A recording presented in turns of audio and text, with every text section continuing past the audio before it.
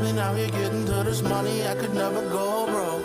No, no, no. Turn these 20s into 50s and 100s, then I split it with the bros. That's the way life goes. I've been out here getting to this money, I could never go broke. And I never go broke. Turn these 20s into 50s and 100s, then I split it with the bros. Split it with the bros. I'ma keep counting till my thumbs start bleeding, thumbs start bleeding. Me and 501 going dumb all season, dumb all season. Let's paint a perfect picture of I kill him so cute at coroner swoops. I bring the heat on these beats like I moved to Florida. I might get so lit that I'll try driving my tour bus. And if the cops come, then I'll start running like Forrest Gump. I've been doing laps on these rappers, I'm getting bored of winning. Born a villain, give them all hooks like when the chorus kicking. Sorry pimping, jumped off the porch and I started 40 zipping. Ain't so many people to strap, I'm talking these more extensions. Shout out 501, I told him I knew our time would come. Out here firing blunts up back to back, I got iron lungs. You ain't getting high as us, where the fuck you buying from? All these artists pussy and I can tell it's they time a month. Been doing this for 18 years, I had to start this off from USA to Canada, Vancouver to Arkansas. We heard your music but we can tell there's no heart involved. Stay equipped with an arsenal ever since I've been hard to stop. Smart. I've been out here getting to this money, I could never go broke. No, no, no. Turn these 20s into 50s and 100s, then I split it with the bros. That's the way life goes. I've been out here getting to this money, I could never go broke. And I never go broke. Turn these 20s into 50s and 100s, then I split it with the bros. Split it with the bros. I'ma keep counting till my thumbs start bleeding, thumbs start bleeding. 501 going dumb all season, dumb all season. See, man, I used to pray for this since I was 10 years old. As I got older, I wrote it down in my notes. From the moment I woke up to the moment I went to bed, I was figuring out how this music shit would keep the family fed. Man, I dreamt and I manifest. Man, I know I was made for this. I'ma milk it till nothing left, like a baby on mama breast. I'm just a go-getter, a lick hitter. My truck big, but my drive bigger. My tires bobble, my rhyme slicker. Won't stop till them check 7 figures. See, man, they used to talk down, but when they look at me now, they see a stage in a crowd. They see a boy going wild and racking up every show. The same dude here now, the same dude who was broke. But I got more miles to go, some long yellow brick roads. And I can promise that this paper the only thing that'll fold. I'm coming home on foes with a new blacked out whip, with a couple chains around my neck and some racks in that bitch. Just 501. I've been out here getting to this money, I could never go broke. No, no, no. Turn these 20s into 50s and 100s, then I split it with the bros. That's the way life goes. I've been out here getting to this money, I could never go broke. And I never go broke. Turn these 20s into 50s and 100s, then I split it with the bros. Split it with the bros. I'ma keep counting till my thumbs start bleeding, thumbs start bleeding. Me and 501 going dumb all season, dumb all season.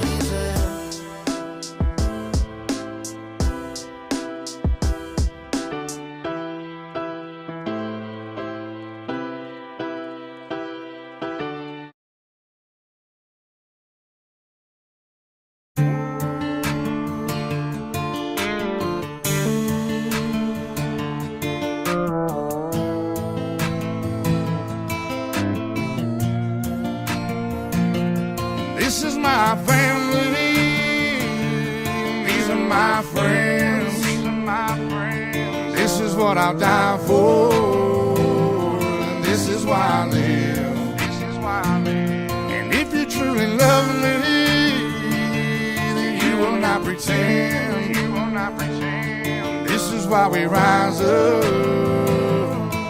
it's that outlaw nation. I got people in the backwoods, I got people in the pen. Mama, will you pray for me in this life full of sin? 'Cause if you truly love me, then you will not pretend. This is why we rise up. It's that outlaw nation. See, I know my people relate. Outlaw Nation is more than a title. It's broken souls that need revival, broken homes that found survival. That little boy with no daddy around, but somehow found a smile. And his mama's popping pills, now on the edge of suicidal. These are my people that's been through hell or doing time up in a cell. All my people that's been disabled and cannot fend for themselves. All these drug fiends on codeine and probably need some help. All this bad luck got us fucked up, but still we live to tell. It's all my old folks that can't afford the medicine they prescribe, and all them sick folks that go to war with cancer and slowly die. It's all my broke folks that hold on and try to survive in this cold world we live in, just trying to get by till the day that we die. We gon' ride up in this bitch and we gon' pray, so close your eyes and we gon' rise up in this bitch. Just do or die for me and mine, and I ain't worried about your clique. Outlaw Nation, you can't deny it, ain't no other side to pick. It's a crazy world we live in. All these kids out here get molested and beaten black and blue. It's me and you that's their protection. It ain't no justice, they just fuck us in the Department of Corrections. Touch a kid and you get bail, but sell some weed and they gon' stress it. Especially at election, cause these politicians so crooked, and all this corruption in the system. They do it like nobody's even looking. They don't give a damn how you feel about it, be real about it. You know this, you just turn the other cheek and be a sheep and let them control us. I see my best friend's baby mama die from overdosing on meds. Paramedics got them shock pads and stuck them to her chest. It brought her back for a good second, but really was nothing left. She was long gone by then and her brain was dead. So that second day they pulled the plug and she no longer lives. And to make it out even worse, she did it all in front of the kids. Man, something's gotta give. Until then, we hold it down. Outlaw Nation represent all our people, make us proud. This is my family, these are my friends. This is what I'll die for, and this is why I live.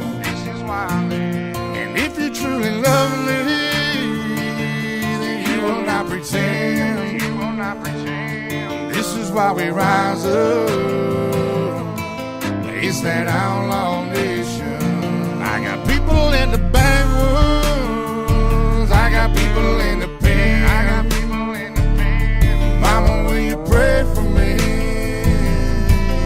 in this life full of sin? 'Cause if you truly love me, then you will not pretend. This is why we rise up. It's that outlaw nation.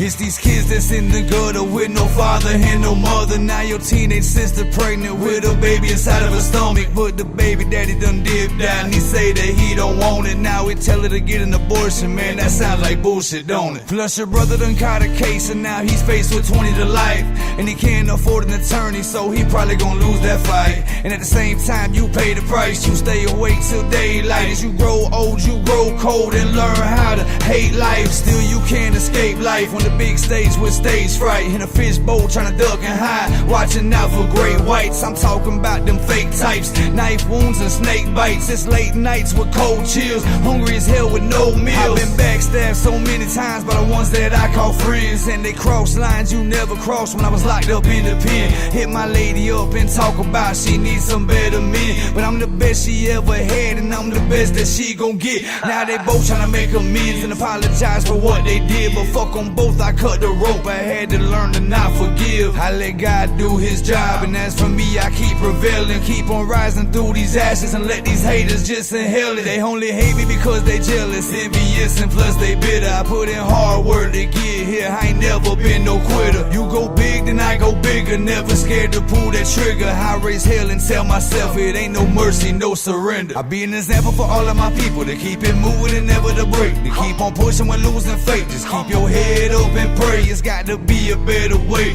That's the better half inside my head, but the other half wanna cause war, cause pain and hurt instead. So Lord, I beg and plead to set my people free from misery. All these young kids in group homes and grown men in penitentiaries. These broken homes we come from, we praying for our enemies. When it's said and done, we overcome, we going down in history. This is my family, these are my friends.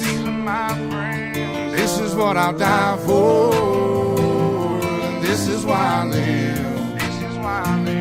And if you truly love me, then you will not pretend. This is why we rise up. It's that outlaw nation. I got people in the back rooms. I got people in the pen. I got people in the pen. Mama, will you pray for me in this life full of sin? 'Cause if you truly love me, then you will not pretend. You will not pretend. This is why we rise up. It's that outlaw nation.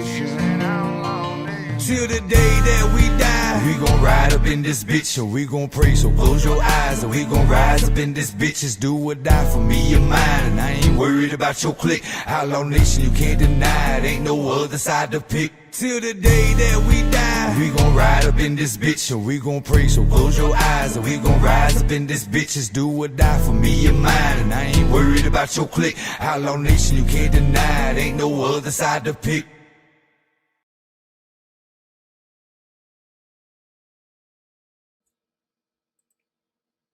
What it do, what it do, what it do. What up, everybody? Welcome back to the Triple T channel. I'm your host, Triple T.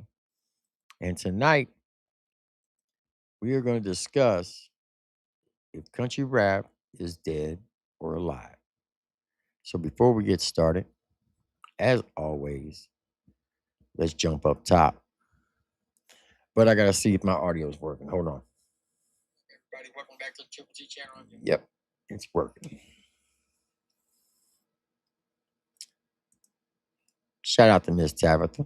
Welcome. Hope you're doing well. Zesty Mountain Dew Lips is in the house. Welcome. EPO Joe. What's good, my guy?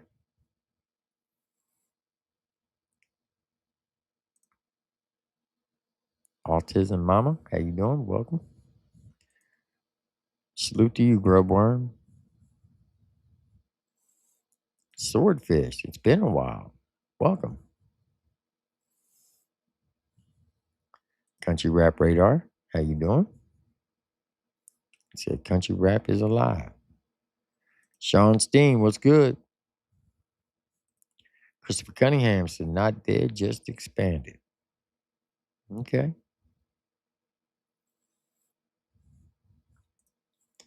Miss Tavis said People's Champ A-Cal dropping near you. The lovely Victoria Smith is in the house, one of the dopest mods in the game.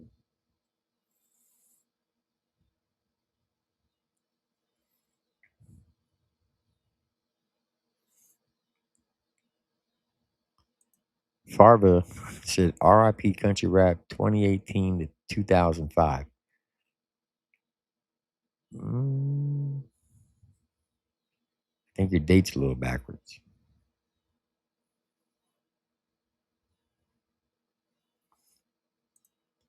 Cali Sober in Ohio, welcome. How you doing? My guy Mud Daddy 420, salute to you, sir. It's always a pleasure to see you. Jay Hags in the house with the eyeballs. He said, it's alive and crazy like me. Oh, shit.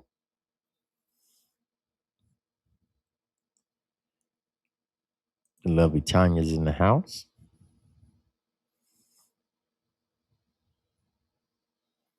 Let's see, who else we got?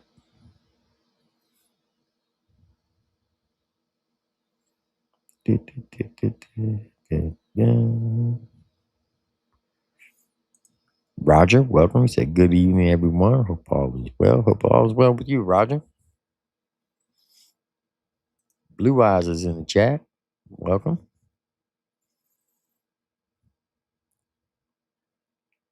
Let me scroll on down. Farmer said, gone but never forgotten. Interesting. Jay Hack said, send it. TJ Collins is in the house. He said, salute to Triple T in chat. Salute to you, TJ. Maga Magoo, how you doing, man? It's good to see you.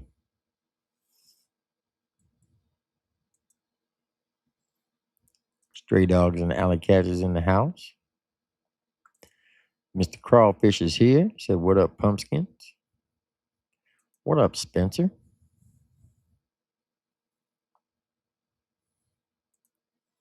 The lovely, lovely Mama Chop. Mama Chop. How you doing? I ain't gonna say it tonight, Mama Chop. I don't want to make you mad. I'm just saying. We might have to go out to dinner one night.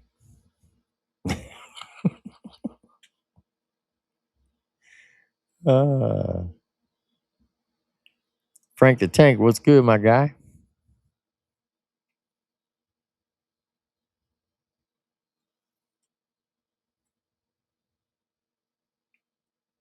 Let's see, who else we got? Mr. Lloyd McKinney's in the house. Welcome. How you doing, Lloyd? Jeffrey's in the house.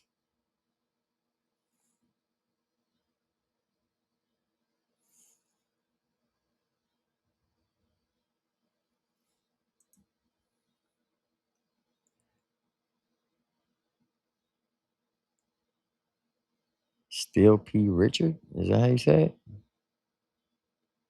He said, this is a good song. Both of them were good songs. The first one was 501 Bryce and Mercules, which is unreleased. And then the legendary song Rise Up. It's one of my favorite songs by Outlaw Nation. I'm in that video like 11 times.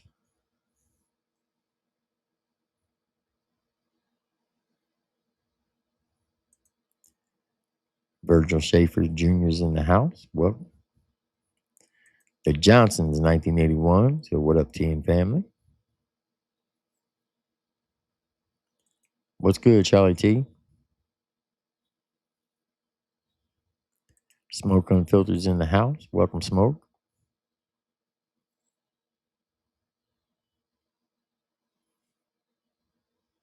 Angela, how you doing? Welcome.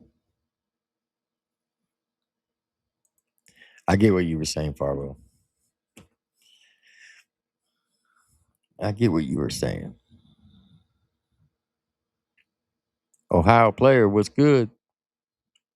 The lovely Satterfield's in the house. How you doing, Sarah?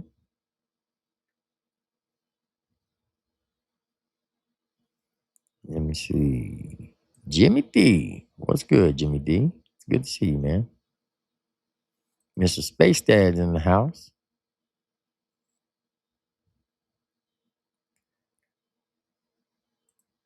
What up, Christian? Diamond Boy's here. Welcome.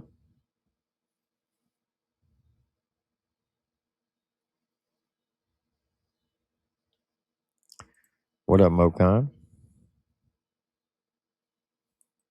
Space Dad said, I'm bringing country rap back. Janie AR-15. It's good to see you, young lady.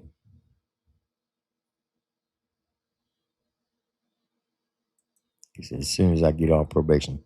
Larry, I don't know why you keep telling people you're on probation. You got to stop lying to these people.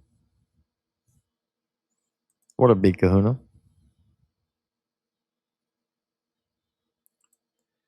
The good Stacy's in the house. Welcome, Stacy.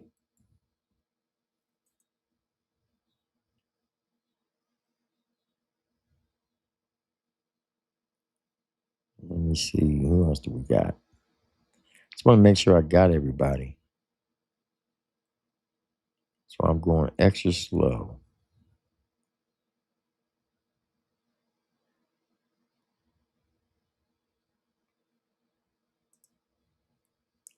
Crazy Maine Outdoor Adventures.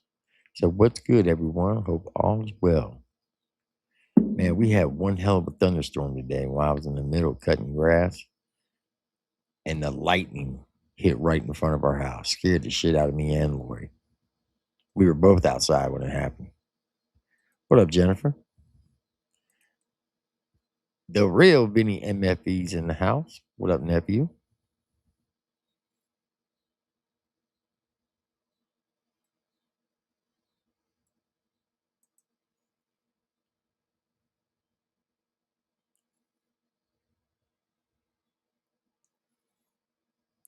The lovely T Dam is in the house with a $2 super chat. I appreciate that, T Dam. Said Triple T, salute. Love the Lori praying. Hope everyone is well. I appreciate that, T Dam. We're doing good.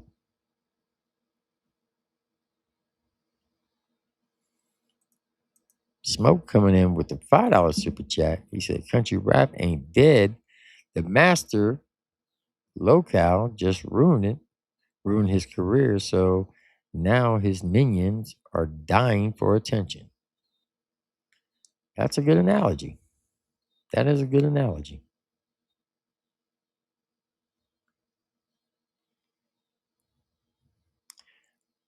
All right, I think I got everybody. If I missed anybody, I do apologize.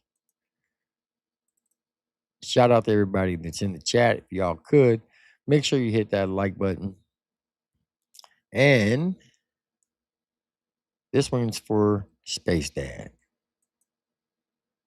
To be very costly going up against Larry Bird. You know how Bird is. He feels that when the money's down, no one is better than He lined all those balls up to be in the perfect position on that first track. I'm surprised he didn't do it all. He has 60 seconds, 25 balls. He has to meet 15 points. But he warms up as he gets going. Larry Bird, trap legend, white Gucci. Look at all my shit, look at all my jewels. Got 2 bitches and I bought them both booty. Went up in the Prada, but we left out of Louis. Why do your Balenciaga kick say Gucci? How you fucking fit a 50 ball in them suits? We still shopping at the mall, but you should've went to Valid. And your bitch is getting fat, I think she need to eat a salad.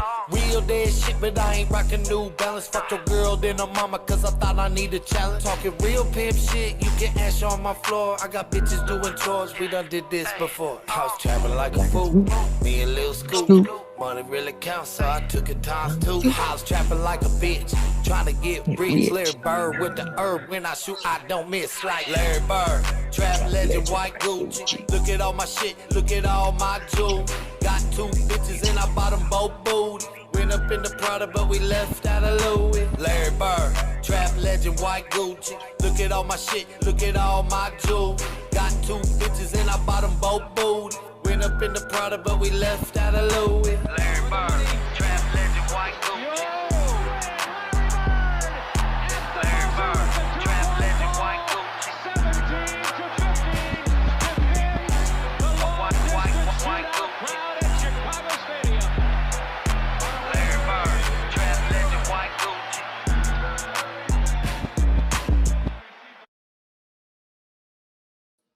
Yes, indeed. Trap legend, white Gucci. Shout out to Larry Del Reed, aka Space Dad. Now I just gotta figure out how to take this damn thing off the screen. Isn't that crazy? There we go. All right. So we are here to discuss whether or not country rap is dead or alive. So, good evening, everybody, and welcome to the Triple T channel. Tonight, we're asking a question that has sparked arguments all over social media, in comment sections, at concerts, and even among artists themselves. The question is simple: is country rap dead or alive? Now, before we get started, let's make one thing clear. This ain't a hate stream. This isn't a diss stream. This isn't even an attack on any artist. I want to make that clear. This is just a conversation, a real conversation. Because y'all been around this lane long enough and you've heard people say country rap isn't what it used to be. The good old days are gone. Nobody supports independent artists anymore.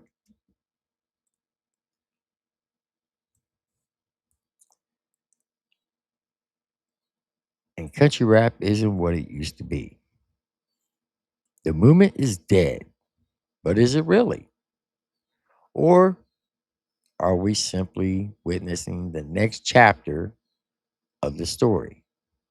Tonight, we're going to look at the facts, history, the success, the failures, the legends, the newcomers, and where we may be headed next.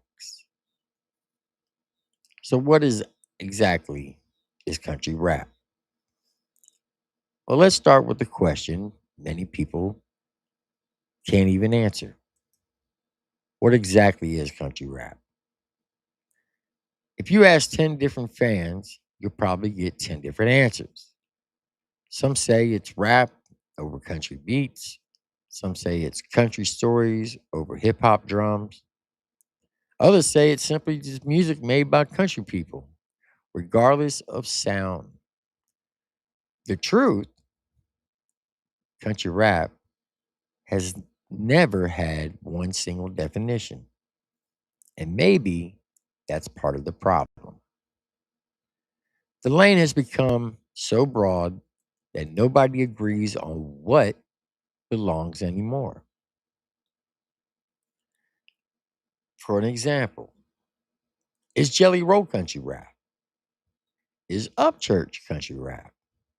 Is Kid Rock country rap? Is Hardy country rap? Is Struggle Jennings country rap? The founding fathers, every moment has pioneers. Before there was a country rap lane, there were artists just taking risks, artists blending genres before it was cool, artists getting laughed at for doing something different. People like Bubba Sparks, Haystack, Cold Ford. Those artists took criticism from both sides. Country fans thought they were too rap. Rap fans thought they were too country.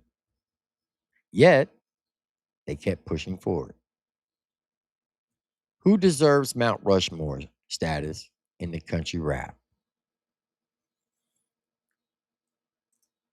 That's the first question. Who do you think, and I'm asking you, chat, who do you think deserves to be on Mount Rushmore of country rap? Meaning the founding fathers. So, if you could, list 4 people that you feel that are founding fathers of the country rap lane. What up, Uncle Dub 2.0?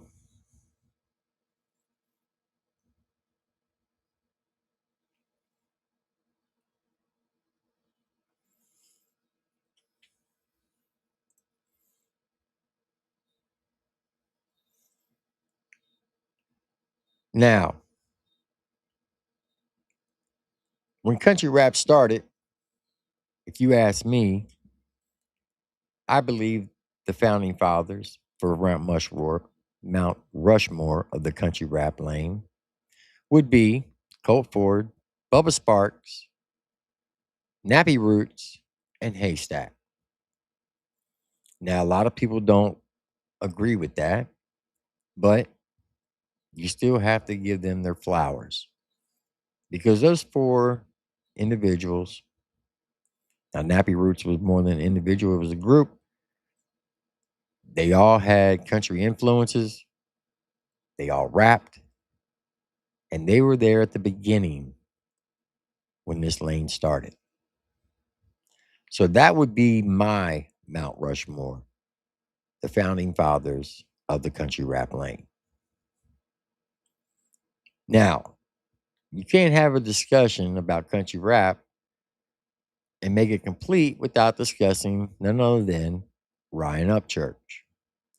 Whether you love him or hate him, his impact can't be denied. He proved an artist could build an empire without major labels. He also proved that social media could be more powerful than radio. He proved independence was possible for an entire generation of artists. Upchurch became proof that the dream was achievable. So, did Upchurch change country rap forever? And I'm going to start a poll with that question.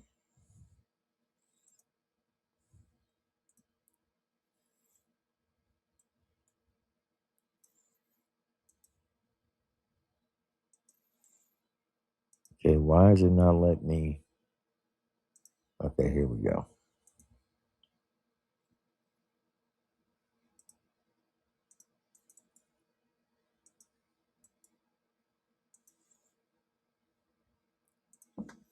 So if y'all could answer that poll right there. Did Upchurch change country rap forever? Like I said, you can hate him, you can like him, but you cannot have a discussion about country rap without mentioning his name. Now, if you go back to the late 90s, and I'm talking like 99, 98, 99 to 2000, in 2001, there was two individuals that started a group called the Lax.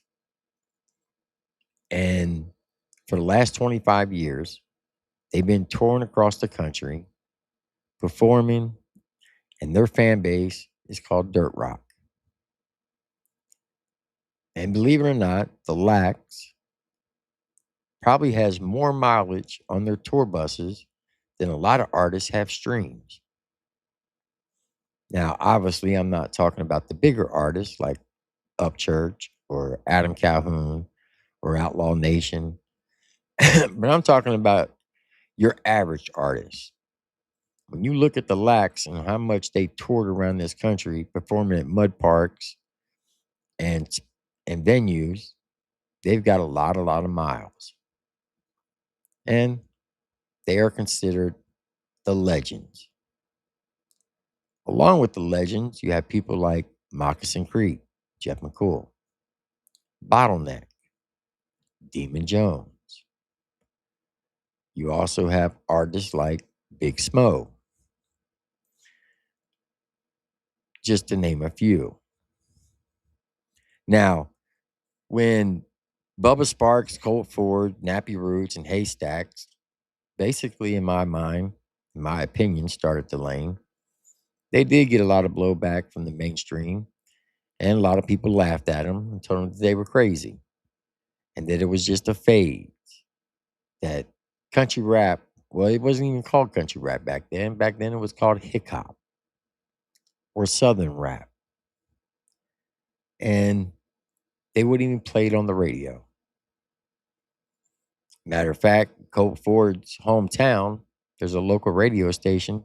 To this day, he has never been on the radio, even in his hometown.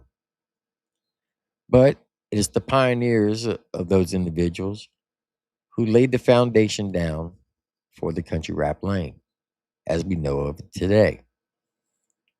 So when you have the discussion about country rap, you have to have those individuals in the conversation. Whether you like it or not, you have to give them their flowers. Because without them, the lane would not be where it is today. And that's just a fact. Now, in 2009, you had two individuals, Moccasin Creek, a.k.a. Jeff McCool, and Bottleneck, were the first two country rap artists to actually perform in mud parks. And they're the ones who brought country rap to the mud parks. And later on down the road, you had a major event that goes by the name of the Redneck Rave. Shout out to who the fuck is Justin Time, who's the CEO of the Redneck Rave. But it was the foundation of the legends of Moccasin Creek and Bottleneck who started performing in the mud parks in 2009, 2010, that led to the mud parks that we have today of bringing music to it. And it opened up many doors and possibilities to show many people how much people actually enjoyed hip hop, southern rap, or country rap.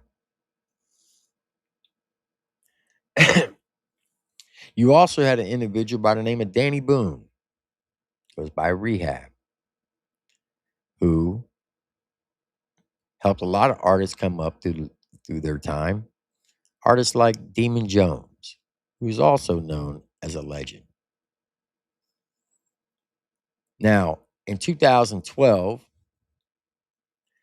that's when country rap actually went mainstream. And what do I mean by that? Well, there was an artist out of Tennessee that goes by the name, went by the name of Big Smo. And Big Smo debuted country rap to the world when he got discovered on his A&E reality TV show called Kinfolks. And you had artists like Alexander King, who was his hype man for many years. And every week they would get on A&E and they would show the world what actually country rap was. And truth be told, that's when I was first introduced to the country rap lane, is through that TV show. When I first seen it, I was like, yo, this is dope as fuck. Just a bunch of country guys who are rapping. And back then, they called it hip hop. It actually didn't become country rap probably till about 2017. That's when people started calling it country rap. Now, over the years, country rap has changed. And what I mean by that, if you were a white rapper in the independent lane, a lot of times they would just identify you as a country rapper. For an example, look at the artist named Mises. Now, everyone knows that Mises is a very good friend of Adam Calhoun's. They went to school together. They've been childhood friends for over 25 years, actually 30 years. They came up together battle rapping in the city of Chicago. But because Mises is white, has a beard, a lot of people consider him to be a country rapper when he is far from being a country rapper. He's just your average hip hop head, and he's a rapper. But because he's friends with Adam Calhoun, a lot of people put him in the country rap lane. And that's just a fact. So let me look at the poll. 56% of you say that Upchurch changed country rap forever. Okay. And 44% says no. So when did the lane explode? Well, there was a time when it felt like that country rap was unstoppable. Concerts were packed. Merch was everywhere. Artists were collaborating constantly. New fans were entering the lane daily. Every week, somebody was dropping a viral song. The energy felt different. There was a momentum going on. So, here's the next question I'm going to ask you. And if y'all could, answer this poll.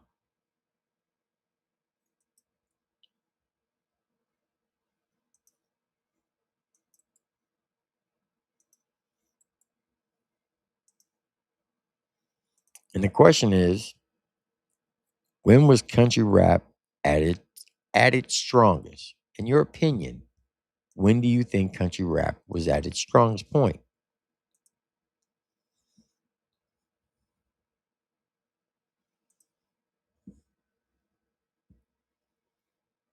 Give me one second.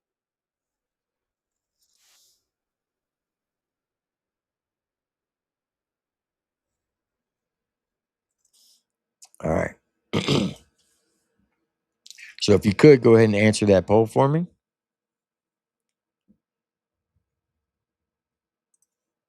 Well, hold on. That's not a good, I can't put it in a poll. I wonder if I could do it this way.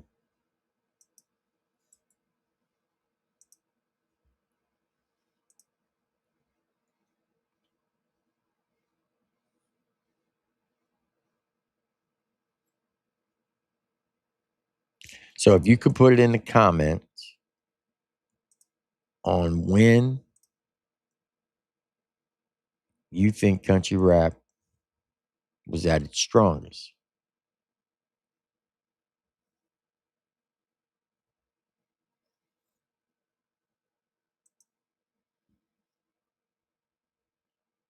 And I will pop it up on the screen.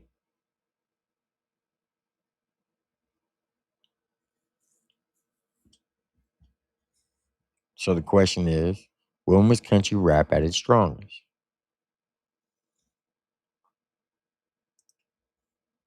Okay. So Farva said around 2018 to 2020.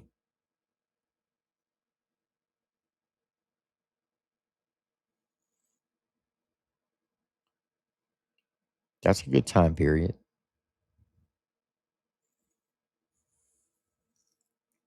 Nuggy says between 2018 and 2021. Zesty Mountain Dewlip said 2018 and 2024. Sarah Satterfield said 2018 to 2022.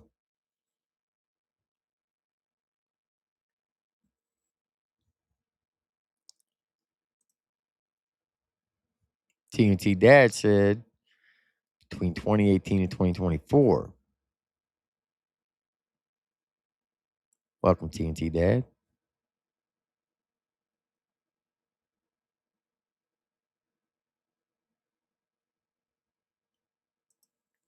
No, I did not, Tony. I did not see what Dalton Sacco said. What up, Forrest Smith? He said he agrees with Nuggy. Lord Ludacris said 2026 Jelly Roll.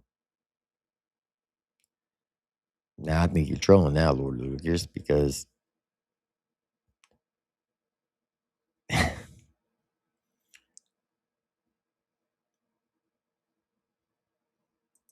Jerome said 2018 to 2020.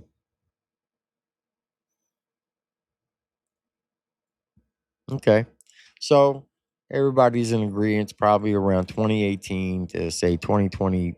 We'll say 2021 for argument's sake. So for 3 years, that's when you all are saying that it was at its strongest point. Okay. Now, when you had Jeff McCool and Bottleneck, when they started performing in Mud Parks in 2009, like I said, it opened the doors for other things to happen, like the Redneck Rave when it came along. Okay. Redneck Rave is one of the biggest events in the lane. Love it or hate it, Redneck Rave created a culture. It became more than a concert. It became a gathering place, a family reunion, a movement, thousands of people traveling from all over the country to celebrate music, mud, and freedom. So, here's my next question. Simple yes or no.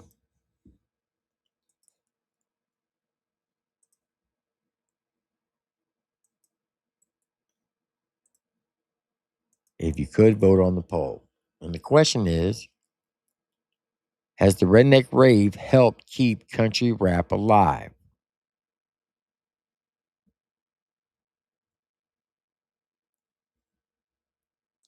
Now, if you've never been to a rave, I will tell you that the Redneck Rave has opened up many, many doors for a lot of the independent country rappers in the lane. How so? Whether they paid to get on the stage or they were invited to be on the stage, it has opened up Just in Time's fan base to those newer artists or upcoming artists. And it gave them great exposure to a bigger fan base. So whether people agree or disagree with the way the Redneck Rave is ran or what the Redneck Rave is about, you can't deny that the Redneck Rave has helped many, many artists in this lane.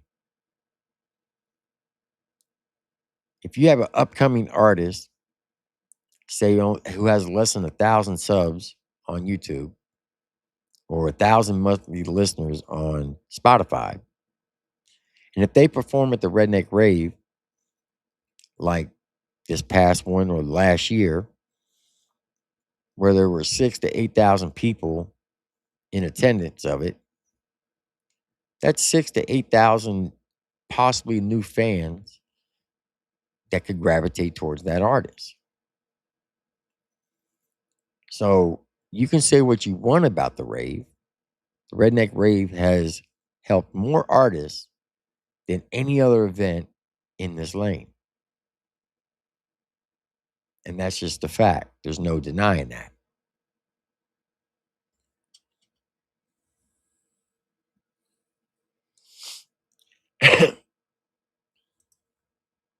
TNT Dad said, whoever said before all the beef, I would agree because it was a movement for country people. And all were pushing the genre. And everyone started getting money. And it changed a lot of artists. It's an interesting point.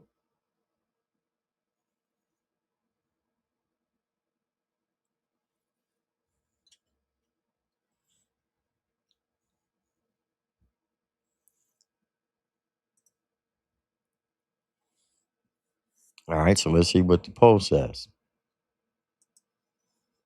The question is, has the Redneck Rave helped keep country rap alive? 73% say yes, 27% said no. That's interesting. Okay. Now, in my opinion, this is the biggest problem in the lane. And we're going to have an honest conversation about this. Support, or the lack of support. Many fans say they want new artists. But when new artists appear, many fans don't give them a chance. Everybody wants another Upchurch, or everybody wants another Jelly Roll, or an Adam Calhoun. But legends don't appear overnight. They have to be developed. And what I mean by that is, if you ever heard the artist named Layman, for those you don't know, Layman won the rundown in season 4. A lot of people have compared his rapping capability and style to Eminem or NF. He's fast, he's witty, his pen game's phenomenal. But because he doesn't appear to be as country, a lot of people will look past him. But the fact is, he's a phenomenal artist. Here's another example. Let's look at Simple Man from Trailer Made. Now, before all the beef started in 2024, and when the diss track started coming out in January 25, a lot of people didn't know who Simple Man was. But Simple Man's been around for a very long time. And quite frankly, he should have just as big a following as Adam Calhoun and Ryan Upchurch, in my opinion. But because he doesn't appear as country, and I put that in quotes, people will not give him the chance. They think he's just a city boy. When in fact, Simple Man lives deeper in the South than Ryan Upchurch. And it's probably more countryer than Ryan Upchurch. And I'm not throwing no dig or no shade. I'm just speaking facts. But because he doesn't wear flannel shirts, cowboy hats, big belt buckles, and ride four-wheelers, a lot of people will look past him. Or because he has more of a hip-hop sound to him, then say an Upchurch, people will not give him the chance. But once the diss track started dropping, a lot of people are like, yo, this shit is dope. Where did this guy come from? When in fact, he's been around, just no one ever acknowledged him. He has been on tour with the Lax many, many times. Him and Hard Target. He's done songs with Big Poe, Your Boy Dirty, The Lax, Adam Calhoun. Simple Man, he's a rapper. Now, does he consider himself a country rapper? No. A lot of the artists, if you ask them, they don't even consider themselves country rap. But because of the stigmatism of country rap, they get thrown into the lane just because of the color of their skin. And that's just a fact. So when I say that there's a lack of support of the upcoming artists, everybody, like I said, they wanted to find that the next Upchurch or the next Adam Calhoun or the next Struggle Jennings or Jelly Roll. But legends do not appear overnight. They may have a breakout song, they may have a viral song, but legends take time. They're built over time. Even if you go look at mainstream artists, right? For an example, let's talk about country music for a second. When you're talking about Willie Nelson, when he first came on the scene in country music, a lot of people didn't know who he was. And it took many, many years for him to get established and become a household name. Well, that's with any artist. So when you do have an upcoming artist that's coming up, that's really good, support them because they are the future of the lane. Prime example, 501 Bryce. 501 Bryce was doing music for about 3 or 4 years before he even got any type of recognition. I started following 501 Bryce when he had 1,800 subs.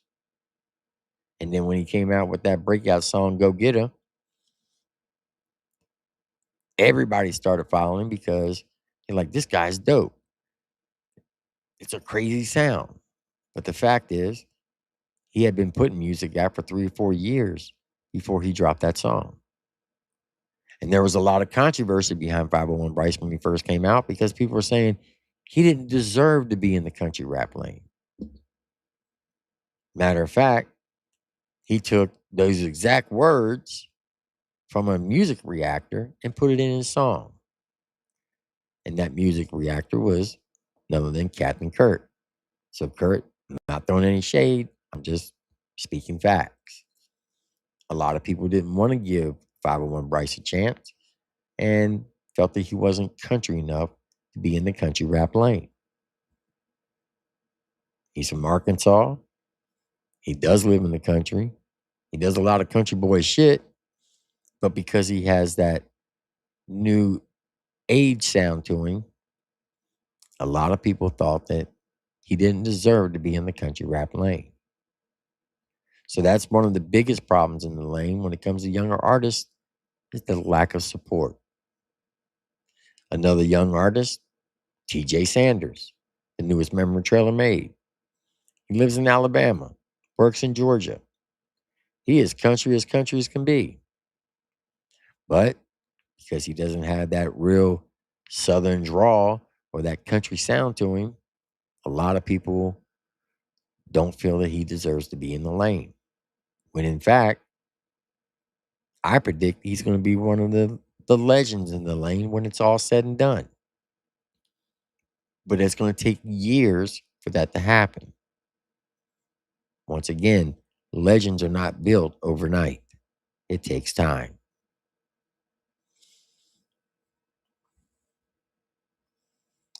Now, some people believe the country rap lane is dead. And here are some of the reasons why they feel it's dead. They say there's constant drama in the lane. Fans are divided.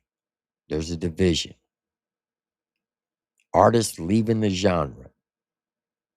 Social media, the negativity with it that comes with social media. There's too many diss tracks and lack of unity. The fact is, there was a lot of unity back in the day when a lot of the artists were collabing and getting along. Now, once again, I'm not trying to throw shade at anybody or be disrespectful or throw any slick diss. But if we're truthful about all this, January of 2024 is when the country rap lane took a major change. And that's when Ryan Upchurch called out Tom McDonald, who is not a country rapper. He has collabed with Ryan. And at one point, Ryan Upchurch considered Tom McDonald a friend.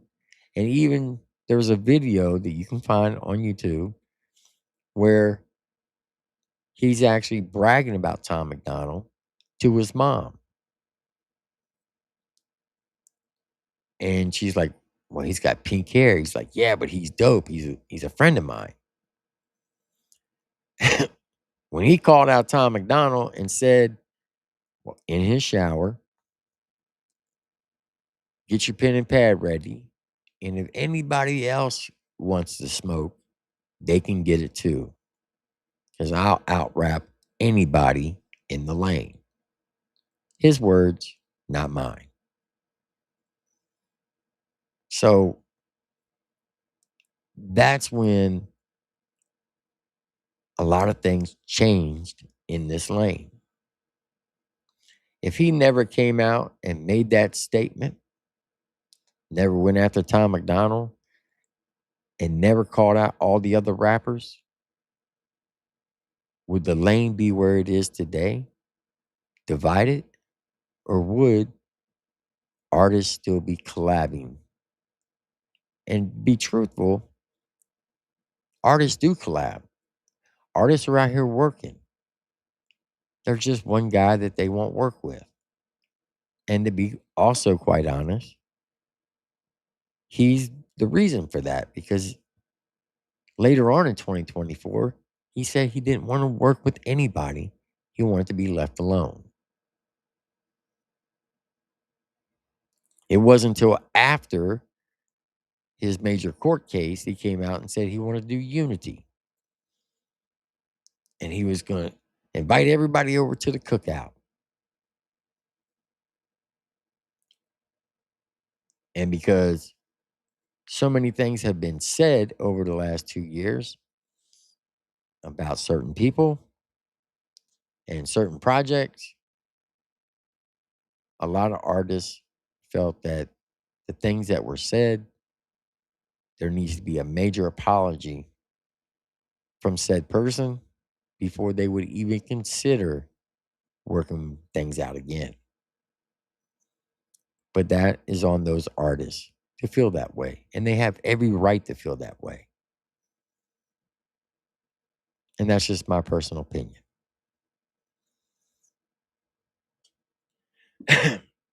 Some people believe the country rap is eating itself from the inside. Instead of building together, too many people are tearing each other apart. So, here's the next question.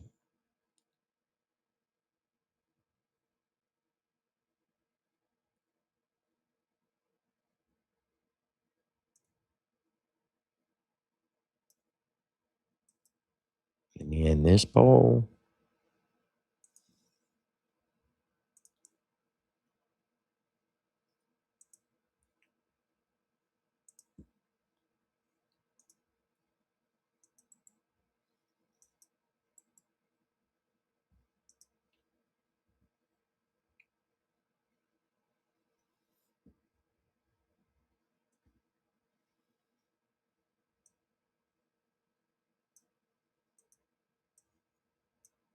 Come on, damn it.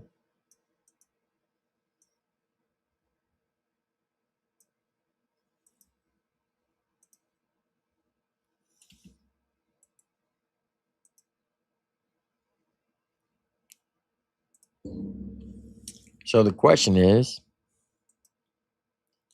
country rap is eating itself from the inside and too many people are tearing each other apart. Yes or no?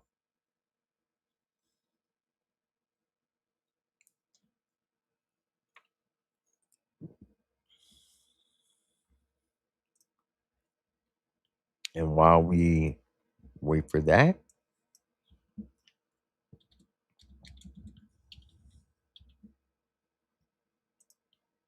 I'm going to play a new track put out by the Legends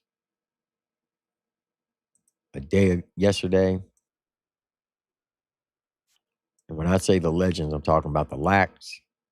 And the song is called Still on Them Country Roads.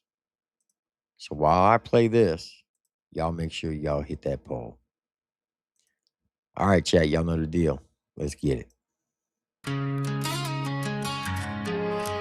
Country road, it's been way too long.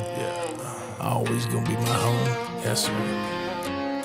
I'm still on them country roads.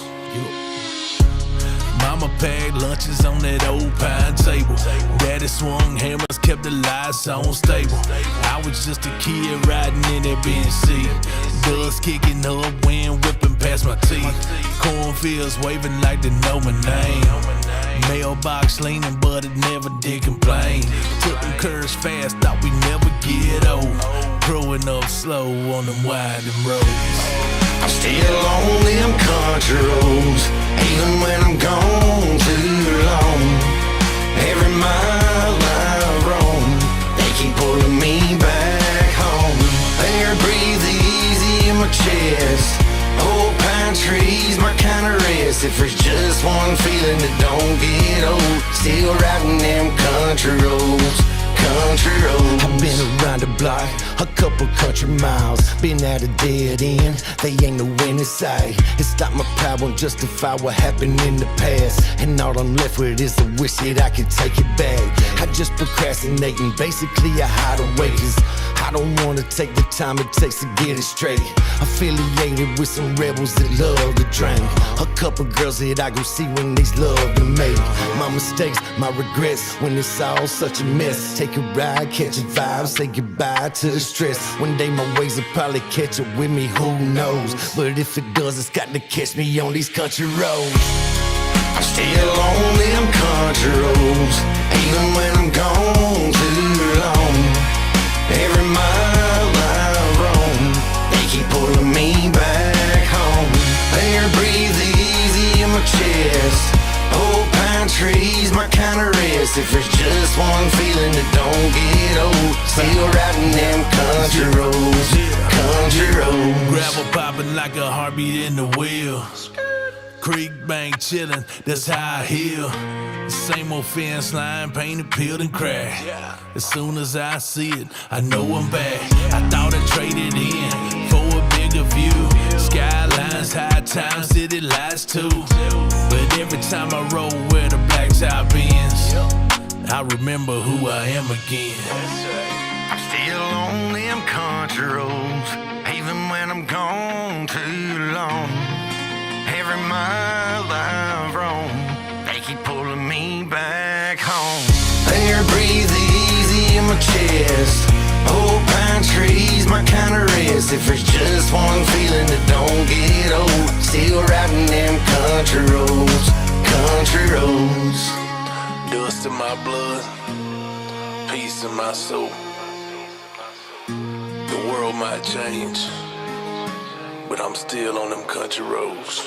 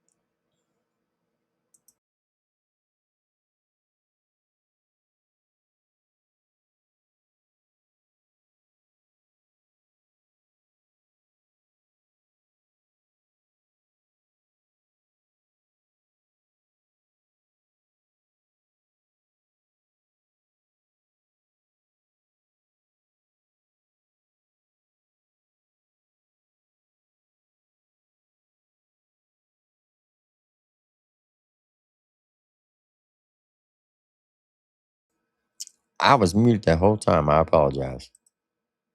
All right. So as I was saying, let me see. Am I still lagging?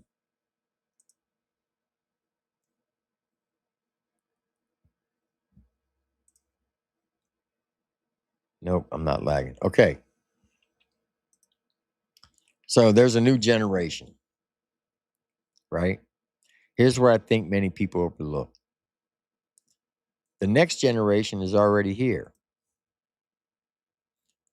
What I mean by that is every day new artists upload music. Every day new fans discover country rap. And every day somebody is writing their first song. So I'm going to pop this question up on the screen. And now I would like for you to put in the chat, who is the future of the lane?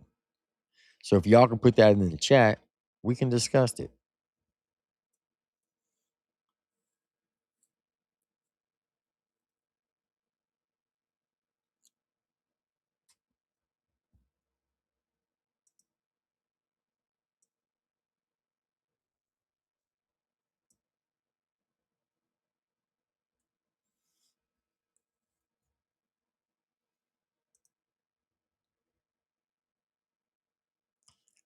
Look, if y'all don't want to be part of the conversation, because I'm trying to have a serious conversation, please don't put any smart ass answers in the comments.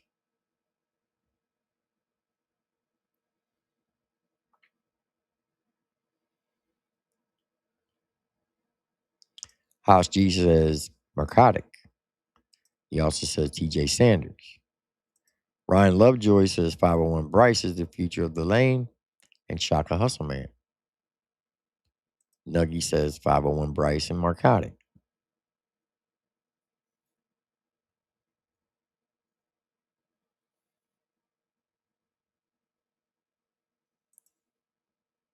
Tori Lee says 501 Bryce. House G says Shaka Hustle Man. Lloyd McKinney says TJ Sanders. T. Dameron says Trey Healy and Dylan Hanley. That's interesting. Miss Julie Eaton says narcotic. Miss Tabitha says 501 Bryce, TJ Sanders, narcotic, and Shaka Hustle Man. Ryan Lovejoy says narcotic. Tori Lee says Bryce. Blue Eyes says Shaka. Ryan Lovejoy says TJ Sanders. Sarah Satterfield, my bad. Steve Rogers says whoever wants to stay busy writing bangers. Okay. Catcher says 501. Inferno says 501 and Shaka.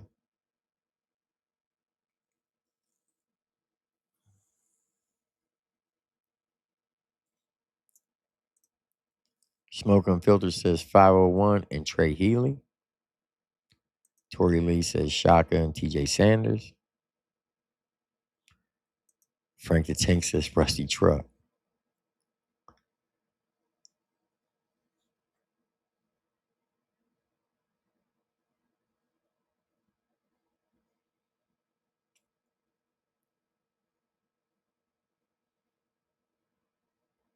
Todd Dab King said the future is whoever wants to grab the mic and put forth the effort. J Hack, shut up.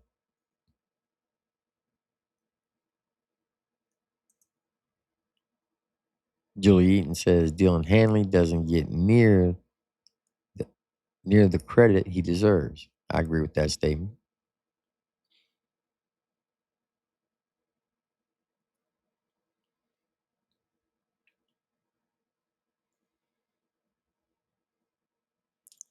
TNT Dad says Shaka, TJ Sanders, 501 Bryce, Just Trey, and Bubba K. No comment.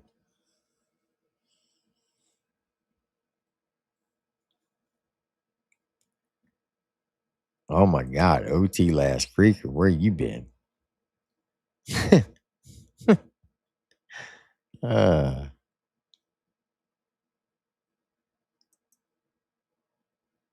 Stone Hook says, your boy dirty.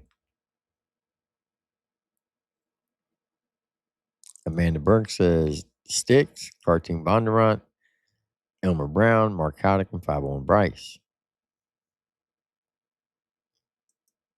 Mark Haddock and Curtis Ryan.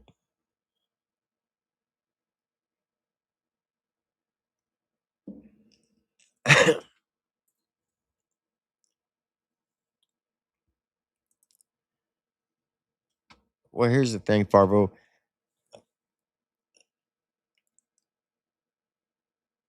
How different is country rap from the independent lane?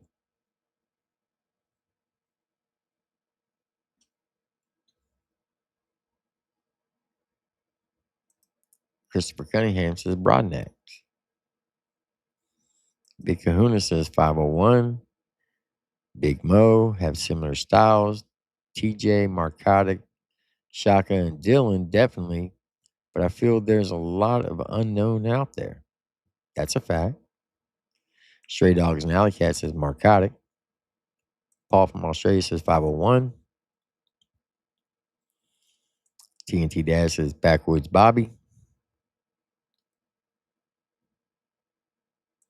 Amanda Burke says, I think there's a lot out there. I agree.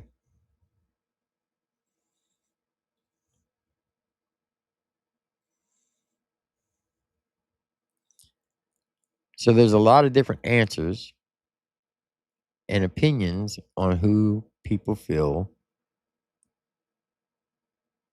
who's going to be the future of the country rap lane. And that's the great thing about this. None of those are wrong answers.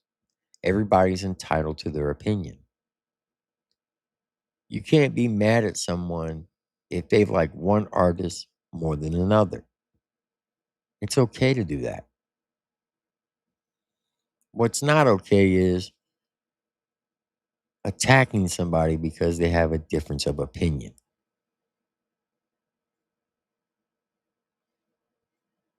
And that's just a fact.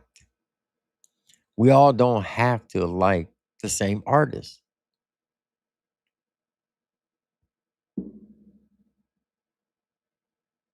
And because we don't have to like the same artist, we shouldn't go around hating on one another, especially when 99% of the people in the chat will probably never meet each other while here on Earth.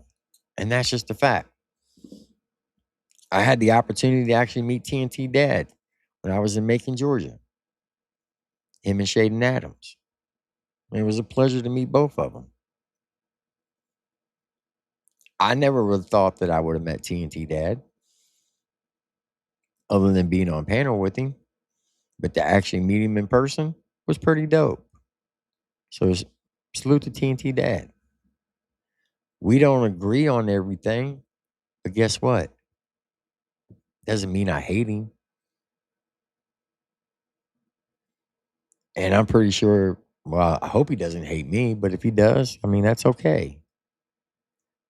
What I'm getting at is we can all like different artists and still be civil to one another.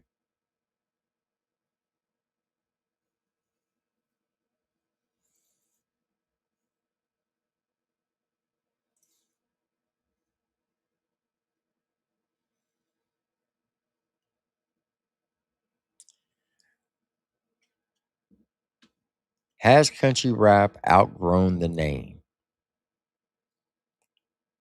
Maybe the bigger question isn't whether country rap is dead. Maybe the question is, has country rap become something bigger? Just look around. Today you have country rock, southern soul, country rap, outlaw country, independent hip hop, all blending together. Maybe the movement evolved beyond one label.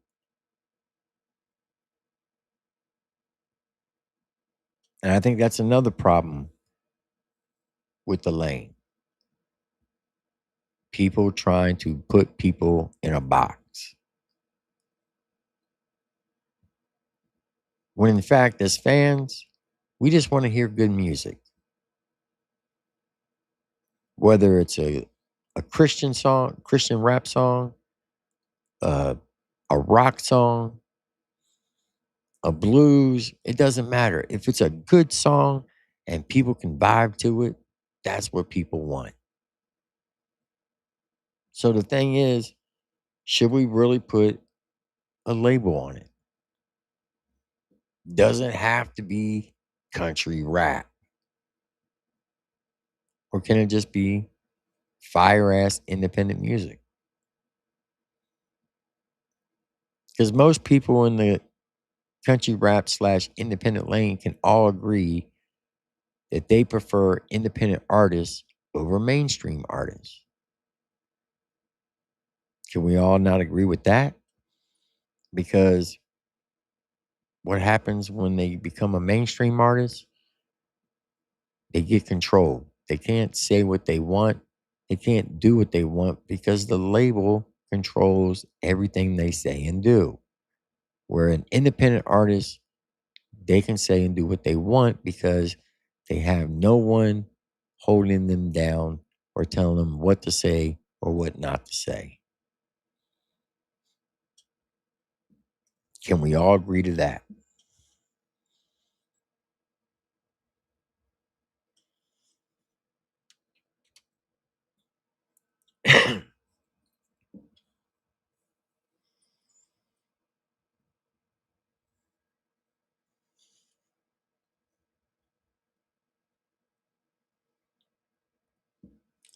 Now, here's something that nobody's talking about: the money.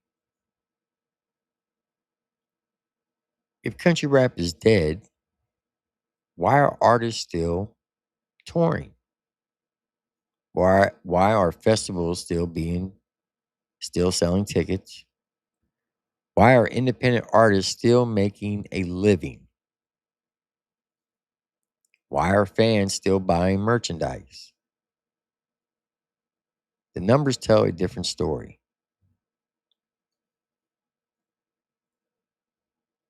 If country rap is dead, then why is the Redneck Rave still selling tickets? If country rap is dead,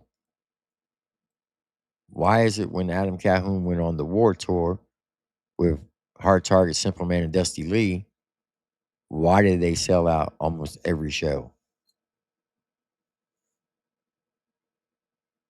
Why are the Lacs still touring and selling out shows? And Demon Jones and Moccasin Creek and Bottleneck, if country rap is dead?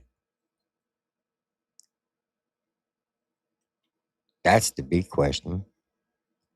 If it's dead, how are they still making money? How are they still making a living off of it? It may not be the same as it was 20 years ago. Just maybe it's gotten better.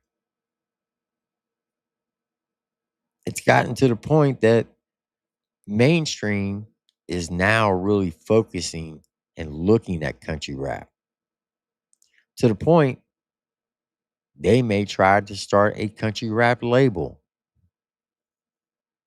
because they know there's a big market in it. And they also know that there's country rap lane has some of the most loyal fan bases versus some of the mainstream artists. So, is it really dead? You have artists still selling merch. They're still selling out shows, selling out venues. They're still touring. If it was dead, how are they able to do that? That's the question you got to ask. Follow the money.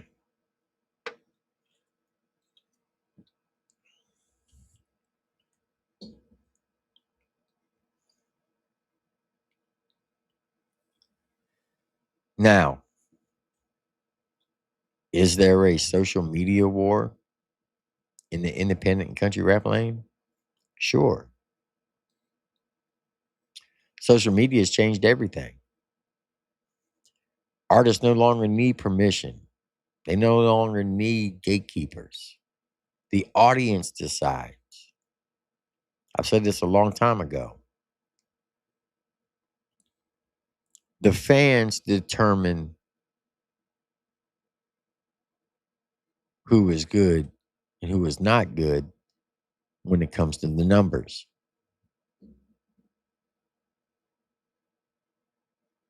And that's just a fact. The fans are the ones that are going to decide who's got more streams. If an artist is putting out good music, the fans are going to follow it. Just like the old saying in the Field of Dreams, build it and they will come.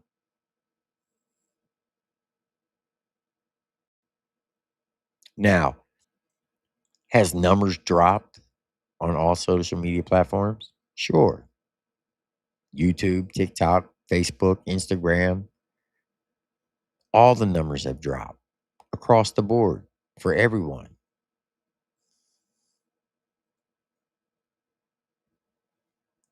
Some say it's because of the drama. Some say it's because mainstream is trying to press down on the independent lane. But at the end of the day, we the people, the fans, we get to decide what we want to listen to. When you get in your vehicle and you go on a road trip or go to work, you decide what you put on your radio. You decide what song you want to listen to. You decide that. Not the artist, not no social media influencer. You, the fan. You are the deciding factor. You control the lane, not the artist.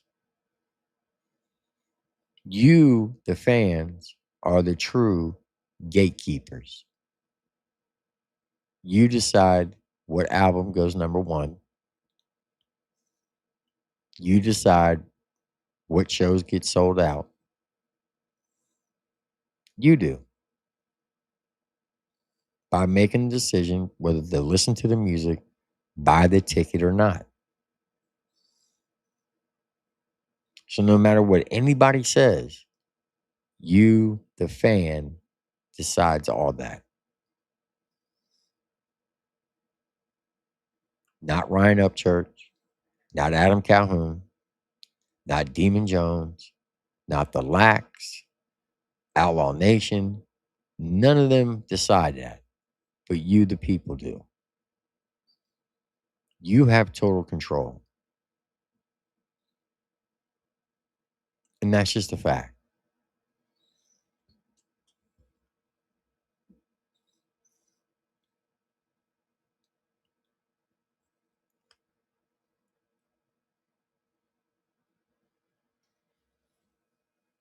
So, with that being said, here's the next poll question.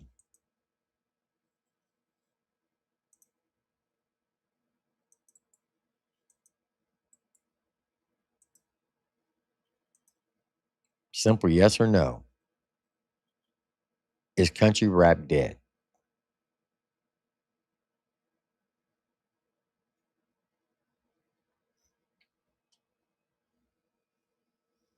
And while you all vote on that,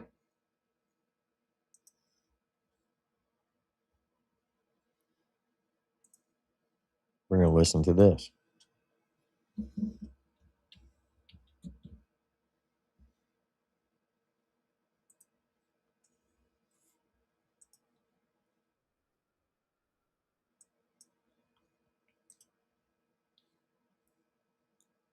Matter of fact, we'll We'll just do this right here.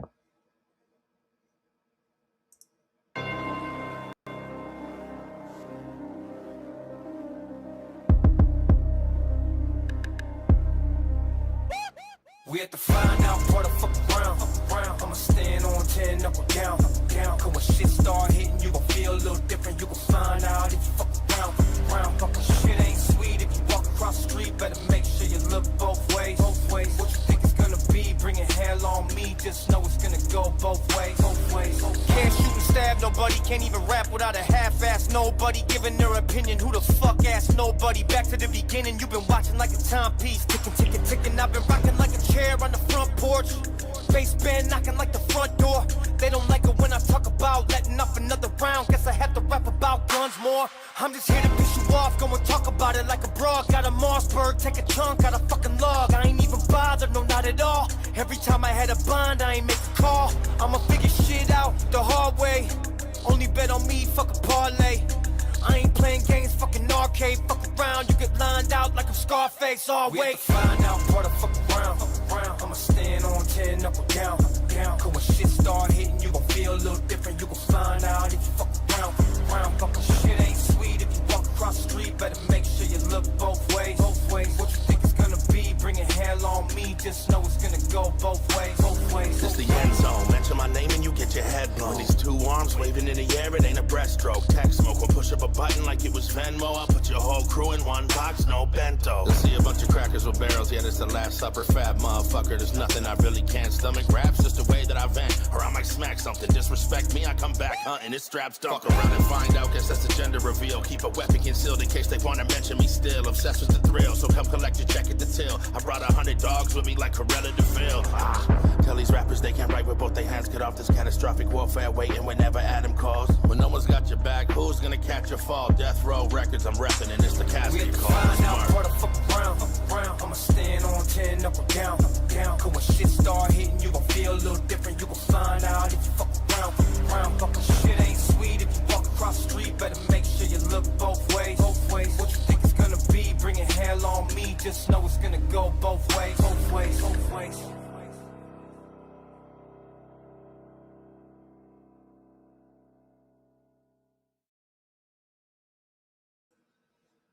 All right, let's see what the poll says. So 62% say no, and 38% say yes. It's interesting. Very, very interesting. Shout out to Zesty Mountain Dew Lips for the $10 super chat. He said, here's my opinion. I know it doesn't mean jack, but if the drama stops, the lane will grow even bigger. They're one person who drew the line in the sand, and it's not fair for the fans at the end of the day. I agree with that statement. I agree with that statement 100%.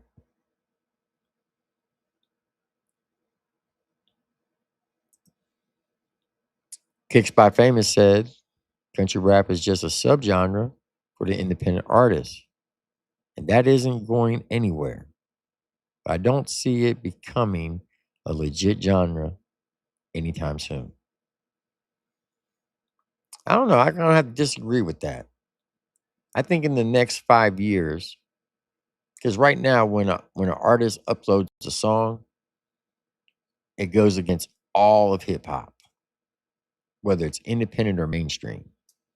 I think eventually, within the next 5 years, that there will be a spot when they upload a song, they're going to be able to pick hip hop or country rap. I'm a firm believer in that. Now, I could be totally wrong, but I believe that's eventually going to happen.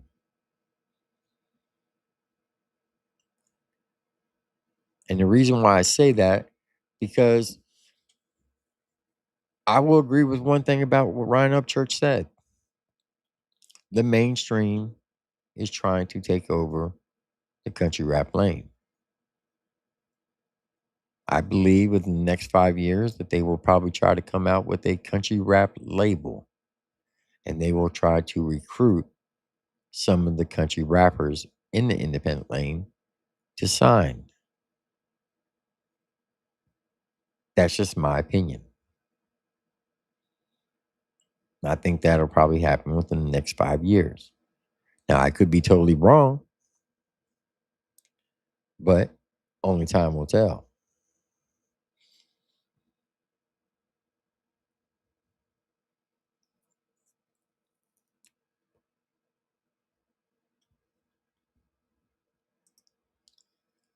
Jimmy D says, my question is, how much more damage can it take? Everyone know it's pretty beat up at the moment. Well, like I said, the fans will be the deciding factor. The fans control everything in this lane because you decide what gets played and what doesn't get played. Hey, shout out to TJ Sanders in the house. He said, it'll always be a subgenre, famous, just like gangster rap. Mumble rap, Southern, East Coast, West Coast, all that. It's the same thing in that scene. It's all just hip hop / rap. That's a fact. That is a fact.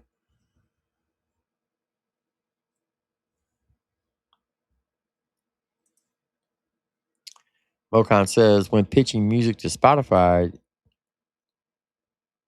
prior to a release, country rap, outlaw rap, and so on are available choices to select as genres, but not on distribution sites. That's what I'm saying.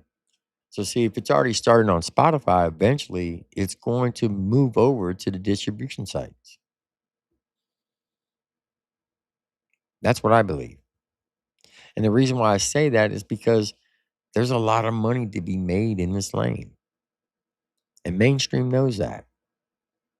That's why they have their eyes on it. Now, I have a theory on why all the drama was started. And it's just a theory. And I'm not putting it on anybody.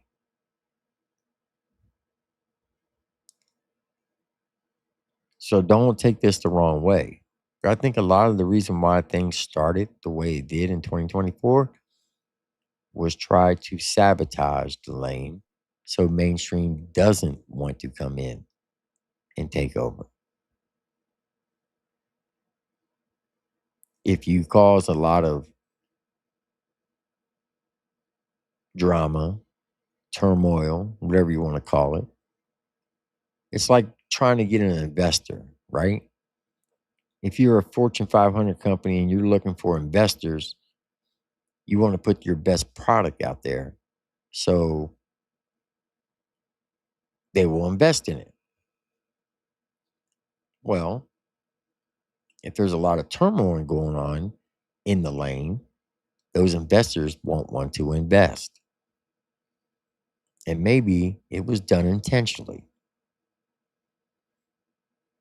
That's just my personal opinion.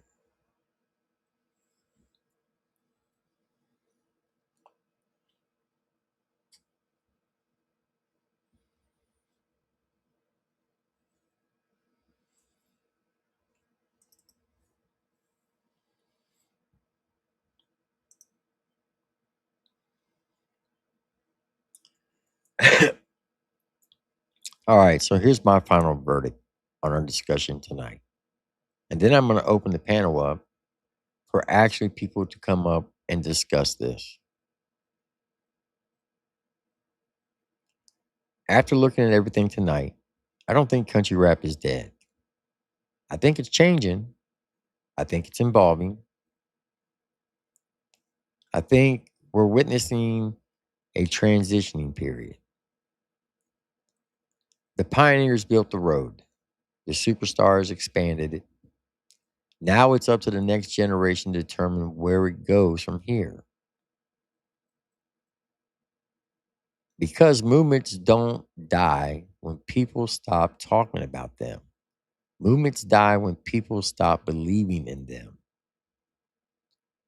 And judging by the fans, the artists, the festivals, and all the support still being shown every day, I don't think country rap is dead. I think the next chapter is just beginning. And like I said, the fans will decide that, not one artist. The fans do. The fans control this lane. They determine what gets played. They determine what merch to buy, what album to buy, what festival they're going to go to, or concert, or show, whatever you want to call it. The fans will decide that, not an artist. The fans are the ones that control everything. So, with that being said,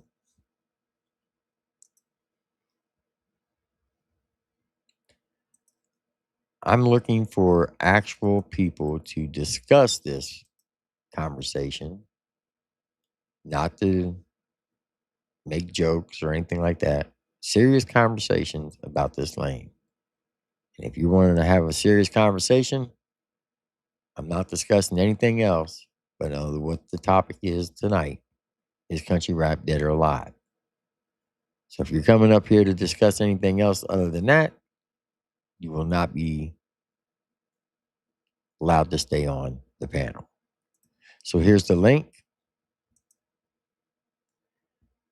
If you want to discuss it and you have serious debate points, hit that link. But make sure you turn your camera on so I can verify who you are. And with that being said, while I wait, we're going to play this. Play some Gorilla. Let's get it.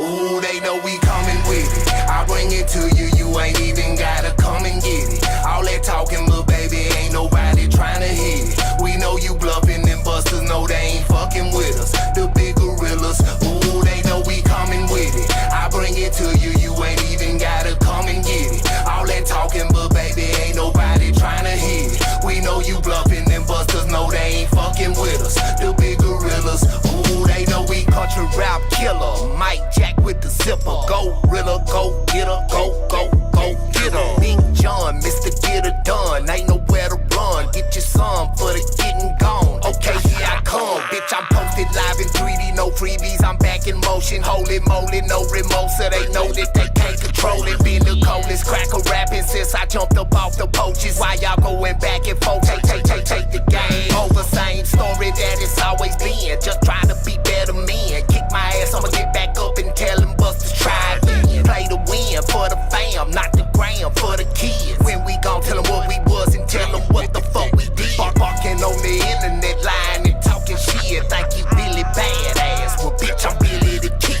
Know the Lord got me down here for something, so represent. Put that on Patricia, the one that gave me this like the lead. They know we coming with it. I'll bring it to you, you ain't even gotta come and get it. All that talking, little baby, ain't nobody trying to hear it. We know you bluffing, the busters know they ain't fucking with us. The big gorillas, ooh, they know we coming with it. I'll bring it to you, you ain't even gotta come and get it. All that talking, little baby, ain't nobody trying to hear it. We know you bluffing, them busters know they ain't fucking with us. The big gorillas, ooh, they know we. How come you don't say shit when we come around? Knuckles dragging on the ground like we some big silverback gorillas. Back to business, you a pussy in the room full of could killers. I make music like religion. Shoot first and ask for forgiveness. Fuck a witness, never kill them softly. Let them kick and holler. Lord forgive them, Father. Chrome and acting like some Uchi Wallers. When they wall and run out of, they do some goofy shit for dollars. Your best friend will change up for a couple followers. I've been the same since bottom. Seen sorrow in broken bottles. Got scars all over my body. Been jumped in fights from some cowards. Let it rain, I don't need flowers. Safe to say I've been a problem. Make a motherfucker change lanes. That's what you call power. They know we coming with it. I'll bring it to you. You ain't even gotta come and get it. All that talking, little baby, ain't nobody trying to hear it. We know you bluffing, them busters know they ain't fucking with us. The big gorillas, ooh, they know we coming with it. I bring it to you, you ain't even gotta come and get it. All that talking, but baby, ain't nobody trying to hear it. We know you bluffing, them busters know they ain't fucking with us. The big gorillas, ooh, they know we.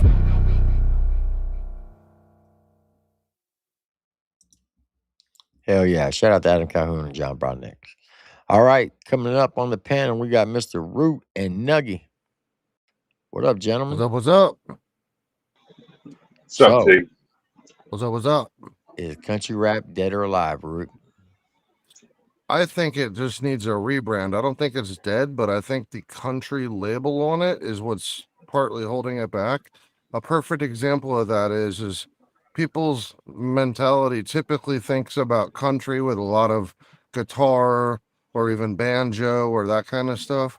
And Adam Calhoun's song right there that you just played is a perfect example of that. I think it's more alt rap than it is country rap, even though it's got a southern flavor to it, but I don't think it mirrors classical country music mixed with rap. It's there's a lot of divergence between that, and it's more rap than, and even more rock than country in a lot of ways. Okay, Nuggy? Yeah, I definitely don't think it is. I think this whole thing about the drama being the problem, drama not the problem at all. The type of drama that's going on right now, yes, that's a big problem. That's a problem for everybody. But drama itself, think about it. How do these artists fucking promote their albums? 9 times out of 10, drama. Mm-hmm. So stop it with that shit. For me, anyway. I think the artists have been putting out music, plenty of music. Music has been there. Now, are there slow periods? Yes, because a lot of them are on tour. They're all doing this shit. But a lot of them are putting out songs before they go on tour. All that shit. Like the music has been there. All I think it is it's 80% of these fucktards out here that are the ones that are saying this shit, and fucking, most of them are trolls that don't even care about the music. And that's what I think. I think that it's just fine. Now, do I agree with Root? Yes, I do. I think it should be called like Southern rap or just fucking rap. Period. They're I rapping, think dude. they're differentiating it from conventional rap is a good idea. So I either agree. alt rap or southern rap. I agree. It's not like the country let's rap put thing. a good example of that is they have alternative rock, like back in the 90s and stuff. You had Nirvana and stuff like that was considered, or like Red Hot Chili Peppers, it was considered alternative rock. Even though it was still kind of rock, but in the same sense of this, you've got like ACAL and others that are rapping, and yes, it's got a southern flavor to it, but it's not really country per se. Okay. No, I think it should be more like Southern, because you add country to it, because then people are expecting, certain instruments, certain, if you just do the Southern rap, that can be more towards just what they're talking about. I mean, even the country rap is still the same thing. It's what they're talking about, but I don't know. Take SMG Jimmy as a good example. He disavows being part of country rap, but yet at the same time, he's an integral part of this sort of orbital group. And so to that degree, his style is just divergent from others in the same lane, but all of the ones that we have, exactly, but it's all rap of different styles. right? And so you've got Yeah. some that are, fast beats, some that are more EDM, some that are more southern twangy rock kind of stuff, but it's I all love that alternative rock rap. rap, dude. That shit, I love that shit. Like, so, dude, Right. there's all kinds of fucking music mixed within this genre, whatever you want to call it. Like I said, I think it's just the independent music scene. Period. That and it happens to be rap. You know what I mean? But I I don't know think else. that's a bit too broad though, just to say independent music. But That can mean it's anything. that broad though, Root. Like within the genre, it's that broad. Like there's so many different people doing so many different types of music. It's that broad, though. Like I don't know how else to say it. Well, I mean, let's put it this way. The majority of what we're seeing lately is got rap inclusions in it. We're not seeing romantic ballads and stuff like that coming out of the lane. But I mean, I get So, that. You can exclude a few of them. I get that, but for the most part, you're getting, a lot of this. I don't know. That's just my opinion. I don't know. Do you Like for think? me, I don't listen to independent or mainstream music at all. Like at all. I All right, so listen. here's my next question. Do you think that there will be a time where when artists go to upload their music, there's going to have Absolutely. a There's going to spot be for stuff. country rap? There'll be, I don't know whether it's country rap, whatever. It probably will be country rap just because it's been called country rap for so long now. I don't think it's going anywhere. But they'll adopt I whatever think, they'll adopt whatever the mass populace says that it is. yeah, Okay. Now, do you agree that the fans control 100%. They control everything. everything? And they control everything, period. It's, I mean, yeah, they could put the music out, but if we aren't here listening to it, they're just putting music out. You know what I mean? Right. Like, and I think the genre is in the best spot that it's been in a long time. There's so many different art. Like, think about it. 5 years ago, just 5 years ago, how many fucking more artists there are now that are known? Yes, they've all been doing their thing for a long time, probably, but there's so many more artists that are known within this genre now than ever before. And I think it's going to be fucking one of the, like, the TJ Sanders, the Marcotics, the Chakas, the five, especially 501. Uh, it's a foot race for these guys. Whoever stays the busiest. That's what I think. My thought is this: if you look back through the history of music and how each genre came along, and during its everything has this like bell curve adoption, right? Where it starts off, ramps up, and there's a rough spot where everyone's trying to figure out their position and narrow down their sound and find their way. And, and then all of a sudden you got a mass adoption of a bunch of groups or, a bunch of different independent artists that are within that circle that then drive the mass adoption phase. And that's kind of where this is right now, too. You had the same thing with rock back in the 50s. You had the same thing with heavy metal in the late 70s, early 80s. True. So everything goes through the same ebb and flow. And as far as music is concerned, all of them have those growing pains. You had the exact same thing. Sometimes you have regional stuff. Like, for example, when you had here in DC, you had like Black Flag and some more like skinhead rock, thrash metal, that sort of stuff. Those are really like niche pockets. But as far as larger genres are concerned, like we're talking about here, that encompasses a lot more artists and that are more diverse in their styling.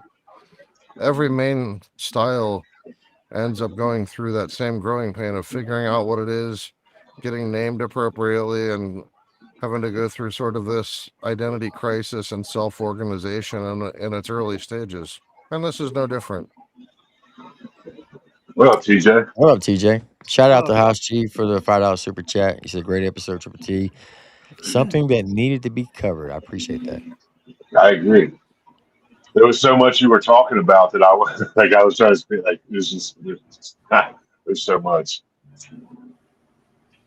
So TJ, a lot of the people will say that they wanted to hear an artist point of view. Is country rap dead? I don't think it is, but I think it depends on how you define it. I think can y'all hear me fine?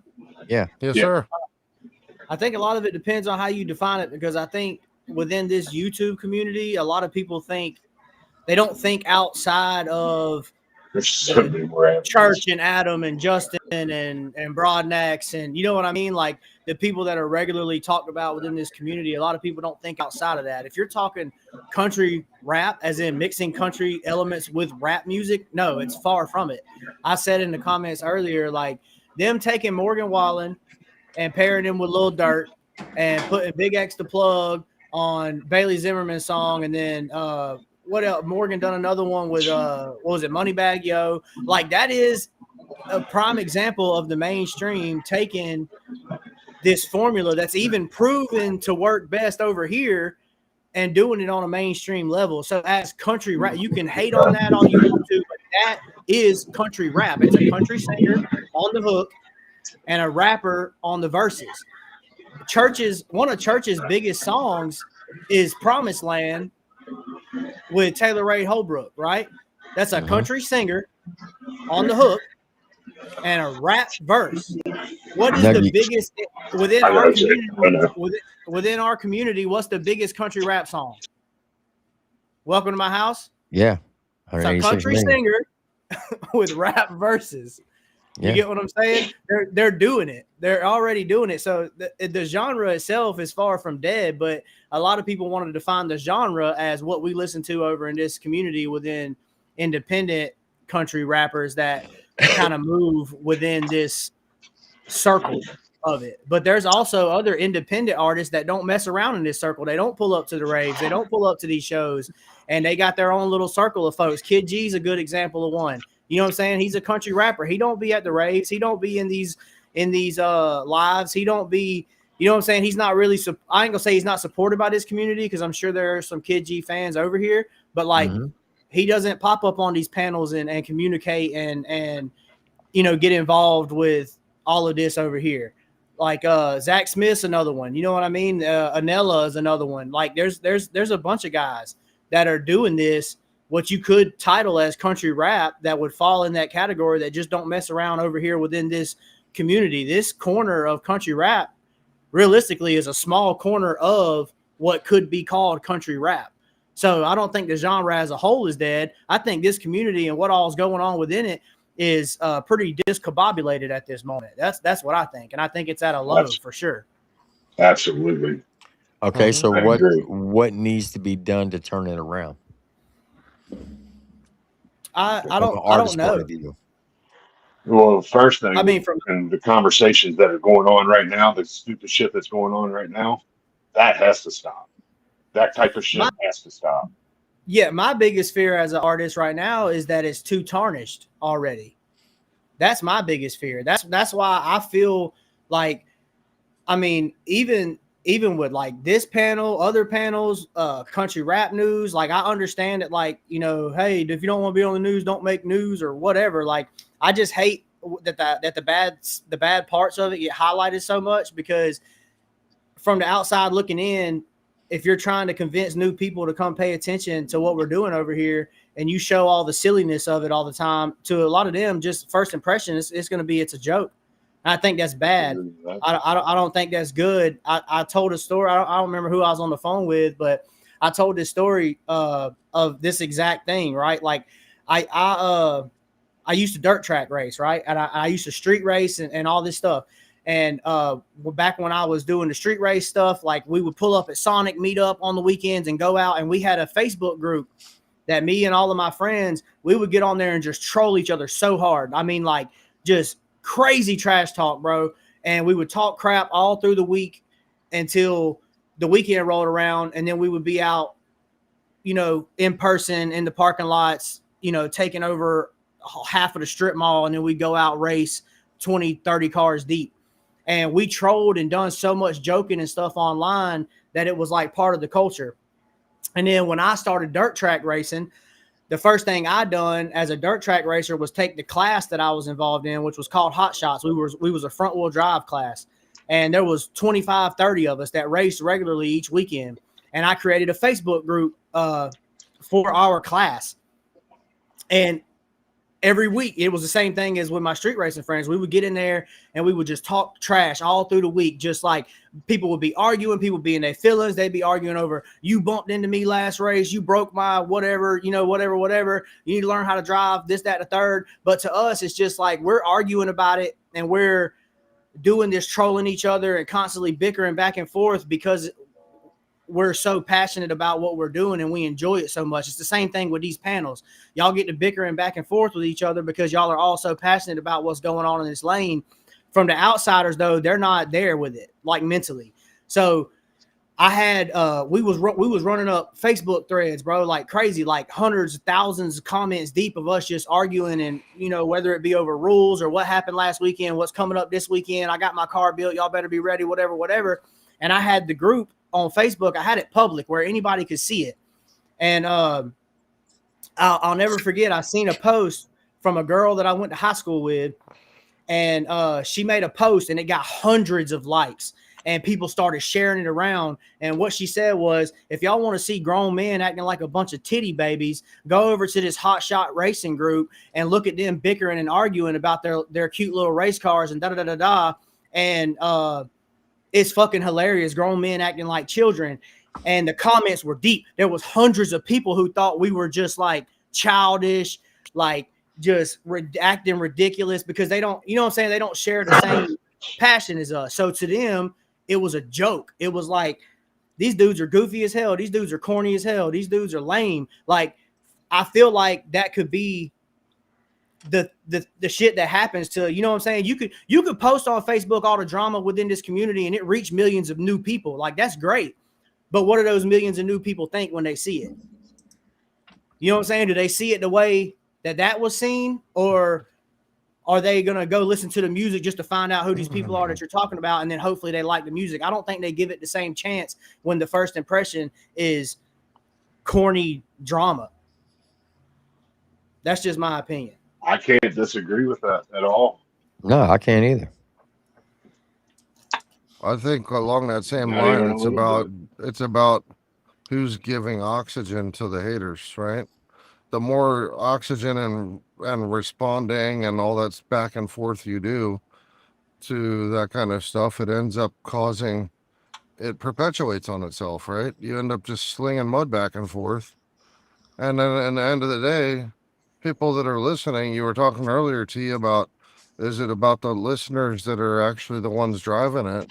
Yes, they are. But at the same time, if artists are busy bickering back and forth about personal issues with each other and not putting out tracks, then what does the listener have to consume other than drama news? You're Well, right. like I said, I feel like the artists have been putting out music. The music has been coming, and now are the views down for them? I can't say that because I don't know, but it looks like they are. But the drama is never going to go anywhere. That's just my opinion. Now, highlighting it is a different thing. I agree. That's exactly my point. It's still always going to be there. The question is the people that are the gatekeepers. And I'm just as guilty as anybody. So, and the people that are the gatekeepers to it are the ones that are giving it oxygen or not. And I think that's the big difference. Addressing it's one thing, but then running on a 6-hour rant about a particular guy that said X, Y, and Z about the other guy and all that, that's giving it too much oxygen, in my opinion. Yeah, and and as far as like, the harping on it and all that stuff, I mean, and for the artist to take some responsibility too. Like, if you got drama with another artist, like, most of us, bro, it's not hard to reach us. You know what I mean? Hit the DMs. I'll give you my phone number. I mean, this is with me particularly, but like, with other artists, it's the same thing. A lot of us, bro, if you've been in this game for a while, you can get a hold of somebody's phone number if you need to really handle something serious. Don't go to the internet with it. Like, and that falls on the artist. And then as soon as you go to the internet with it, just know that it's likely to you know what I'm saying, like spiral into something bigger with all of the media outlets and whatever.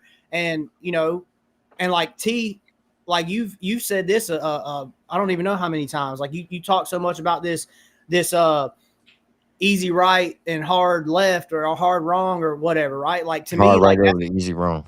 right. So that's, to me, that's like the same thing with the drama, like with the media channels. Like I get that, like if you highlight the drama, you get easier views. I get that. And it's there and people are going to see it and people are going to have their opinions.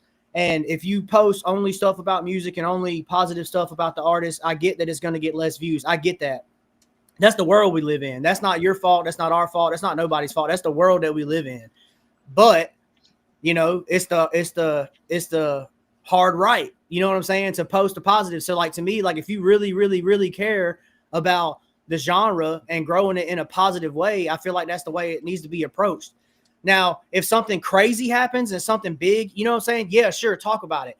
But one of the things that I disagree with that happens across a lot of these platforms is some of the stuff with, you know, between like smaller creators and stuff going at each other. Like if it's somebody that you really don't want to give no oxygen, like let them talk to themselves. You know what I'm saying? Let it go. Let it, you know what I'm saying? Like move on to the next thing. Like don't circle back a month later or whenever and bring it back up and talk about them again and mention, because even if it's something that you feel like needs to be said, just you saying their name will have half the chat over there at their next live seeing what they got to say to you. Oh yeah, you know what I'm saying? So like, yeah. So here's even the if they're only on your issue. side, That's you're why still, that's why I don't say certain people's names. I don't yeah, give and, any oxygen. you know, I Here's think, the only issue I see with that, and I agree with it to an extent. But the flip side of that is, and take T for example. These people that are going around just smearing his name for no good reason other than they're fucking jealous. They come out with these fucking lies, and it gets spread around the community, and the new people that hear this start to believe it, and because they don't know any better. Now you have these people believing that T is some kind of creep or whatever it may be, because they go to the weird shit, obviously, you know. And for him not to talk about it's a double-edged sword, because now you got these fucking people, you know, that wouldn't have believed it if they didn't hear it. You know what I mean? First off, now they hear this stupid shit. Now he's got to defend it. So I get it. Like I said, that's just the double-edged sword that we deal with on fucking YouTube. yeah, Yeah, I there's mean, certain times where you have to fire back, right? But the thing of it is it's also not for every single thing and to go off on a 6-hour response. You know what I mean? That's the degree of oxygen No, for and sure. how right, much you right. need to address it. And Yeah, even there's sometimes if it's some things will just fizzle out like, yeah, that's BS. Everyone knows it. And that's just trolling, right? And that stuff is just stuck off a water's back or water off a duck's back. But then other things you obviously are going to need to address. And Lone said something earlier that I wanted to circle back to and address, and that is about artists making diss tracks. That's perfectly fine, but at least they're producing music. Diss tracks are cool. Rap's been doing it for decades. But I'm yeah, talking about the yeah, side bickering and panels and news and all that other Well, to, stuff. to be fair, to like other than like, so the core group of artists that are country rap or the independent, besides the other little few people that are over there that drew the line in the sand. I mean, fuck, I just had a complete brain fart of where I was. But what'd you say, Rick? Refresh me. What you just said? Because I just had a complete brain fart. he was talking about And diss tracks. There was Oh two yeah, things about diss tracks being legit as that's right. Okay, a yeah. response form. Right. So the artist, like, you don't see them really bickering, like the core group. You know what I mean? Like they might be, but it's behind the scenes. You don't see it on YouTube or wherever. You know what I mean? Like, I don't anyway. Maybe they do.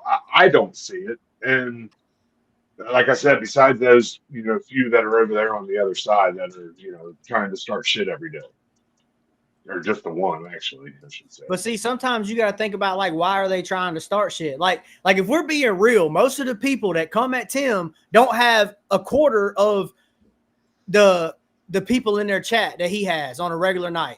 Like, let's be so for real. And you know that 90% of their chat that is in their shit nightly Out of your 100, 150 people that are here nightly, they're 25 people at best. 95% of them, you're not going to convince them otherwise anyways, no matter what lie they tell about you. They're going to be over here and they're going to take up for whoever it is over there on the other side spreading lies about you. They're not going to believe you when you tell the truth on it. No way. So it's really not no worth amount it. of justifying yourself. No, You for know what I sure. mean? Like we always say, the truth doesn't matter anyway. Yeah, like Yeah, if no anything, matter of speak on it justifying one yourself time. is going to fix it. If anything, speak on it one time, move on, make it quick, make it brief, make it to the point, move on. If somebody else brings it up in the chat again, say, hey, yo, I already spoke on this. Do your research. I done a live about it 3 nights ago. Go find it. You know what I mean? I'm not explaining myself to y'all. Listen, most of these people bring y'all up because they want y'all to talk about them. No, I guarantee you half of them grin ear to ear and got a private message about, Tim's talking about me tonight. Ooh, you know what I mean? Like, I guarantee you that. You're 100% correct, dude. 100%. I would bet you somewhere near half of the stuff that goes on and the barbs that are thrown out there are one guy going, hey, watch me gas up Triple T. Mm-hmm. No, for sure. They do it all the time. To a lot of them, it's a game, man. They've been taught by, somebody specifically that, trolling is funny and it's cool. And they think they're winning if they get you in their feelings and they get you talking about them. It doesn't even matter if they're right or wrong. They think just the fact that they got you fucking fired up is a win. Yep. That's a win in their book. It doesn't matter if they're proven wrong or not. It's a win in their book that they got you fired up. That's it. Right. And it gets them some notoriety. It's a dopamine hit. A lot of them are not artists. They can't make music. They don't have a platform by any stretch of the comparison. So what do they have to offer to the equation? Well, let me start some shit. Let's see what I can do to stir up. Bro, I've had, and I know I don't have no huge following and all that stuff, man. But believe it or not, bro, I've had, just since the little bit of motion I have had local people to me get on Facebook and make subliminal posts about me and be dragging my name, even though they ain't saying my name, they're dragging me in the comments and all this stuff. And I've had even one artist in this lane, I'm not going to say his name, that would go on his story and talk shit about me without saying my name and all this stuff. And you know what I did? Nothing. And you know what happened? They don't do it no more. They don't do it no more because it's a waste of their time. They're not going to get me out. You know what I'm saying? They're not going to get me outside. Like, I'm here. Like, when you do something that matters, I'll worry about you. You know what I'm saying? But like, you just running your mouth about me, bro. It's just like low key when they can't quit talking about you and you're just doing your own thing and just constantly like outworking them and outdoing them like on every aspect. And they're just fucking mad. And they just, man, you're the one winning. And they get so fucking mad that they can't quit talking about you, bro. And it just is what it is. Eventually they'll stop though, because they're doing that shit trying to pull you in because they want some of your attention or they want to knock you down a peg somehow, man. It's like eyes on the prize. You know what I'm saying? Just keep doing your thing and let them talk, man. And TJ, on top of what you just said, TJ, is that if you're an artist and somebody starts talking smack about you, the best thing that you can do as a response is to actually drop a new track. Yeah, or don't look at what just happened with and I'm not even saying about responding to their stuff. I'm just saying drop new tracks. Be like, look, I'm working. I'm making my bag. I'm up in my game. I'm not wasting time on you. Yeah, dudes are talking smack about me, bro. I can't even like find them on Spotify and shit. And I just drop a song and fucking clock 10K monthly listeners. Bam. I know that. I know that's poking you. I know that's a thorn in your fucking rib. I ain't got to say your name. I ain't got to say shit to you. I know that hurts your feelings. I know it does. Because while they're busy making up stories, you're busy in the studio. Right. You can't slow me the fuck down, bro. Get out of here. Shut your ass up. If you could do this, you'd already done it. You've been doing it longer than me anyways. But I don't know. It goes with all of this though, the YouTube stuff and everything, man. And yeah, Inferno. I'm talking about him. Look at bro that just dropped the diss track. How many responses he get? Huh? He in motherfuckers DMs trying to ask him to respond because that's what he wanted. You know what I'm saying? Who dropped the diss track? You know exactly. That guy. Who? Oh, I know who you're talking. I know. I'm just saying. He wanted a response, bro. That's all he wanted to do was ruffle feathers. That's and all he. Yeah. Went on a promo run and all this stuff. Oh, I'm about to say some stuff that's really going that people don't know. That's really going. He ain't say nothing. Ain't He nobody didn't say a damn thing other than what's already been said. right. Come on, man. Nobody spoke back, and the shit just fizzled out, went away. Imagine that. There was a part of me that just wanted to see everybody buried, but that would Yeah, be way everybody too much wants fun. that, but at the end of the day, It's that's not what he worth it. wanted. That's what he wanted too, and it was Exactly. more about not giving him what he wanted. And what he wanted. I get it. Even if I'm he just would have got cooked, he would have still felt like he won because he pulled everybody outside. right. No, 100%. I get it. I'm just saying, as a fan of diss tracks, dude, that would have been fucking great. Because let's keep it a buck. If another artist bigger than him would have popped out and titled it such and such diss track, and they ain't heard his yet, they got to go listen to both now. So either way, it's going to funnel traffic to him. Like, no, 100%. You You're ain't even correct. getting that. You are. You ain't even getting that. You correct for sure. I'm surprised he said anything, to be honest with you, especially about Adam. That was shocking. That dude's gonna. Well, his whole fucking open thing his own was to drop it casket, the dude. same week. The same week Adam was dropping his shit. That was his whole plan, and then Adam put a fizzle in that plan. And I mean, that's the he way knew it what he was seemed to doing. me, anyway. Yeah, 100%. Well, why do you think he took the shot about retiring? Like, you know how many people have said that? He took a real easy, low hanging fruit, so it wouldn't ruffle too many feathers. Because Hosier knows. But man, this is a great topic. It really is. TJ's got some really valid points, and I think that. No, he's fucking 100% spot on, dude. Well, I'll be real, bro. And Nuggy, I think you've been around long enough to know about this. Like, I think there was because I heard you guys talking about like when the shift happened in country rap, and there was a time, bro, that there was the country rap content creators area, and then there was also another community where people trolled like at will, went on panels, fucking had a good old time, right? And I think that has really crossed ways. I think the content creators, myself included, all play a certain point, some more, some less, whatever. But I think that people have just become so accustomed to being able to come into the country rap community as a content creator and throw out all these stories or accusations or whatever you may call it. I don't follow this shit enough to understand what's what, but TJ makes a great point. If people don't understand, they don't understand. And I've been to a few big shows, and a lot of people have no idea who some of these people are. They don't pay attention to any of this YouTube stuff. Oh, and I think dude. when they come to it and watch it for the first time and they find drama, it kind of puts a bad taste in their mouth. So I wouldn't say I think it's falling apart on the YouTube side across the board. And I can agree with that. And just like the rave, dude, most of the people at the rave, I would say YouTube is a very small percentage of it Mm-hmm. that are actually there. You know what I mean? It's a very small percentage of it. I agree. I don't know. I just thought it was an interesting topic. But I think the content creators play a big role in it. I think entertaining if you look at the artists that don't pay attention to the drama, like they get so many hateful comments in there. They'll either play back with them, but they never put it on the big screen. You get what I'm saying? Like they never run out and say, oh, so-and-so. Sometimes you'll see, like I see Marcotic's been doing a thing where he would kind of poke back at him. You'll see that time and time again, but it's never like, I'm going to dedicate an entire, time frame to talk about this situation, unless it's big enough. I don't know. I just don't see it as much as I've been just as guilty, bro. I've talked as much shit as anybody, and I ain't saying I didn't. I just I think we got to kind of step back and say, is it worth talking about to a fan base? You know what I mean? Like, would you tell your coworker the story?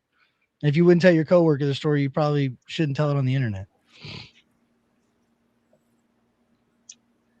Yeah, no, for sure. I agree with that. Yeah. What the hell? For sure.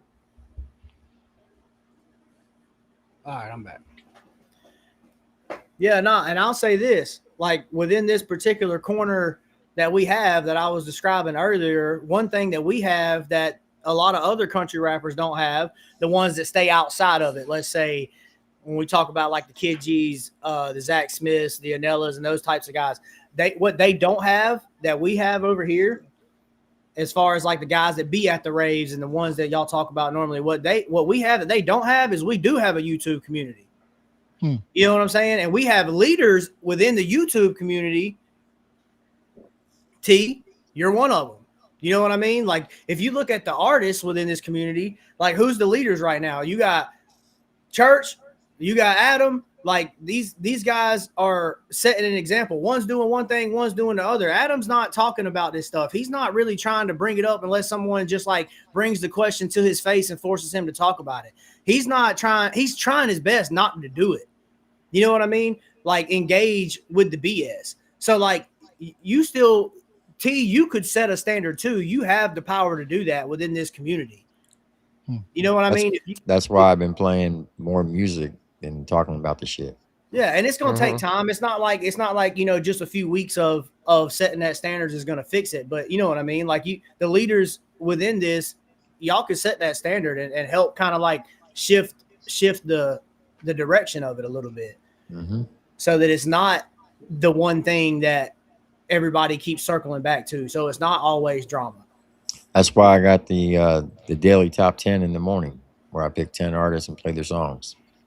That's why I'm doing the movers and shakers episode, and we're getting ready to start the live battle rap of the rundown, and then the rundown's actually starting up. Season 7 is going to be starting up at the end of September. So there's a lot of music content coming, and I really haven't been covering the bullshit when it comes to the country rap drama. Like, one, because Church blocked me, so I don't get to see his IGs no more, so I don't talk about it.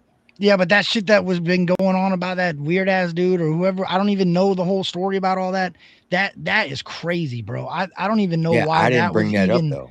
I don't. Yeah, but I'm just saying. I'm not saying you brought it up. I don't We're know who brought it we're up. all talking about this. I'm just it's all saying. Bad look for all of us. Yes, bro. I'm just saying all over the that would be like, I don't know, dude. It just, to me, the back and forth and all that. Yeah, I was a part of it. I'm not denying that. But I think that we got to kind of say, hey, are these battles worth it anymore? You know what I mean? Are we battling? Is the victory we're trying to achieve worth it? You know what I'm saying? Like, I don't, and I'm not siding with anybody. I'm not meaning it either way, bro. I'm just saying in general. I've had to sit down and think about it I'd be the first to say I've been saying it's a bad look for all of us, dude. And 100%. It sucks that it even has to be a topic, because I am sick of it. I don't like talking about it. I don't want to talk about it, and it sucks. It gets talked about. As much as I'm not a fan of the guy, taking a phrase from Dr. Phil, how's that working for you? Facts. Yeah, the rundown battle rap starts on Tuesday, Victoria. You're absolutely right. Like, there was a time when the reaction channels and the media channels that covered country rap, it was like all it was the music. You know what I mean? And then I think some of us kind of we were like in a dual community for a long time. And I'm not trying to blame any one individual, but Upchurch has always built a platform that trolls love to be in. He's talked about it. That's been his signature thing to do. So there's a lot of people, especially that follow the side of YouTube, that definitely engage in trolling, whether it be friendly trolling or it just be downright dirty trolling. It happens, right? And I think that has just become the internet side of country rap. And if we don't kind of like force it away, I think, see, to be fair, I think that's become YouTube. Dude, it's not just this community. It is I know. Every community. And it's fucking, dude, it's just become YouTube. Do you remember when Simple Man and Hard Target dissed Chase Matthews? Yeah. T, you do. I know T does. And Nuggy, you probably do. But a lot of people are probably going to go, what? Because nobody talked about it other than one troll community that wasn't a part of country rap at the time. That just talked about a guy named Durkee and a guy named Square. That was it. that cam over there, that whole community heard that shit, and country rap had no idea it existed. That's all I'm saying. Not blaming any certain thing. I just think that we crossed too far into poking at one another publicly, if you will. There's too many trying to get a gotcha moments. Yes. Well, they always want to expose somebody. That's all it is. It is that gotcha moment, but it eventually turns into exposing and trying to dig into people's lives, and it's fucking disgusting, dude. It's pathetic. I think a lot of that is some of their, and I might even say y'all's like personality, bro. Like I'm not trying to include y'all in it, but I'm just saying like personality wise, man, there's people in this world like in real life that no matter what girlfriend they get, it's always a fight. You know what I'm saying? Bro, listen. It's always drama. It's always arguing. No matter what kind of friend group they're in, it's always drama. It's always arguing. Some people just like that shit, man. Some people just like crave that chaos because and maybe it's the way they were raised and what they grew up around, and they don't necessarily enjoy peace the way that some people like me personally. I'm not big on conflict. When conflict comes my way, I immediately get an adrenaline rush and it's like I'm about to walk away or I'm about to punch somebody in the fucking mouth, and there's no in between. I don't care about sitting here arguing and bickering. It's like we can throw hands, we can leave the shit where it's at. But there's some people that just love to argue and just love to do that back and forth. They crave that shit. They grew up around it, and it translates into YouTube. So like y'all, them, whoever, like going back and forth at each other, it's like they can't help it. You know, it's a personality type for 100%. It's a personality.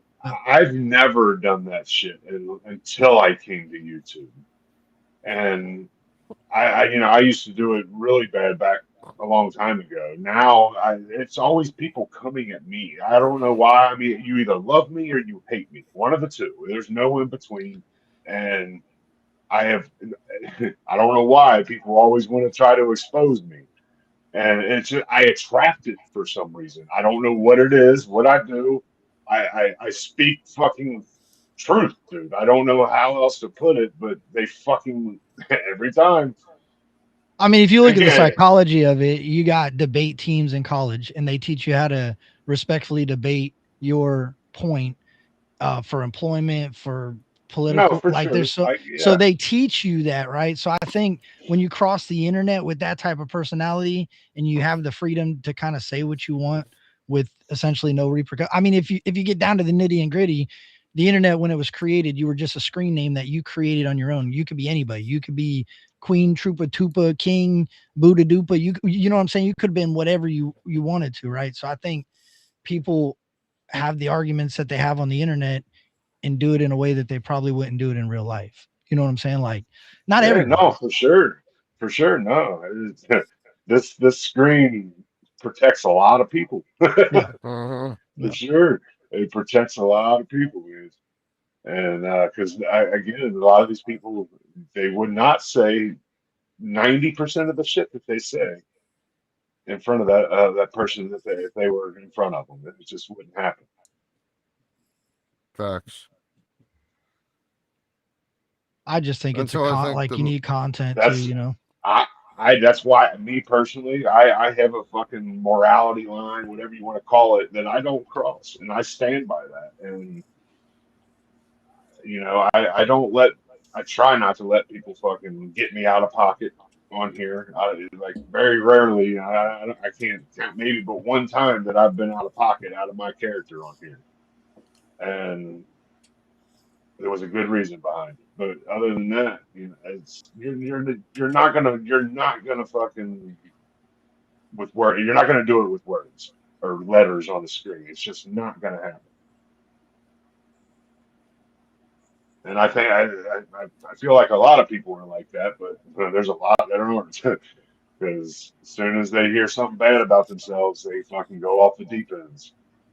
And that's what they look for. Look, it's a natural instinct when somebody attacks your character or makes an assertion to fire back and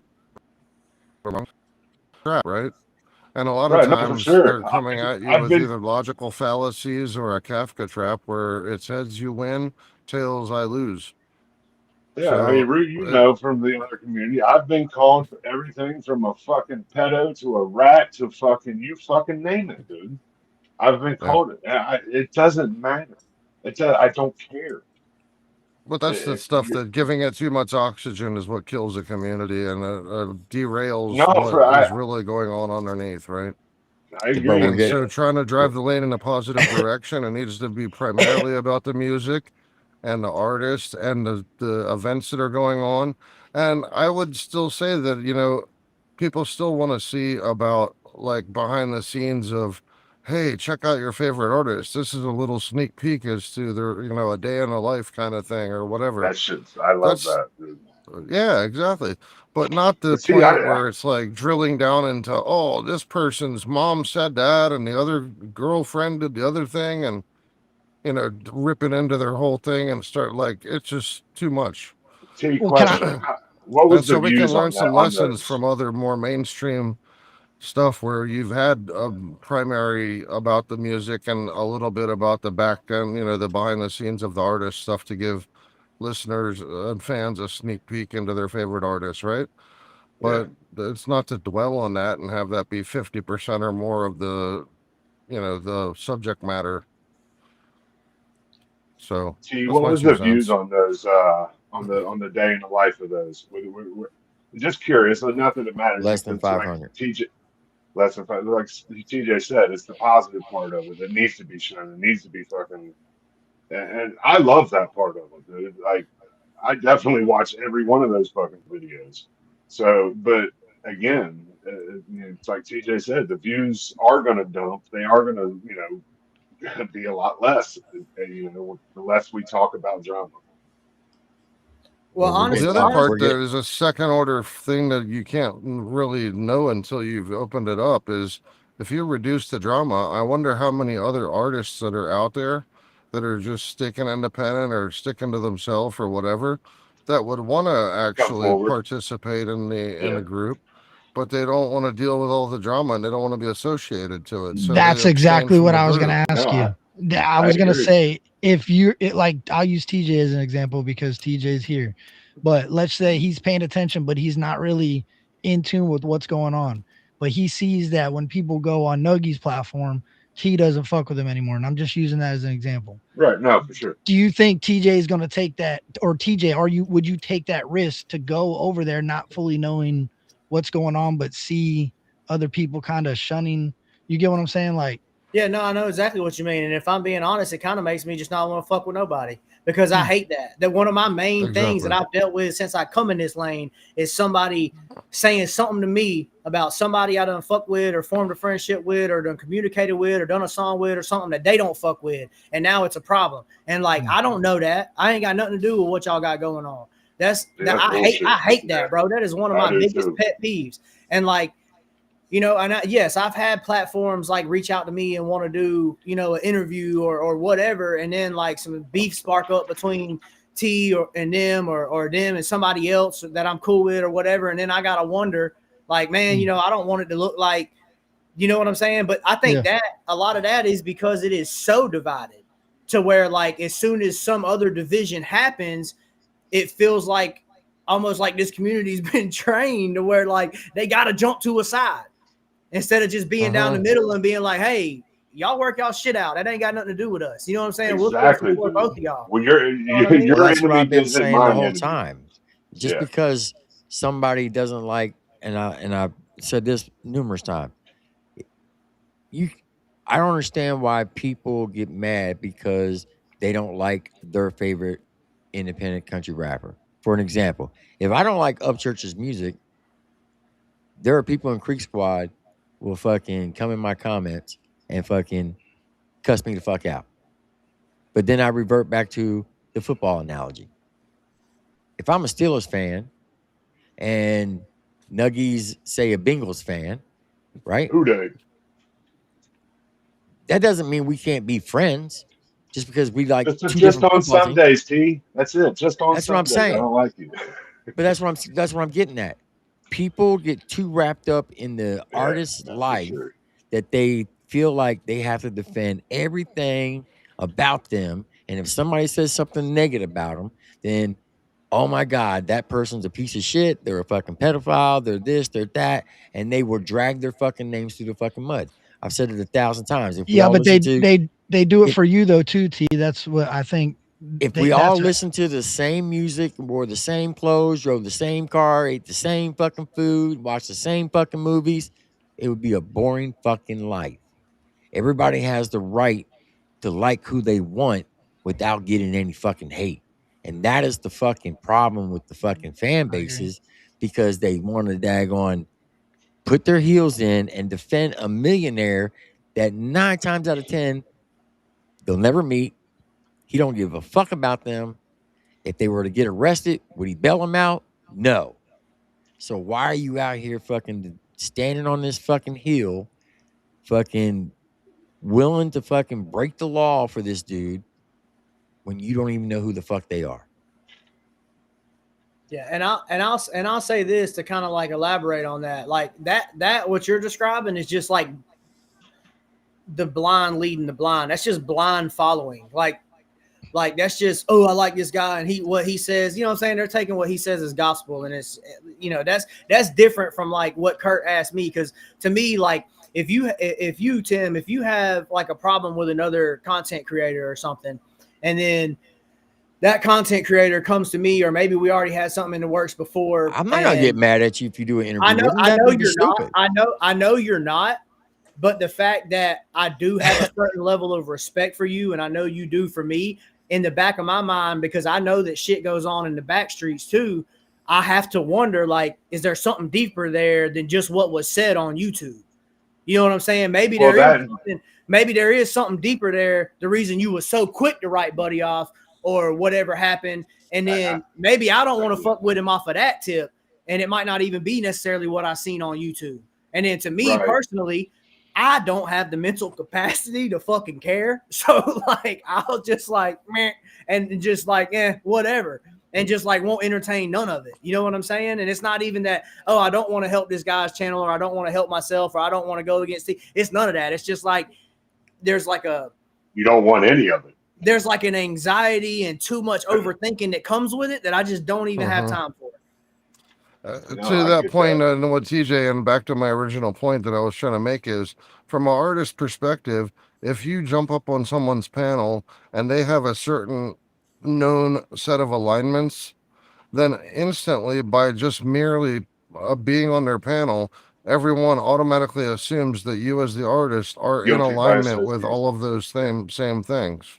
And then at the same, then you start alienating, oh, well, he was on Triple T's show. That means he believes in X, Y, and He Z. supports So this. therefore, I can't support him, and I'm not going to listen to his music anymore. And that's the kind of ridiculous stuff. So that's what my point earlier is. I'm sure there's a bunch of artists that are either up and comers or that sit in their own thing on the side doing their own stuff that would also participate. And I think what this kind of goes to the bigger picture, right? Together we rise, divided we fall, kind of an idea, right? And the thing of it is when we have all this division, I mean, I crept over on their Tiny had a thing on last night, and they were talking all kind of mad crap over there, and it was like that dichotomy, that split. And by having everyone separated into their own little sub pockets, no one, the lane's never going to go anywhere like that. But at the same point, if everyone can peacefully coexist, have their differences, but at the same time, not have those stigmas just because I went up on Triple T's channel or not because I went on somebody else's channel as an artist, that means I automatically align with their values. Or I fuck with a certain number of people and don't fuck with others. Right. But I That's think too much headache for an artist to have to parse through. Well, a part of that too is the fact that it's gone so far down that road that like so much has been said on each panel, and so much, you know what I'm saying? That line in the sand has been drawn so hard and so deep that like it's gonna come across that way. And I don't think there's any backtracking that without everybody somehow Well, agreeing to disagree and kind of moving on from one another. And I just don't think you get this whole community to agree with that and then get them to just do their thing and y'all do y'all's thing and then it just be Nah, that. I nah. think it's gonna have it's to hard. be one person or a few people that just take the high road and just let them do what they want to do until they get tired of doing it. You know what I'm saying? Until I'll be they right realize back. it's not working. Well, And to be fair, yesterday. it is hard. Oh, good, good. No, you're good, Nuggy. Good. I was just to say it is also hard to coexist with people running around where these words back 20 years ago meant something. The p word, the racist, the all that shit. People running around doing saying these things about people. It's hard to coexist with them kind of people, and that's where it's kind of like where my line is drawn. I won't. I try not to. You know what I mean? And Here's it's the I thing, though. don't You're know. always going to have those bottom feeders, right? And the thing, my point earlier about that, I think that country rap needs a rebrand into like alt rap or southern rap, is because right now country rap is too exclusive. It's too small of a box. And if you were to expand it into southern rap or alt rap, you'd bring more artists in, you'd bring more listeners in that would have a wider total. In marketing, it's called TAM, total addressable market, right? You'd have a wider base, people would get more exposure. You could make it about the music, and you're still going to have that same small percentage of bottom feeders that are always going to start shit. Always But right. the thing No, of for it I sure. is kind of that if you disagree with grow that the though. really Because okay, I'd love to hear it. well, like if you go on Facebook and you scroll through the comments on Facebook, those Uh-huh. people you see are not going to be the same people you see on YouTube. If you go on TikTok and you do the same thing, it's depending on whose chat you're in, right? Like if you're going to people that you know and it's like the same pocket group of people, you're going to see the same names. But if you go on Facebook to TikTok or TikTok to Instagram or Instagram to YouTube, there's some Uh-huh. similarities, but a lot of these people, it's like they're all separated in different artists. Like so a good friend of mine said it the best way. It's like country rap grows like a tree now. Instead of growing up together, it's now branched off into like you got, Trailer Made over here growing their thing. You got Outlaw Nation over here growing your thing. You got all these different Joe Tyler and his couple of selective dudes that he runs with Show and Prove. It's little It's branches all the of small country rap pockets, right? growth. Yeah, Yeah. exactly. Yeah. And So that's if my you whole point. rebrand it, how do you do that? You can't rebrand every small pocket. You know what I'm saying? Like, Yeah, Well, the no, thing of yeah. it is you as a collective, I mean, it has to start with one people like at some point, right? Somebody has to drive that kind of marketing. Look, at the end of the day, this entire music genre, it's all about marketing and advertising and ultimately artists interfacing with listeners, right? But it's all comes down to marketing and sometimes branding is everything in this game, right? And so when you end up branding something to be, my point is that country rap is a small thing, and as you pointed out, it's even subdivided even further into smaller chunks one because of these business, different sects that are split, right? And that's why it'll never take a huge leap into, I'm not saying mainstream, but adoption by larger distribution because you see if somebody from if an A&R were to come in and look at that and be like, dude, what are these people doing? You got this pocket, that pocket, they're not ready yet, move on. yeah, well, that's a great point because, like in business, as the company grows and the CEO starts getting older and starts getting ready to retire, you start having micromanaging happen and you start having these almost cliques form within the company and it starts becoming a Uh-huh. toxic environment. And I think that's kind of where we're at. I think the next leader that is going to lead the country rap lane, like years ago, somebody would have snapped this shit out. It would have been done. You know what I'm saying? They would have been able to take hold of the reins and say, look, if you're supporting this type of behavior on the internet, we're not entertaining you. And they had a big enough name and they were recognized enough in the lane that everybody was like, oh, I ain't trying to be that dude. So then you get what I'm saying? So like I feel like it's kind of in a transition phase to where the leader's gonna have the next person that's gonna lead this lane is gonna have to step up and kind of help push this into control and gather up all these groups and kind of snuff it out, or it's just gonna be an individual type thing. That's just my opinion.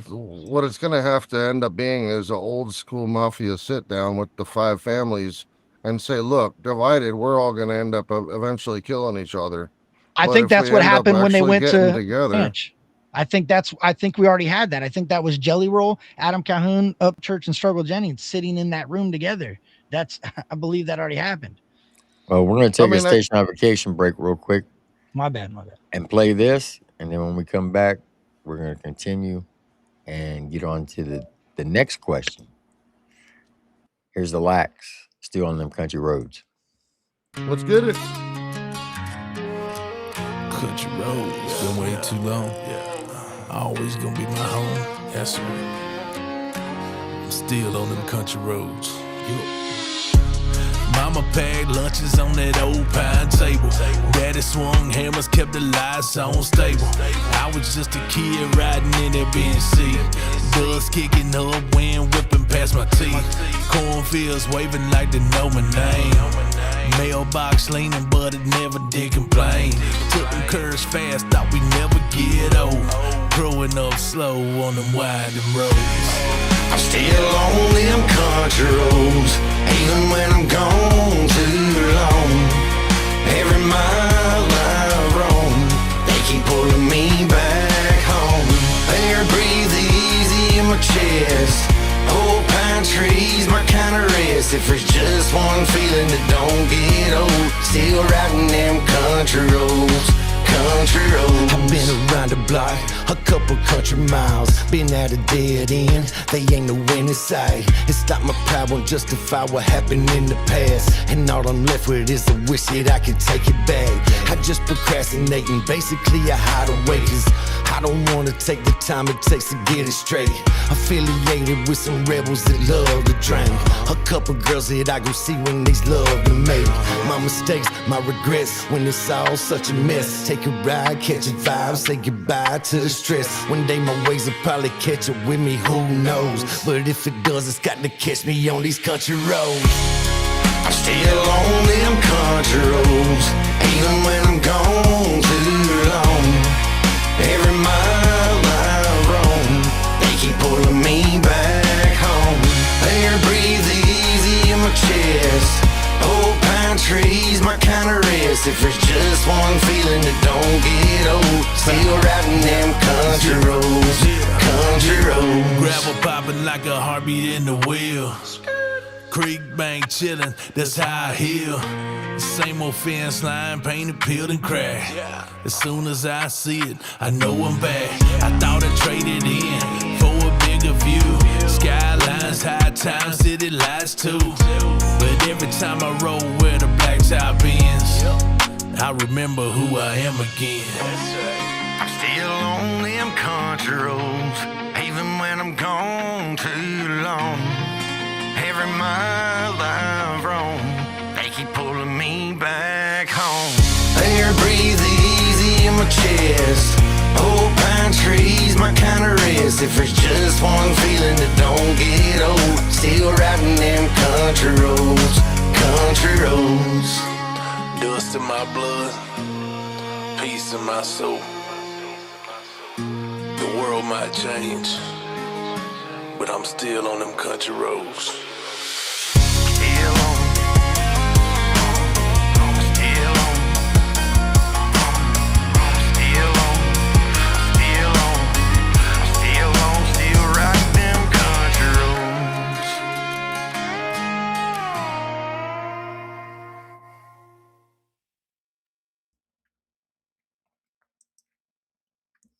All right, so the topic of the night was, is country rap dead?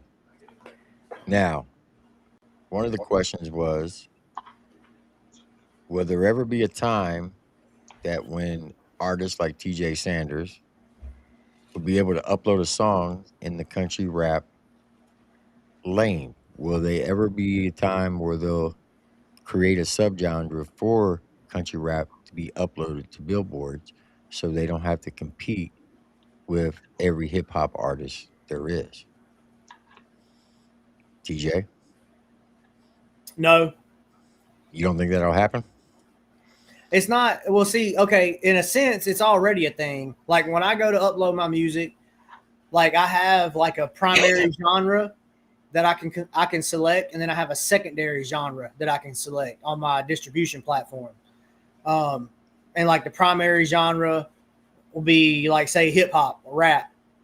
Secondary genre, if it's one of those songs, I'll select country, or I might select like alternative or underground. Well, depending on what the song is. That is already a thing.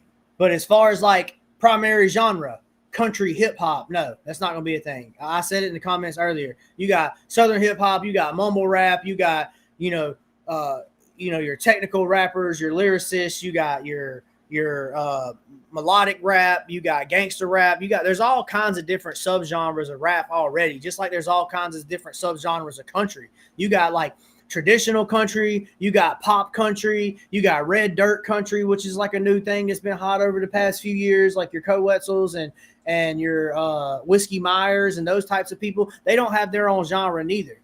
You know what I mean? Like it's a subgenre. It's under the country umbrella. This is going to be either under the rap umbrella or the country umbrella. It's going to be one of the two. I don't think it's ever going to just be its own separate genre, because ultimately you're taking two main genres and you're just blending them. It's not going to be one or the other. You know what I mean? It's not going to be its own thing. I just don't think that's ever going to be a thing. Now, can you grow what we're calling a genre? Can you grow it? Yes, for sure. It can be more popular, but I don't think it's ever just going to be like its own separate thing, because it's not separate. You know what I'm saying? It's not separate from country. It's not separate from rap. Okay. Yeah, I don't think so either. Shout out to Adam Calhoun. He's in the chat. He said no. I agree, because like even listening back to like Smo, because I thought for sure, bro, it was like something that was needed, right? But Smo kind of just described it as like it was their picnic, like their table in the lunchroom. Like they were still rap, but it was just like the country dudes that just had a different type of lifestyle that wanted to rap. It wasn't necessarily that. It wasn't. We needed to be different. It was, hey, we just needed to have enough dudes around us that were similar to us to make music together. It was more of like, you know what I mean? Like I don't like, almost like a subgenre, like TJ's saying, but it was just, that was just the sound, it was just, that was your rap sound, if you will. Cause like people always argue Adam Calhoun, all these people ain't country rap, Hard Target. Well, I don't think they ever said they were just accepted at that lunch table by some of the dudes that created it. You know what I'm saying? Like, look at a big artist, like say somebody like super duper mainstream, super duper popular. Let's say like Bruno Mars, right? Some of his latest like biggest hits have been like funk, right? But I guarantee you, when he goes and uploads, or whoever his label is, when they go and upload that stuff through distribution or however they do it, like when they go to categorize it for Spotify or for Pandora or whatever platform, they're putting it out as pop music. They're not putting it out as jazz or as funk. They're putting it out as pop, and then like the jazz or funk influences is going to be like the secondary thing. Right. You know what I'm saying? It's not. That's just what it is, man. You got like the genres that already exist are basically like the pillars. Unless somebody comes out with something just like you've never heard before at all, it's not going to be a new genre. It's just going to be a spin-off of another genre. It's always just going to be a subgenre, and it's going to be like a primary and a secondary. And that's what it's going to be. I don't think that's a bad thing. You know what I mean? That's just what it is. Okay. Understandable. It's respectful. Or they'll tear it completely down. Like, I mean, rap was kind of in that ballpark where it was just completely stripped of a lot of respect, where it was a bad thing for the culture was not good, especially for white Americans. Like it was different. You know what I'm saying? Like it made it seem like it was taboo to listen to rap music. They done the same thing. They done the same thing with rock and roll in the 70s and 80s though, too. You but know what I mean? And then the 2000s, it went crazy. Now everybody's doing it. Soccer moms, booty dancing to Cardi B. Yeah, it's So in country rap so small that if they did that and they already tried with the Beyonce country album and the Post Malone shit and you said it earlier, TJ, the Barely Zimmerman and the Big X a Plug. They're doing it. They're doing it. They're doing it because it works. Yeah, it's a sound, but it doesn't change the fact that it's still a blend of two genres. It's not its own genre. They're All right. So that separated it. do you think the mainstream will try to start a country rap label to try to They don't. influence that? They don't need to. They don't need to. They could have a smaller label that specializes in, and they prefer to sign and work with country rap artists because they know how to market to those fans or whatever the case may be. I'm not a businessman like that. Like, with the labels, I'm not going to claim to understand the inner workings. But what I do know is there's like 3 or 4 main record labels, but there's probably hundreds of labels all together, and they all fall under one of those 3 or Oh 4 yeah, I know that. umbrellas. I You know what I understand mean? So that. it's like it's not like one new one's going to pop up, and now they can, but a lot of it'll probably be something totally independent, and they'll still outsource some of their work, some of their marketing strategies or their distribution or something through another one of those big ones.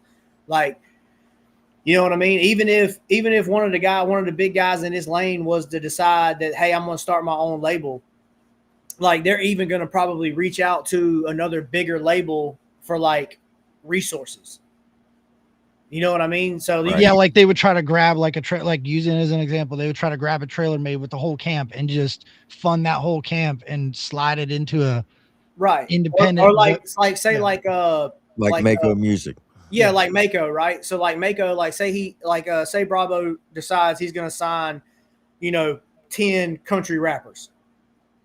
I mean, yeah, you could call Mako a country rap label, but he's still going to probably more than likely outsource some of the resources and stuff to somebody like, say, Empire, who is not a exclusively country rap label. You know what I'm saying? They offer distribution or whatever other resources to all types of genres just within the music industry. So, I mean, is there going to be I'm sure there already is. You know what I mean? Already happened. Yeah. But it's not like it's not like they're going to be up there sitting next to Sony or nothing. Where it's just I'm not saying a major label. I'm talking about a smaller label will try to come in, start trying to attract some of the independent country rappers to bring them over to the mainstream. I mean, look what they did with Jelly. They've already done it. Already done it. I mean, they've done it with Kid G. He's back independent now, but they've done it with him. I was just saying, I think they're always looking for that. Look at Chase Matthews. He wasn't a country rapper, but he was in a country rap lane. Jay Wick. A lot of people like to call Jay Wick a country rapper. I personally don't think he is, but you know what I mean? Like that same thing. You know what I mean? Like here's the thing about record labels. People that are about business, they're looking for opportunities to make money. If you are popping on social media and you got some stuff going viral, like there's no telling how many labels Bryce has been 100% approached by.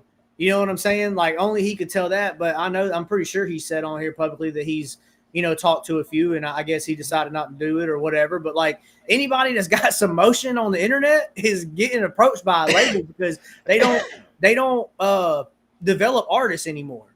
Like you have the internet. Why would they develop art? Why would they take somebody that has no following and no fan base and all they see is the talent in them and then try to figure out how they're going to brand them and try to do all this extra work when they can just find some young kid on the internet that he's young, he doesn't fully understand what he's doing, but he has already created a following and created a small beginning of a movement and a brand that he doesn't even realize yet. We can, you know what I'm saying? We can capitalize on that. That's what they're going to do rather than trying to find somebody that only has talent and has nothing else going for them and try to form them. You know what I'm saying? So like that's the world that we live in now.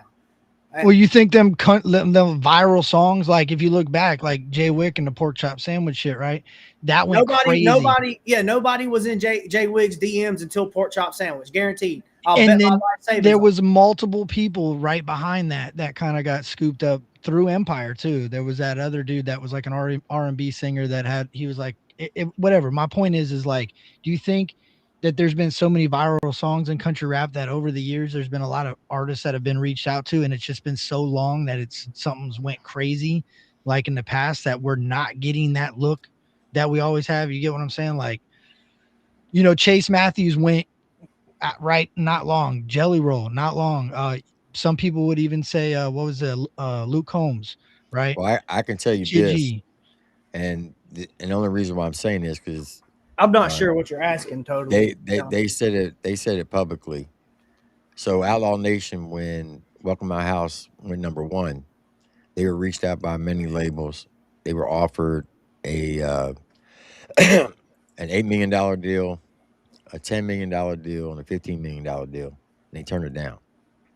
So to your point is, when a song does go viral, yeah, they do get hit up by So the they turned labels. it down. Do you think that that person, because that's a, like TJ said, it's a business, right? So that's a marketing team for the business trying to get Right.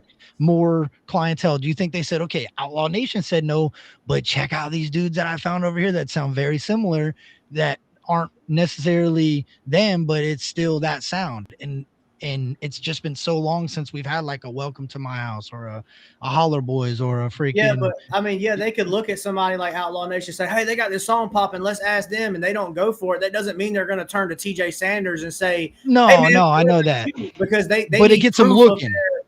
they need proof of their ROI, their return on investment. Right? They Yeah, need yeah. proof of that. If they look at an artist like me, there's no proof of that. You know what I mean? Like it's not gonna. It's not like, oh well, this works for them. Maybe it'll work. No, that's not the case. There's just like we all know, there's hundreds of artists in this lane that we're aware of.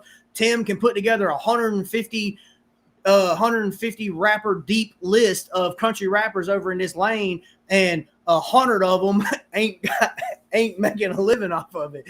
You know what I'm saying? Like No, that's that's what it is. So regardless of how talented they are, at the end of the day, record labels are businesses. You know what I mean? Even me, like with what little bit of business knowledge I have as just like a small business owner, like I'm not going to invest in something that has no proof that it's making any money. No, that's facts. Oh, you're right. Yeah. Shout out Ty the Tyrant in the chat. Bro, So, Ty's got some bangers, dog. That's a good point, TJ. Is like there's a lot of people in here that you would say great musician, but do they, you know what I'm saying? Do they have the ability to sell? It's like, yeah, who knows? We're not investors. You know what I'm saying? Like I get what you mean. Yeah, it's just money, Yeah. man. At the end of the day, Yeah. it's the music business. It's not, the music fucking party and the music hangout. It's the music business. They're not dumping money. They're not going to dump millions or thousands or whatever into you if they're not going to get it back. It's just that simple. Like absolutely. they're in And it the to thing make of it money. is that's actually well known. It's called the Pareto principle, where 20% gets the bag and the other 80% lags behind and barely scrapes by. But That's why? always What true in tells every the difference? business. But what tell, you know what I'm saying? Like, how can you not look at an artist and go, hey, if I put 80 grand into this dude's push for music, he's gonna go crazy. Like, how can you who Well, in the gauges world that? we live in now, they don't. In the early days, they would gamble on that. They would base it off of the talent and the looks of the person or whatever. Maybe do some sort of interview or something and talk to them and get an idea of who they are, whatever, and see if it's something that they felt like they could develop. But now they don't need to do all that extra work because it's right there on the internet. If I am in their shoes, I'm only approaching somebody like 501 Bryce. I'm only approaching somebody like Jay Wick. That's already got motion. I'm only approaching a Nick D, a Connor Price, somebody that has a huge social media following already. People tap into their stuff. They're already streaming. They're already doing all of these things. There's no need. I'm going to see if there's something I can offer them to like help them a little bit more and also line my pockets at the same time, because social media has made it to where everybody has that opportunity to do it themselves. And also another thing that it is it's proof of hard work. You can take a guy off the street that's just singing and he's talented, but you don't know what kind of work ethic he's really got. To cut that step out. I get what you're saying. Right. To cut that whole, they don't have to mold it. The social media in itself is cold, hard proof of their work ethic. You already know the work ethic's there. You already know the talent's there. You already know the appeal's there. Everything is there. So we just ask these people and either they do it or they don't. Right. And then what you had before, back in the old days of the industry, you had Nielsen ratings, which were estimates. That was really, that and album sales were the only thing they really had to go off of as far as quantifiable metrics to measure. Now, every single time somebody streams a song, it adds to the count. So they can see exactly down to the single digit how many streams they've pulled in a certain amount of time. Ain't so that they Nielsen don't have one to the only guess like anymore. official one though? Right, but my point is that it was always a guess early on. They didn't have good mathematical ways to It was a determine that. projection, So a right? certain I part of see. it was a guess, right? Yeah. Whereas now with the internet, everything's counted and everything's a metric, so they have all the data. They don't have to guess anymore. What the? But my other part, back to what TJ was saying earlier, he actually Which kind of way proved my point, even though he didn't brand? know it, was the fact that Skittles, I guess. in order to have somebody that I know that, becomes but I'm saying is it like visible to Powerade? be Is it? pulled up to the D1 ranks is to be able to reach a mass adoption, right? And how are you going to do that unless you make the lane bigger? And that was my whole point about possibly rebranding and expanding the thing from just country rap to like alt rap or southern rap to have be more inclusive of all these little sub pockets and have a more cohesive, larger pie that is a higher addressable total market. Because now somebody in group one might all of a sudden get recommended something by group four, and they would have otherwise, if it was just labeled as country rap, they would have never been in jumping from that one to the other one. But at the same point, oh, it's kind of similar. Maybe I'd like that. And you start to get people that spiderweb and start to listen to other artists. And then from there, it's the choice of the people of what they like and what they don't that determine how many plays they're going to get. But that's how you end up bringing the entire lane up, is by being more inclusive of all these little sub pockets rather than trying to be exclusionary and say, no, we're only dealing with this small group of people. Because a small group is never going to go anywhere. They're never going to get traction. There's only going to be, it's going to be like its own subculture, and that's it. It's never going to take off. And so the whole idea behind this is to be able to promote artists that are underknown, independent artists that have great talent but are not part of the mainstream, to be able to bring them up in the ranks and get them noticed. So that's the only They're way you not do part of that, the is by making the mainstream. total addressable market being bigger. That's just Nah. pure mathematics and marketing. That's like They're not basic part of the 101 marketing. mainstream because they're not putting in the work. Like TJ's saying right here, dude. 501, Jay Wick, all them. The product that they put out on the internet is insane. And the people that want to spend the money on what they're doing, the people are going to spend the money on somebody that already has a product that they can purchase. And they know that those people can put together a product.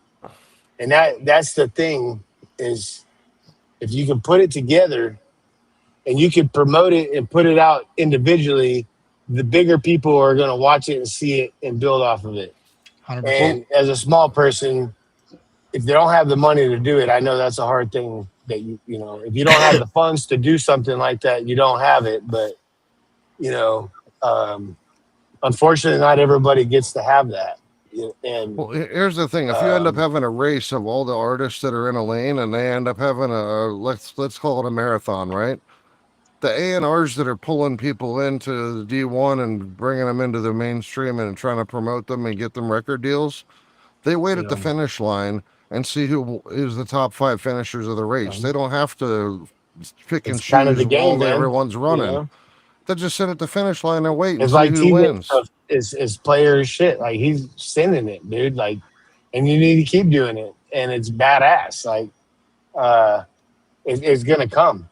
You know, you keep doing it. You're doing all those videos on your own, right, TJ? Like, you're doing that stuff. He's producing his own stuff, and he keeps doing it. Eventually, is gonna go. It's gonna send. He's already up there with everybody else. It's just not like why I don't know, but it's there. Like, it's legit. I was on Nugget channel, I don't know, a couple months ago. I didn't know TJ. They said go check him out. I went down the wormhole. It's badass shit. Like, it's legit. The production, his videos, his sound production, and his audio it's badass. It's there. So that's thinking about, like, the perspective of the bigger picture we're talking about. I guess where everybody was talking about the bigger people looking at you, the bigger people wanting to spend money on you and promote you in the bigger aspect.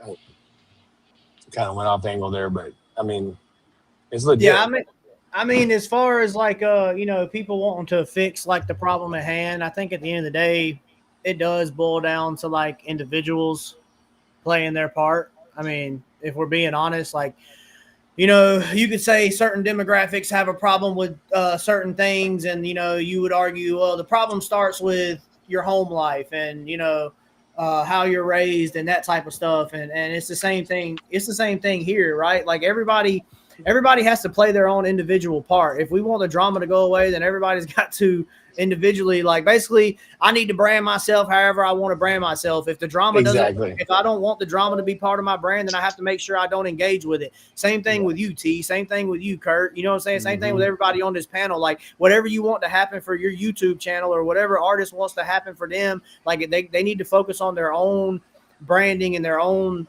you know, reputation online and whatever. And you got to be, you know, conscious of that as you do things. And collectively, you know, if everybody makes the right decisions and everybody, you know, collectively but individually decides not to engage in the drama and do it another way, then it won't be about the drama overall eventually. You know what I mean? Like, no, I agree 100%. T brought something way earlier that's super critical for me to mention. So he brought up the 501 song, right? And I thought a lot about that when that happened. One thing I will say is I stepped back and I looked, and I think not long ago he got flown in a helicopter, right, out to a private party. So that dude's getting booked for shows and private parties, getting picked up in helicopters, and he obviously heard what I said. Hell, he used it, and rather than coming to the internet to do it in a disrespectful way, he literally just said how he felt, and there, you know what I'm saying? There it was, and kept moving, bro. So like I had to shut you down and moved on. 100% slap me right across my fucking face and said, bro, you've been over here talking about, oh, country rap needs more growth and better content and better this and better that. And now I'm over here shooting dope videos, dope, you know, going to shows and performing. And you're going to say that I don't belong in country rap? Fuck you.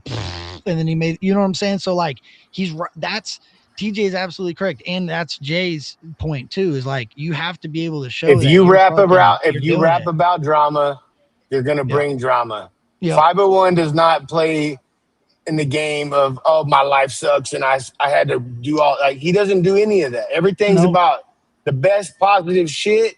I'm playing. I got bitches. I got women. He's got a good I camp got around him too, bikes, though. I got cars. Got like, I mean, but everything's in a positive fashion. TJ the same way. He made, yeah, dude, no, I mean, I get what you're saying, but a little bit off there with like music not being the music. Here's the thing about being an artist. If there's drama going on in my life or there's friction, like I'm gonna speak on it in a song. Yeah. You know what I'm saying? It's gonna be, I might not Yes. call names, it might be some if the shoe fits type shit, and some of it might be vague. It might be like I've dealt with this over the course of like the past 5 individuals I fucked with. Yeah. You know what I'm saying? And this shoe fits all 5 of y'all. But it doesn't We necessarily do relate to it though. It does, right? Yes. But other people relate to that shit too. When you talk about just Yes. betrayal, there's Yes. not a motherfucker on this panel that has never felt betrayed. You know what I mean? We all like feel it. We that's all feel relatable. it. That's relatable music. The difference is not getting online and letting it be a part of your personality and like wearing it on your sleeve like you're bitter at every fucking body all the time because you just look like a bitter bitch when you do that. And you know, and then you attract drama that way. I mean, yeah, so I mean, it can be in the music. It's supposed to be in the music, but yes, you know, I'd you rather say it be it in the music. once, you say it, you push it, and that's it. You don't dwell on it. That's where you're going at, right? Good stuff.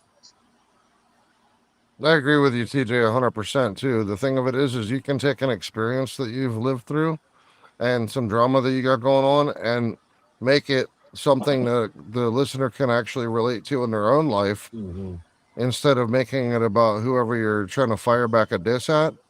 And it's going to end up resonating more with the listeners because they can relate to being screwed over by somebody in that same kind of situation by somebody they know.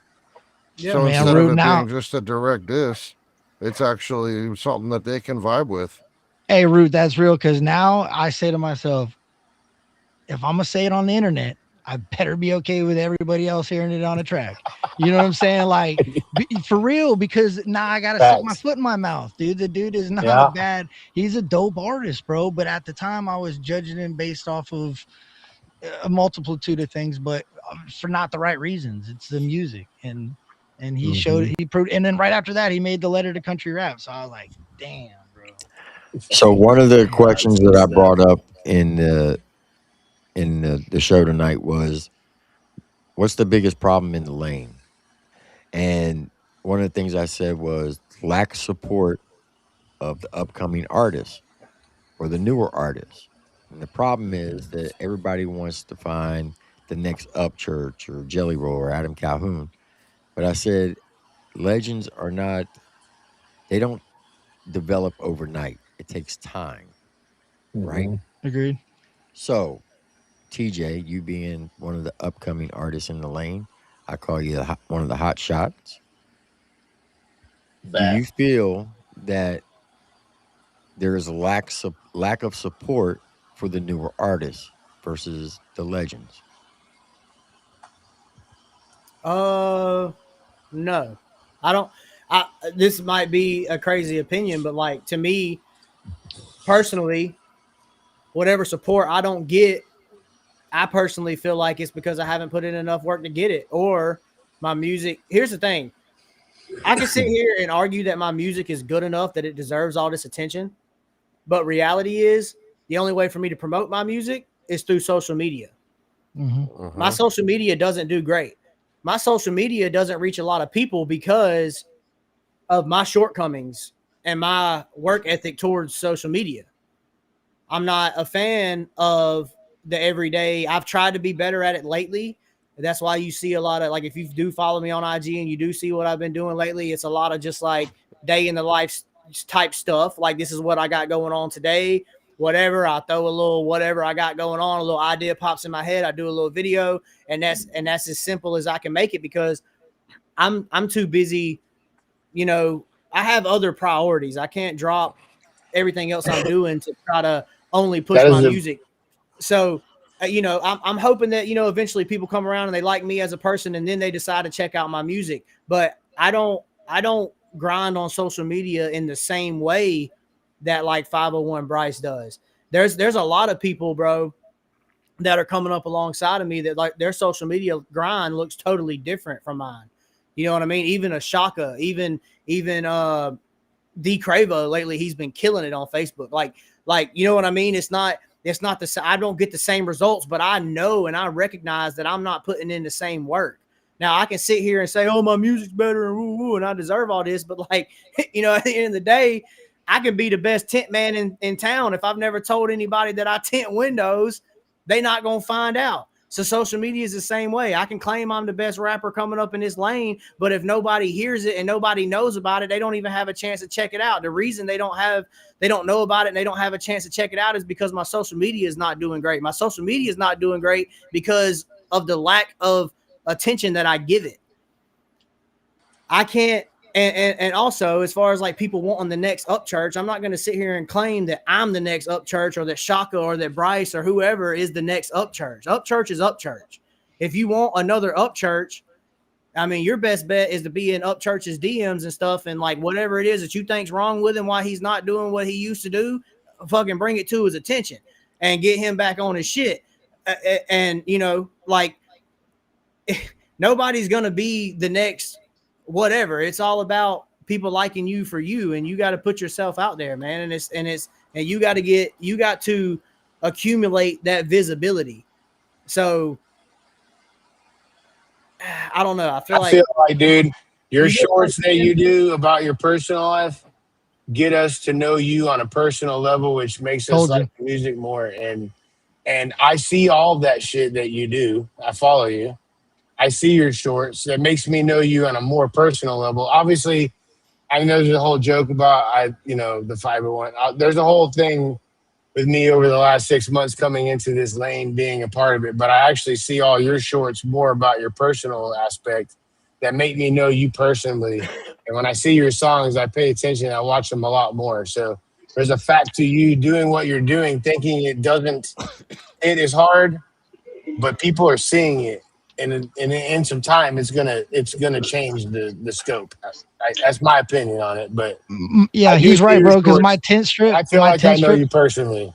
My tent Sorry. strips peeling off on my windshield on my driver's side too, and it drives me crazy. And every time I see it, I'm like, damn, bro, I need to take this motherfucker to TJ. Hey, yeah, I'm And gonna need but a just wrap on my jet boat too, but just not like really knowing you'll do it, but just like the relatability to know, hey, I kind of know some dude that tints windows. You know, you're probably the only dude I know that tints windows. So yeah, and then I'll jam out to that. Let me throw some TJ Sanders on. So it's yeah, not even just tent, dude. He's in the but woods. that's He's showing you a lot of shit I'm more than just just using that tent. as an example, bro. Yeah. I'm Okay. just saying, All right. like, the Badass. relatability of seeing what you do in your day to day is beneficial. But I get what TJ's saying. You got to put in a lot of work on the social media side, especially in country rap. And I think it's got to be a whole group of people doing it. I don't think just one guy pushing. That's what goes back to what I said earlier. It's like a tree branch. Like you, TJ could push as hard as he can every day, quit his job, do nothing but content 24/7. He's going to go viral.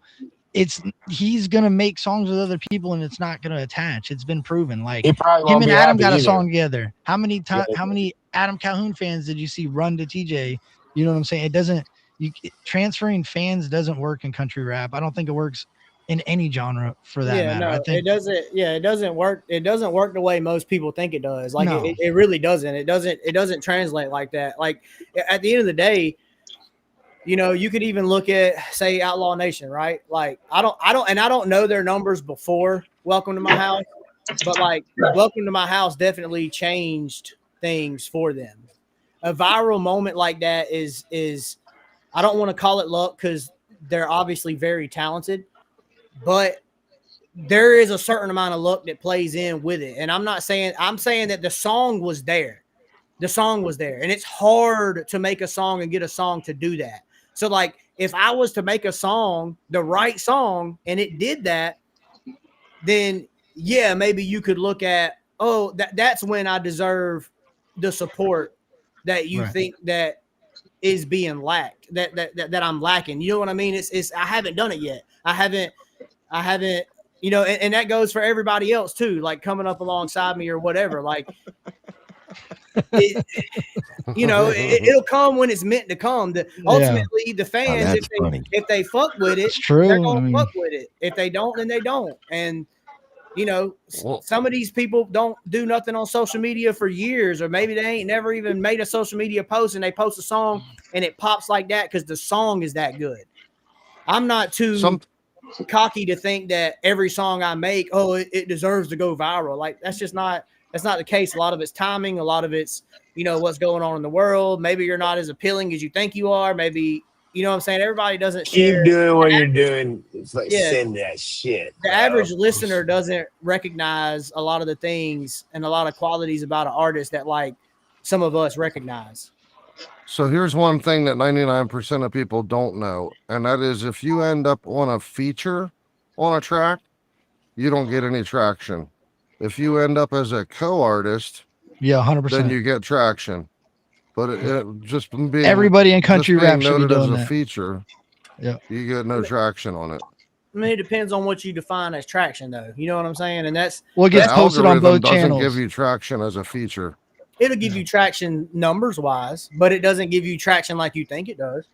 No, what he's saying is if you list, like say if you and 501 Bryce did a song together, right? Yeah. If you are both listed as the main artist, yeah, you're going to be able to get seen by more fans. You're going to get seen more by 501 fans, and he's going to get seen by your fans. So you can get a lot of traction by that and build your fan base even bigger if you list each other as the main artist. Yeah, well, it's going to give your numbers and his numbers are going to be the same. Yeah, no, I'm aware of that, but I'm saying like it's going to reflect more as numbers, and it doesn't necessarily mean like for doesn't what mean you're traction. Yeah, right. What you're saying is, and I've got multiple examples. I'll be the first person to get up here just because I know my haters like to point it out. My monthly listeners and stuff come from my features. Before I had any features where I done like the co-artist thing that you're talking about, I probably had, you know, maybe slightly over 100 monthly listeners on my Spotify. Right now, I'm sitting at like 10,000. But if you go and look at my top 10 on Spotify, my top 5 or whatever stream songs are all with features. I can guarantee you right now, if I go and I delete all of those songs, bro, Yeah, your I followers. might be lucky to obtain 500 monthly listeners. I'm gonna keep it a buck. I'm not gonna be the guy to get up here and claim I'm bigger than I am. You know what I mean? Like, that's real. Those thousands of monthly listeners are coming from my features that I'm that are co-artists or whatever you want to call it, collaborators on the song. Right. That's coming from their algorithm, not mine. And I see it directly in my numbers. It doesn't just because, for example, the song I have currently with Chad Arms, right? It's been out for a couple weeks. It's already done 10,000 streams on Spotify, which is crazy numbers for me. All right. But all of my other songs, it's not like they're moving by hundreds or thousands of streams. They're not They're only moving. listening to that one. They're right, listening yeah. to that one because that one is tucked into the algorithm based off of his fans and his listeners and his algorithm that he's tucked into. I'm still not. So, yeah, granted, those 10,000 new listeners or however many it is, that's 10,000 new people that heard me. But how many of those 10,000 have went and listened to my other stuff because I made that big of an impression on them? That percentage of those people will be smaller than you think. You know what I'm saying? Right, Just but like the difference is the short-term gain of having a number of plays on a track increase that you're talking about from having features versus the algorithm actually taking you as a co-artist and being more likely to represent you as a, hey, have you checked out this other artist in the same lane? And having it promote you as an alternative to somebody else that they're listening to. No, I get what you're saying, and I've been hoping that would happen. That's one of the reasons I've been trying to roll out features to hopefully like kind of put my songs in the algorithm for the people that are listening to Adam and listening to Target and Simple and Chad and Hitman and these people that I have the features with, in hopes that it'll start throwing my songs into their generated daily mixes or whatever it is they're listening to and start suggesting me. And it does. It has increased some, but not like you think. You know what I'm saying? Okay, so I got a question then. How many of these bigs, how many Welcome to My Houses, Dynamites, where there's multiple people on the track, right? How many of those do you think are listed as both the main artist and ones that are listed as a feature? Because if those songs are all listed as main artist, then that's why country rap was moving and shaking such a big thing. And if it wasn't, how stupid was it not to? You get what I'm saying? Like, because it does add the streams. It changes drastically. Like, say TJ featured on Welcome to My House and they listed him as a main artist, he would be attached to all the millions of streams that song got. You know what I'm saying? Yeah. If you're a feature, I don't think it works the same. No, it doesn't. You're right. You don't. That's exactly my point. You don't get the credit for those extra plays as a listed feature. Yeah, you'll get attributed when you're looking at your metrics to see how many plays it got just because you were featured, but it's not helping your artist algorithm getting you promoted higher. In the Just long like term. Trey Healy. Trey Healy's got a song with Lil Wayne, and before they did the song, Lil Wayne said that he would agree to list Trey Healy as a main artist. Right. But when it came out, somehow, some way, it didn't happen that way. Yeah, man. And he didn't get as many of the views that he was expecting to get versus if he would have been listed as a main artist. Agreed, bro. So that's, I'm sure it exists everywhere, dude. So I'm sure like you could probably go back and find a lot of that stuff back in the day that wasn't put out that way. And maybe that's what hindered the lane from growing. You know what I'm saying? Some of that also will depend on like you actually being able to do it back then, because I know that like I want to say with YouTube being able to like collaborate on stuff, like because you could do that on music videos now too. You know what I mean? Like whenever when I done the song with Simple, with Target, and with Chad, and with Hitman, like I was able to add them as a collaborator on the music video too. So it kind of tucks the music video in a small bottom, at the bottom of their YouTube profile or whatever that shows, the song. So it kind of like throws you into their algorithm a little bit too. It kind of shops you out to both. Could that be why everybody used to release through the topic channels? But that wasn't. Well, I think that's something different, but I'm saying, but that wasn't a thing until I think fairly recently. So yeah, maybe that's the YouTube's same backlinking case. strategy algorithm is totally different from a Spotify or one of those, though. Well, that's what I'm saying. Maybe that's a thing that wasn't back when Welcome to My House was released. Maybe it wasn't an option for Jesse and New Breed to both be main artists unless they Not saying that it's not. I don't know if it is. Yeah, I don't know Yeah. neither, but I'm saying like that could be a thing too. You know what I mean? Like maybe people wasn't hip to that or it wasn't an option at the time. I don't know the answer to that, but yeah, I don't know. That's the whole business side of this shit. That's another thing that fans don't understand. I think when you get to, and we don't understand. I don't understand that shit. I Yeah. have no idea. Are you doing TJ does it and he don't even fully understand it. No, So hell no. yeah. I honestly, and I'm gonna keep it a buck with y'all. I've talked to a lot of bigger artists and they don't even fully understand like algorithms and shit, bro. This shit's ever changing. It's changing every day. You know what I mean? It's a constant battle for people's short attention spans and you know, I personally think that most of the algorithms are like mostly AI generated and AI ran. You know what I mean? Like they all are now. Yeah, they throw you in a certain category based off of they know what this listener listens to and what this listener listens to, and even with your content, like I can make a certain type of content and they'll see like the people that like this content and they're gonna shop you out to other people that like the same type of content that person likes that watched your video. You know what I mean? You know, at work, we build these flanges and these like ballasts for these lights that Target uses that actually, when you go in that aisle, it has a way to understand what your, I don't know if there's cameras, a sensor in or whatever, it's what you're buy. And then it'll alert your Target app. Hey, we got a sale on those at the end on aisle 5 or whatever. And it's like, yeah, bro. And they have no high, you can look it up and everything. It's in the fluorescent That's some lights. It's AI like, shit right there. yeah. They use integrated. Actually, what it is that a way to drive you Bluetooth to the low energy aisles. beacon. Are you an electrician? It's called BTLE. Yeah, see, you know about it. Yeah, it's crazy how Yeah. much it actually really exists. And I can do the same yeah. thing with wireless access points. I can pinpoint where exactly somebody is within a couple of feet and know That's what they're crazy. looking at, how long they're lagging there. And then at the same time, they've even done the same thing now with dynamic pricing. So they can even change it so that if like you start to see something and you have those little digital signs of how much the price on something is now on some stores, It's and you changing. go there and it'll say a certain price, and then if you go and then you come back, it knows, okay, this guy already left and came back. That means now he's more committed because he came back a second time. That's So that means wild. he's now serious to purchase, so it bumps the price up. That's wild.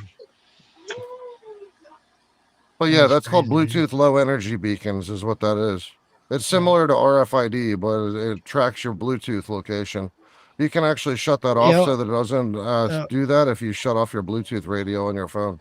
Well, they use that, you know, those little stickers, they put stickers I on those love it. products. And then when you pick up the product, it tells your phone, hey, he picked it up and put it down. So then it knows, hey, that's those. So you'll see ads on your phone for the same shoes you just looked Don't at. even go to You're like, how did stores it know that? anymore. Yeah. It's called RFID. Yeah. That's crazy, bro. Yeah, we ain't got a chance with that AI shit. It's called RFID. You good, Nuggy? Yeah. Actually, more What's up, specifically, Doug? You it's good? called NFC, near field communication. Man, we got off on Wild shit. a way off track on that one. Oh, he was talking about AI Yeah. algorithms. Yeah. Yeah. Acal said music videos on TJ, keep YouTube are sending it, bro. dead. It's Hold on, player. J-Hack. Hold on, J-Hack. Sorry. Acal said music videos on YouTube are dead for all artists, major and independent. Most of these artists are using Google ads and paying for engagement. Vertical shorts, reels, and TikToks is working more now. That's facts. Yes, it is. For sure. Anyway, Tim, I appreciate you having me up. I gotta get up out of here. I gotta get up early tomorrow. Nuggy, Root, J Hag, TJ. Appreciate Good it. talking to you guys. All right, Badass. what up, Chop? What up, Chop Easy? I don't know how to get out of this. Chop, what up? Here we go. Oh shit. I got you. Chops in it. All right, so here's another question I had for tonight. And since I got an artist up here, I would like to know his point of view. When it comes to the Mount Rushmore, it's always been a topic, right? Who would you pick as the founding fathers of country rap if you were to pick 4 artists for the Mount Rushmore of country rap, the founding fathers, TJ? Oh God. Man, that's a hard question. Founding fathers. Yeah. I Like, mean, who do you think it's started all this? Like, who would you give credit to? Colt Ford and Bubba Sparks for sure. Okay. That'd be my first two. And I'm just going from my perspective and how I became hip to it. And then I'd probably throw, even though he don't even like to be put in the lane, I'd probably throw Yellow Wolf in there. And then the fourth one would be like a large debate because I'd have to decide like who took it to a level, who made it like most. I think like the early signs of it becoming country rap before anybody titled it as that, we could, honestly say like like I think you said them earlier, like the Nappy Roots or the even like some David Banner stuff. Like some Southern rap in general. I mean, even some of the early Ludacris, bro, for real. I mean, if we're being honest, but as far as like what we know it as now, yeah, Bubba Sparks, Colt Ford for sure. I'd say Yellow Wolf just because Yellow Wolf is one of those that like when he popped off, he was really leaning into the Alabama, redneck stereotype and kind of fighting against it, but at the same time, like making it part of his brand. And then after that, I'd have to plug in somebody like the Georgia Boys or the Lax or somebody that when they first started popping off with like those remixes and stuff and doing, well, they were really super, and it was very obvious that they were super duper country ass motherfuckers rapping. Okay. But I don't know that I can pick one specifically because I don't remember who was the first one. Those other three are definitely the first ones I was hip to. But yeah, all of them, even like somebody said, Lenny Cooper, the Georgia Boys, yeah, the Lax. I mean, yeah, I agree with all Moonshine Bandits. Because I remember like around that same time, like when I think it was the Georgia Boys, the ones that come out with the Young Jock remix, I don't even remember the song. It was a Young Jock song that they remixed. I think I know what you're talking about. Yeah. It was the We Mud Bogging, whatever the hell. I forget how the lyrics went, but it was a Young Jock beat. All right. Now, go to, say, 2010 to present. If you had to pick the ones who have done the most for country rap from 2010 till now, who would you put on the Mount Rushmore? We'll see what they've done for country rap versus what I heard as a listener is kind of like two different things because I feel like around that time you would have people like the Lax and Moxon Creek. Yeah, but see that I'm talking they were before 2010. I'm talking about 2010 to present. I mean, as far as what was in my face, I would say, and I'm gonna be honest, around that time I wasn't really listening to country rap like that. But I would definitely say the main ones we talk about now, honestly, Upchurch, obviously, ACAL. I'd even say Just in Time. I remember Shotgun Shane having a little flair there too, bro. No cap. I don't know how much he's just done overall for the lane. I remember him kind of like the one song, the Chevy song or whatever. Who else would it be? Oh, I'd have to go with like maybe In Struggle and Jelly too. Cause like when I first started really, really, really becoming a fan of rap, I'm gonna be honest, or a fan of country rap, that was Jelly and Struggle are the ones that really, really drug me into it. I'm gonna be honest. See, I would have to say the 4 from 2010 to present. I would put Big Smo because he took country See, rap that was nationally yeah. because of the reality TV show called Ken Folks. So I I would wasn't put sure if he was before or after 10. That's why I didn't say anything. yeah, his show came out in 2012. 12. Okay, I wasn't sure. So I would put Smo, ACAL, Upchurch, and then for the fourth that's done the most for the lane, I would have to put Just in Time because of the Redneck Rave and how many people he's put on since 2016.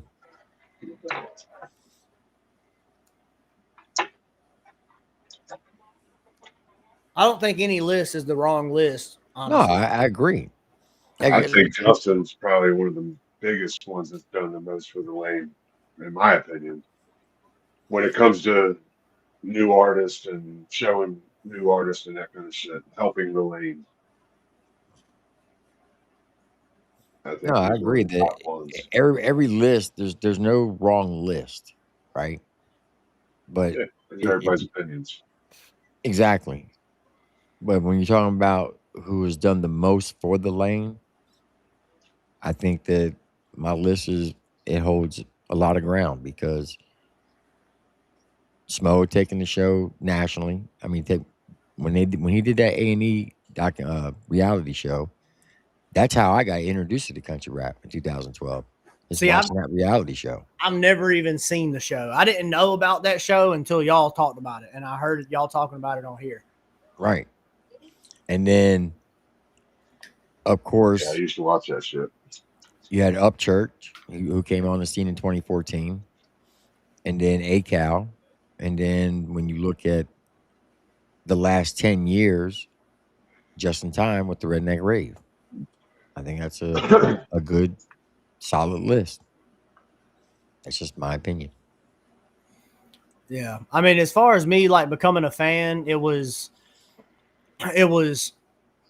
Church and Jelly, I would say, were the main characters. When I first started hearing country rap really start making movement, it was like within my first kind of go at rapping. And I said all this, I think it was on Thoughts of a Predicate Winners channel or whatever when we done the interview. But like I was really tapped into like super technical rappers at the time because when I started rapping, that's the part of rapping that I kind of fell in love with that kind of attracted me to it was like figuring out what was so special about it, you know, with the lyricism side of it. And when I started hearing country rap first pop off, I didn't feel like anybody was really rapping on that level. It was just like country dudes doing, you know, taking their shot at rap. And it didn't appeal to me very well. And then, you know, years later, kind of when I wasn't really rapping anymore, I took a long while off from making rap music. I had a side by side, me and my wife, we was riding every weekend. We was at the mud parks and all that stuff. And I could not get away from hearing freaking Upchurch. And when the first stuff I heard from him, I was not a fan. And then I think it was the Holler Boys song that really kind of like convinced me to give him a shot because when I heard that, I was like, oh, he can. I've always had a respect for artists that can like weave in and out of genres and do different sounds and stuff. So when I heard that, it was like something different from him that I hadn't heard before. And then it kind of gave me a different respect for like some of the other stuff he had done. And I kind of, you know, and then I guess through listening to that, I started hearing Jelly Roll and stuff. And I was a huge fan of Jelly Roll. I still, matter of fact, all this week I've been on the Waylon and Willie albums again. Like I have circled back to those albums so many times. And that was really it. And then after that, I started, you know, hearing a lot of these other artists and stuff. So, Hey guys, I'm gonna bounce out and I'm gonna come back because my stuff is froze right now. I'll be right back. but yeah, around the time that I started listening to everybody, it was like, I mean, around that time, yeah, Church was popping like crazy. Jelly and Struggle, I was on them heavy. I remember, you know, hearing obviously Smo and Hozier, as much as people don't want to talk about him, you know, Hozier and ACAL and all of them, man. It was, I don't know. It was something different. And then I earned a different respect for it because when I started putting two and two together that like everybody was working together, I loved that side of it. Instead of it being friction and drama, it seemed like everybody was like you know, a bunch of good old boys, country boys, kind of like, you know, with decent values and stuff, all fucking with each other and scratching each other's backs and that kind of thing. And that was my impression of it, you know, before I guess I became a part of it. That was years before I became a part of it, I guess. So. All right. Well, we're going to play this real quick because this is caveat on what you said earlier about not explaining things, not giving them oxygen. And you said, just let them talk. Well, let them talk. Yeah. All right, that's it. All right, that's it. Oh.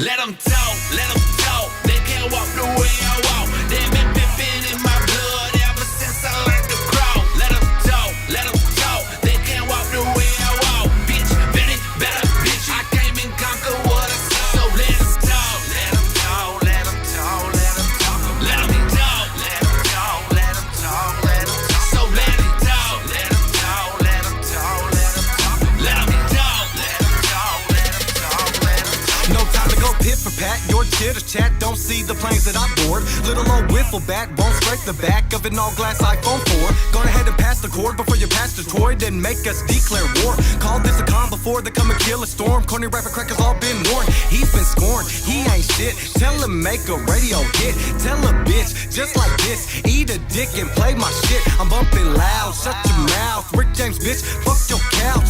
And your love seed and your ottoman too.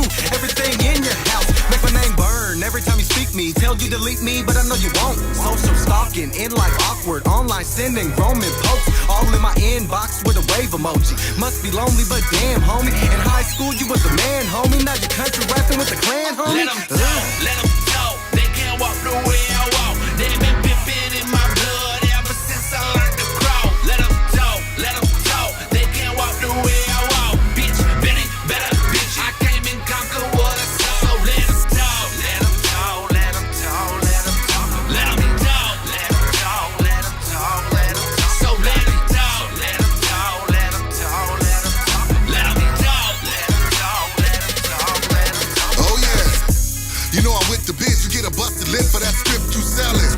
I'm coming from the hip, I can't trust the simple that fit they wearing. Man, so sick of y'all, wolf pack, so it's on when I get the call. Put the blades in your apple, chopping up the asphalt, that's a nigga peeling off. Ethan Hunt, I accept the mission, slaying in the end all competition. Always talking how they with the shit. Niggas ain't even got a pot to piss in. Shut your mouth and just listen. Telling more lies than a politician. That hate got your ass driven. Cruising for a head on collision. Oh, yes, fuck them brakes. I'm a real nigga, fuck you think. Pussy your bitch outside my lane. Then I ride the beat like Cassius Clay. Can't give a fuck about what you say. Anywhere it goes, I'ma get that K. Better back when you hear that trace. Still making chips like Frito-Lay. Let them talk, they can't walk the way I walk. They've been pimping in my blood ever since I learned to crawl. Let them talk, they can't walk the way I walk. Bitch, better, bitch, I came and conquered what I saw. So let them talk, let them talk, let them talk, let them talk. Let them talk, let them talk, let them talk, let them talk. So let them talk, let them talk, let them talk, let them talk. Let them talk, let them talk, let them talk, let them talk about me.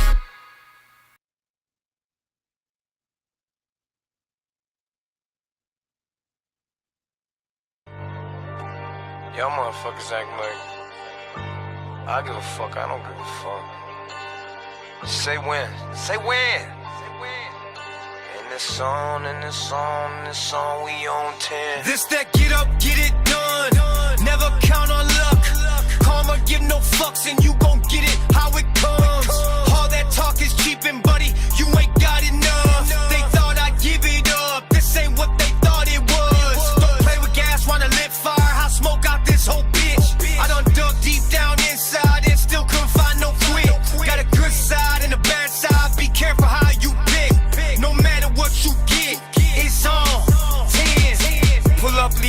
bed overheating, he'll be taking 5 lines. Should've swallowed that shit. He trying to save his pride. Benz is futuristic, bending corners. This Mercedes fly. Princess acting like a bitch. I crash, I watch this lady die. But they don't get it. Lion, save his pride. Princess Mercedes, lady die. We don't got no ops, just a bunch of dorks. Place some flowers on their grave for your mother's remorse. Choke 'em out, 40 bout to smoke 'em out. Who wanna battle? Gonna rattle his noggin like his motor mount. 300 blackout with the can, we brought the sodas out. People say they ready for death, well this the only route. This that get up, get it done, never count on luck. Karma give no fucks and you gon' get it how it comes. All that talk is cheapin', buddy, you ain't got enough. They thought I'd give it up, this ain't what they thought it was. Don't play with gas, wanna lit fire, hot smoke out this whole bitch. I done dug deep down inside and still couldn't find no quit. Got a good side and a bad side, be careful how you pick. No matter what you get, it's on 10. All these clowns in the game and they still ain't it. On 10, how I'm standing on business. They time come and gone till I'm reminisce. They done threw more stones in the pyramids. Put me on the ropes, I'm pinning them. Punchlines in the ray like mysterious. If they set the bar, I'm clearing it. Country boys can't rap, I'm an experiment. I'm known to slide. Adjust your microscope, open your eyes. That potion eroding they mind. A matter of time, but they see they low on supply. I done did all that I knew to do. They lost direction like I quit the movie crew. Tell them put it on live like I'm Boosie Boo. How else you gon' prove it the rumor's true? Tell them I'm him. You reap what you sow and I promise I'm grim. Give them the boot, introduce them to Tim. It ain't no sweat off the brim. Fuck a olive branch, I'll rip off a limb. Ain't no handouts over here, huh? Say what you will, but I'm actually real. You a snake in the pit, I'm a fact that you This feel. that get up, get it done, never count on luck. Karma give no fucks and you gon' get it how it comes. All that talk is cheapin', buddy, you ain't got enough. They thought I'd give it up, this ain't what they thought it was. Don't play with gas, wanna lit fire, hot smoke out this whole bitch. I done dug deep down inside and still couldn't find no quit. Got a good side and a bad side, be careful how you pick. No matter what you get, it's on 10.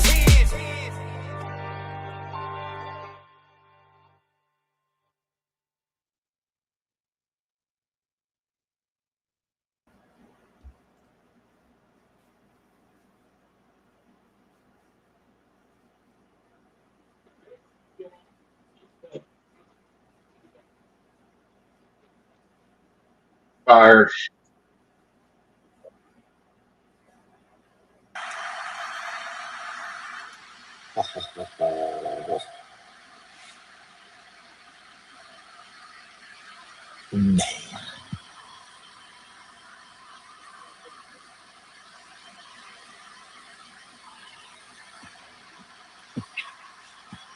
That was playing. Oh shit. Jay, what you got going on in your background? Me? Yeah, You got all kinds of noise going on. Sound like me about an hour ago. So I was muted. So, TJ, when did you say you started listening to country rap? I mean, obviously, I heard it probably around the 2010, 2011 time.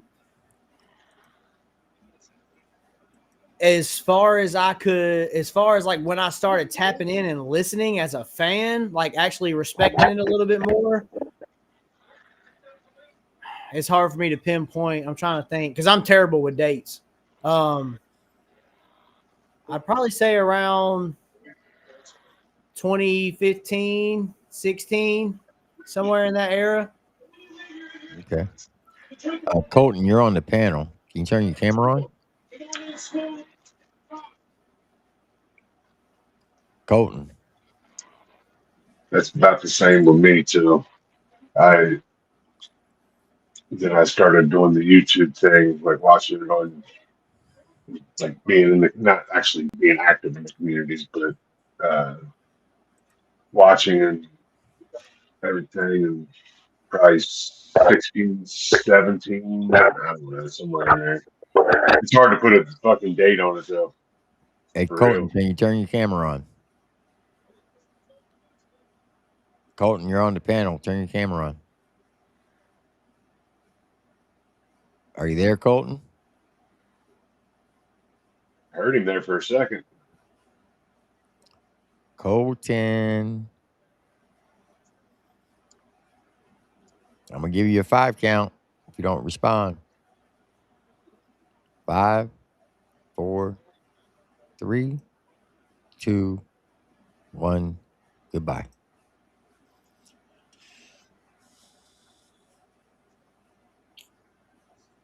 I think it's been a very interesting conversation tonight. No, this was great. I think this is a conversation that need to be had, because a lot of people have been talking about it. Some saying it's dead, some saying it's alive, some saying it's changed, some saying it's not. So that's why I did this tonight, to bring the conversation up. And I appreciate everybody who came up and actually had some great input and were being civil about it. So I appreciate that. No, it was definitely a good conversation. And it need to be had for sure. Yeah. I think TJ laid it out straight up and simple. Straight up. Facts. It was good shit. What are you For talking real. about, Haggerty? I think he knows what I'm talking about. He laid it out, dude. Exactly what you just said, bro. TJ laid it out earlier, but you're already like on another zone, so I'll leave it at that. I appreciate that, Jimmy. Everybody go listen to Tangerine Dreams. Oh, he said he wasn't going to say the name of the song, and there it is. Well, I mean, he said fuck Triple T. I mean, I come know. on. I just remember you saying it the other day. You weren't going to say the name of the song. So Open Dial said, Triple T, question for TJ. Would he work with an AI artist like Tennessee Reaper, or would that hurt an actual artist's image? I mean, I don't know if it will hurt the artist's image or not. I got mixed emotions on AI stuff. As a real artist, it's hard to respect AI, if I'm being honest. I mean, but at the same time, it's one of those things where, like, you got to kind of get with the times. There's so much. I don't know that I would entertain it right now, if I'm being honest. There's so much that goes into making a song that AI cuts out, that I don't even if you do write the lyrics, there's still so many other aspects that you got to deliver on to be a good artist that AI cuts out of the equation and does for you. Writing lyrics is a small percentage of making a song. The delivery is everything. Your tone's everything. Your rapping in key, singing in key is everything. Your beat selection is everything. Just delivery, and there's so many aspects to it that AI cuts out. I could write the most jumbled up mess of a song and punch it into AI and say, here's my lyrics, and I want it to be this style, and it could use all of my lyrics, but it's going to give a delivery that you never would have thought of, that you never would have been able to come up with, in a key that you never would have thought, a melody that you never would have been able to come up with. You know what I mean? Like it.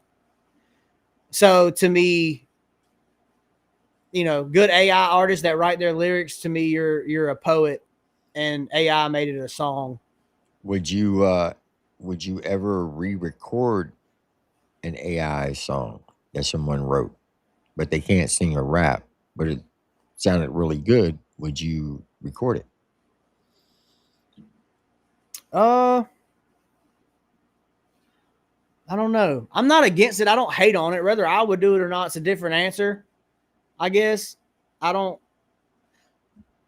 because in the music world, like, I'm not mad at country artists that sing other people's songs. You know what I'm saying? I'm not mad at that. I'm not mad at, like, sitting in a studio with somebody and throwing them a line if they're stuck in a spot, or vice versa. If I'm in a studio with somebody and somebody throws me a line when I'm stuck in a spot, I'm not against that type of stuff. So, like, I'm not against it. Rather, if I did it, it would have to be like just a really great song. I'll just say that. I'm not saying I wouldn't do it, but it wouldn't be something I would seek out. You know what I'm saying? Somebody would have to present it to me, and then it would have to be right for me too as an artist, as far as like what the song should be. Am I the right person to sing it or deliver it? You know what I mean? I got you. Well, you could So you're also not end saying up having yes an and you're AI not saying artist that no. Yeah. you could also end up having an AI artist that actually created that, and their lyrics are bomb, but the rest of the backtrack and the cadence and tone and BPM and key and all that stuff are off. If you were to look at it like that, I mean, Prince back in the day wrote how many different songs that they ended up, you know, somebody else ended up singing it, but he was the one that wrote the lyrics for it. Same kind of idea with that. It's just a modern version with a alternate AI backing track instead of just a straight lyric sheet, right? So No, I mean, there's yeah, that possibility. yeah, I guess, yeah. But AI is if all you have is a lyric sheet, then all you have is a poem. You don't really have a song, in my Right. opinion. You know, so I don't. AI is generating and thinking of every other aspect, and there's so many other aspects. You know what I mean? I'm not gonna Absolutely. if I pick a certain beat, like that beat has a vibe, and that's gonna dictate kind of what I do on that beat. Or if I have a song written, I can't write like just to keep it basic. I can't write a sad song and then go hop on a fucking Texas trap beat with my sad song. You know what I mean? Like it's not gonna sound good. You know what I mean? Like you gotta the AI is gonna generate all of those other things for you, the delivery and the melody and the pocket that it falls in and all of that. So like, yeah, it just if there's 10 things you got to be able to 10 aspects to making a song, you writing the lyrics cut out one of them and AI done Right. the other 9 things for you. Yeah, there's a lot of other pillars that go into it, obviously. But the same thing for if you Take were that shit. looking at only having like a person that is a beat master, right? Somebody ends up rapping over a Timbaland beat or something. You don't just throw it out because Timbaland didn't make the whole song. So you also have to look at that aspect of it. Like you said, it takes combining a bunch of different pillars to make a good track. Yeah, no, that's what I'm saying. I wouldn't throw it out. Like if somebody sent me a song and it was well written and it was just fire and it felt like it fit my voice and I would be the right person that would bring the right amount of attention to it and it sounds good with my voice and all that and I really liked the song that much and like it connected with me personally somehow. I mean, yeah, sure, I'd do it, but you know, if it was just like some rap shit, I probably wouldn't. I just write my own rap shit and do my Gotcha. own shit.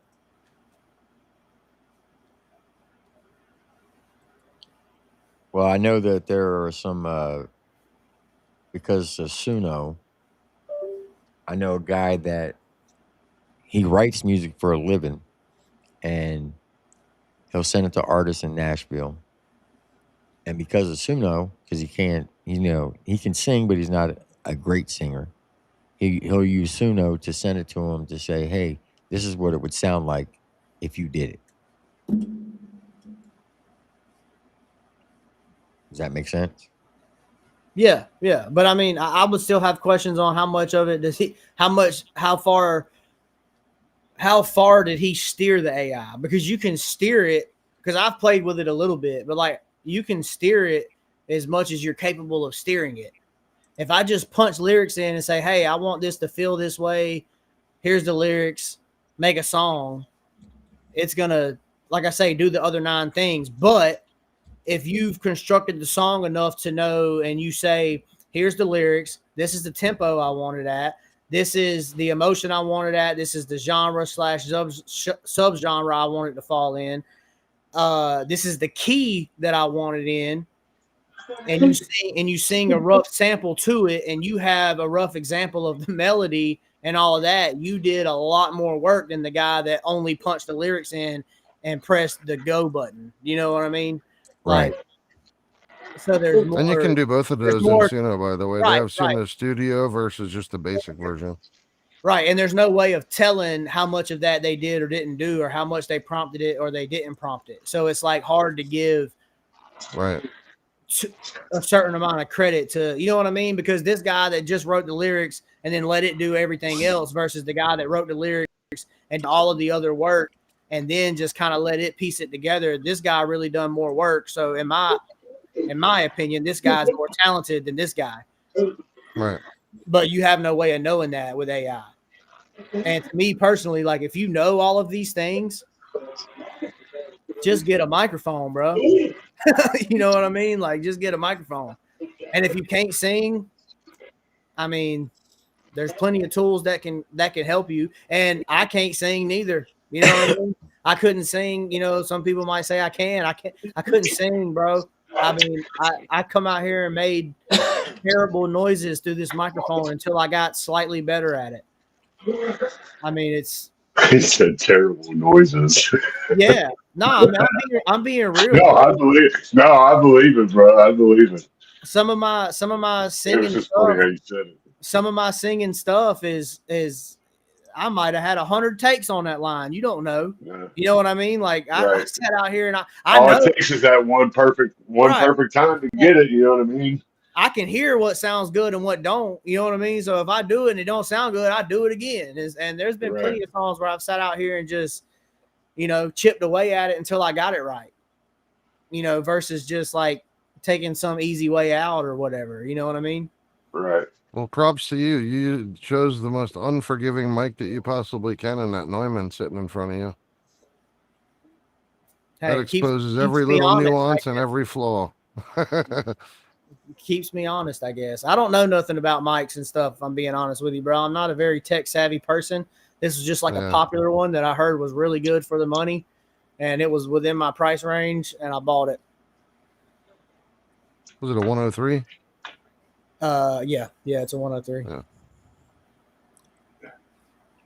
Ladies and gentlemen, Mr. SMG Jimmy. I just want to know what happened to TJ Setio. Is he in bed right now? What happened to what? The Shedio. Why are you not in the Shedio right now? Why am I not in the Shedio? Yeah, you got rid of the Shedio, bro? I'm disappointed in you. I'm in the Shedio. I've been remodeling, bro. What do you mean? Oh, damn. That Shedio looking hard nowadays, boy. I'm remodeling. I done put up a whole wall. I put up a door. I put up a ceiling. I put in I'm sitting in AC right now, cuz. That's a whole room now, Doug. Yeah, we sitting in high cotton now. I'm about to start. Oh, I'm proud of you, buddy. I'm proud of you. Good job. Well, you got to pay attention. I've been posting all kinds of content on me remodeling the studio. I've been, man, it was my 40th birthday this week, dude. I was fucked up all week. I missed all of it. You old as fuck. Does your hangovers feel different? Nah, dog. They feel the exact same. Hey, 10 years until you're over the hill, bub. I think I'm already over the hill, but we get Is that a door behind you, TJ? Huh? Is that a door behind you? Yeah. That's a small door. It is a small door. I have to walk through it sideways. That's right. It's like a closet door. 20. Yeah, it's a closet. It's like I think it's 24. 20, yeah, I think it's like 24. 20, that's what it looks like. Look, I was walking through Home Depot looking at the prices, not the size. And I said, I can afford this one. And then when I put it in, I was like, this bitch is small. He's like, damn, I can't get nothing through it. Hey, if you watch my IG, I said I trapped my couches in here. My two couches I got in this bitch, they in this motherfucker for life because they're not going out that door. No. I guess when you need to take them out, it's gonna be a time for a new 36-inch door. Hey, when I move out this place, the new owner, the new buyer to this home is they stuck with it. Yeah, right. Bust out the sawzall and cut them in half. No. Next person's problem. That's crazy. That's crazy. Hey, at least you got an AC in there now, right? Bro, he needed that. He needed the AC in there. Y'all have no idea, bro. Summertime is it's miserable out here. I can't even. It's hard for me to even make music because I can't focus. Because I sit out here for maybe 2 hours and I'm exhausted just from the pure heat, I'll be Some of the good. Texas players, 110 today. My truck said 109 today. Central Texas. Yeah, this is a shed with like just stick built and outside wrap. Nothing on the inside, no insulation, no none of that until I started doing this. So like, yeah, dude, it's like an attic in here in the summer. It's terrible. If it's 100 degrees outside, it's 130 in this bitch. It's terrible. I love it. Then Jimmy's in bed, man. He's chilling. What up, Anya? Shout out. What up, Anya? Hi, woo woo. Thank you for coming with us to the show. You're welcome. Thank you for having me. You were the best. Thanks Appreciate for that. helping me and all the things. Yes, ma'am. Fuck you, Jimmy. Fuck you, T. Yeah, that's hardcore, Trying bro. to That's flex hardcore. tangerine dreams now, all because of this fucking asshole over here. I'm so confused. Who's talking? That's Anya. Oh, hey, Howdy. Anya. Hi. Happy 40th birthday. Old, man. Yeah, my Getting birthday old. buddy over there. Yeah, that's my guy. He's got the same birthday as me. Root's got the same birthday as me. Hey, happy birthday. Thanks. I'm 53 instead of 40 though. Well, that's all right. Happy birthday. That's an awesome birthday. Leos are the best. Indeed. Well,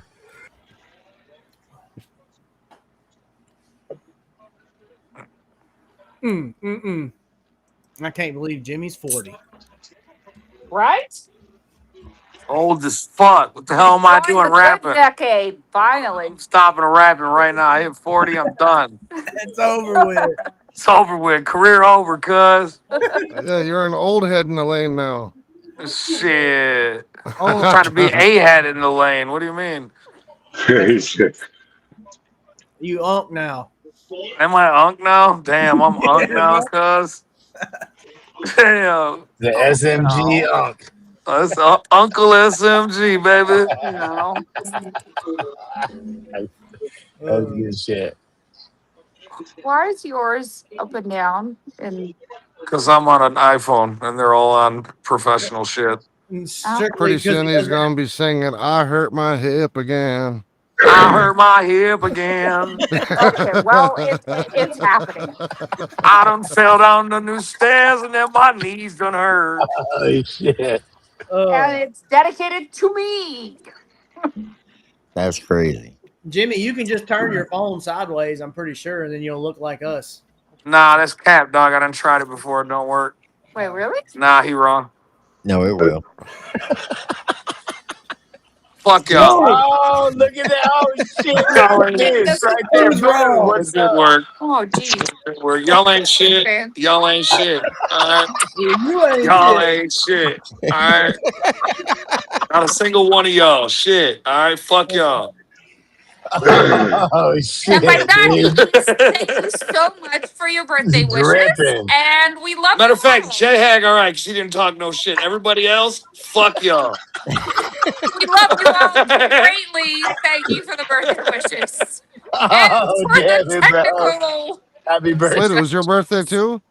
No, it ain't her birthday. She's just talking shit. No, his Oh. birthday. Oh, okay. Mine's not till Just September. talking shit. September? Yeah. Got it. Fuck you, T. Yeah, I didn't say to do anything. Whatever you thinking right now, fuck you for thinking it, all right? We just came back from a very eventful wedding. Okay. Yeah. Eventful good or eventful bad? Was there any jousting involved? No, there was no fucking jousting involved, T. Go fuck yourself, T. I think we left right before Go the jousting. fuck yourself, T, you fuck. I'm out. I'm going to bed. Goodbye. Love you all. Joust these nuts, T. We got an inside joke going on. Yeah, we do. Fuck Smiley.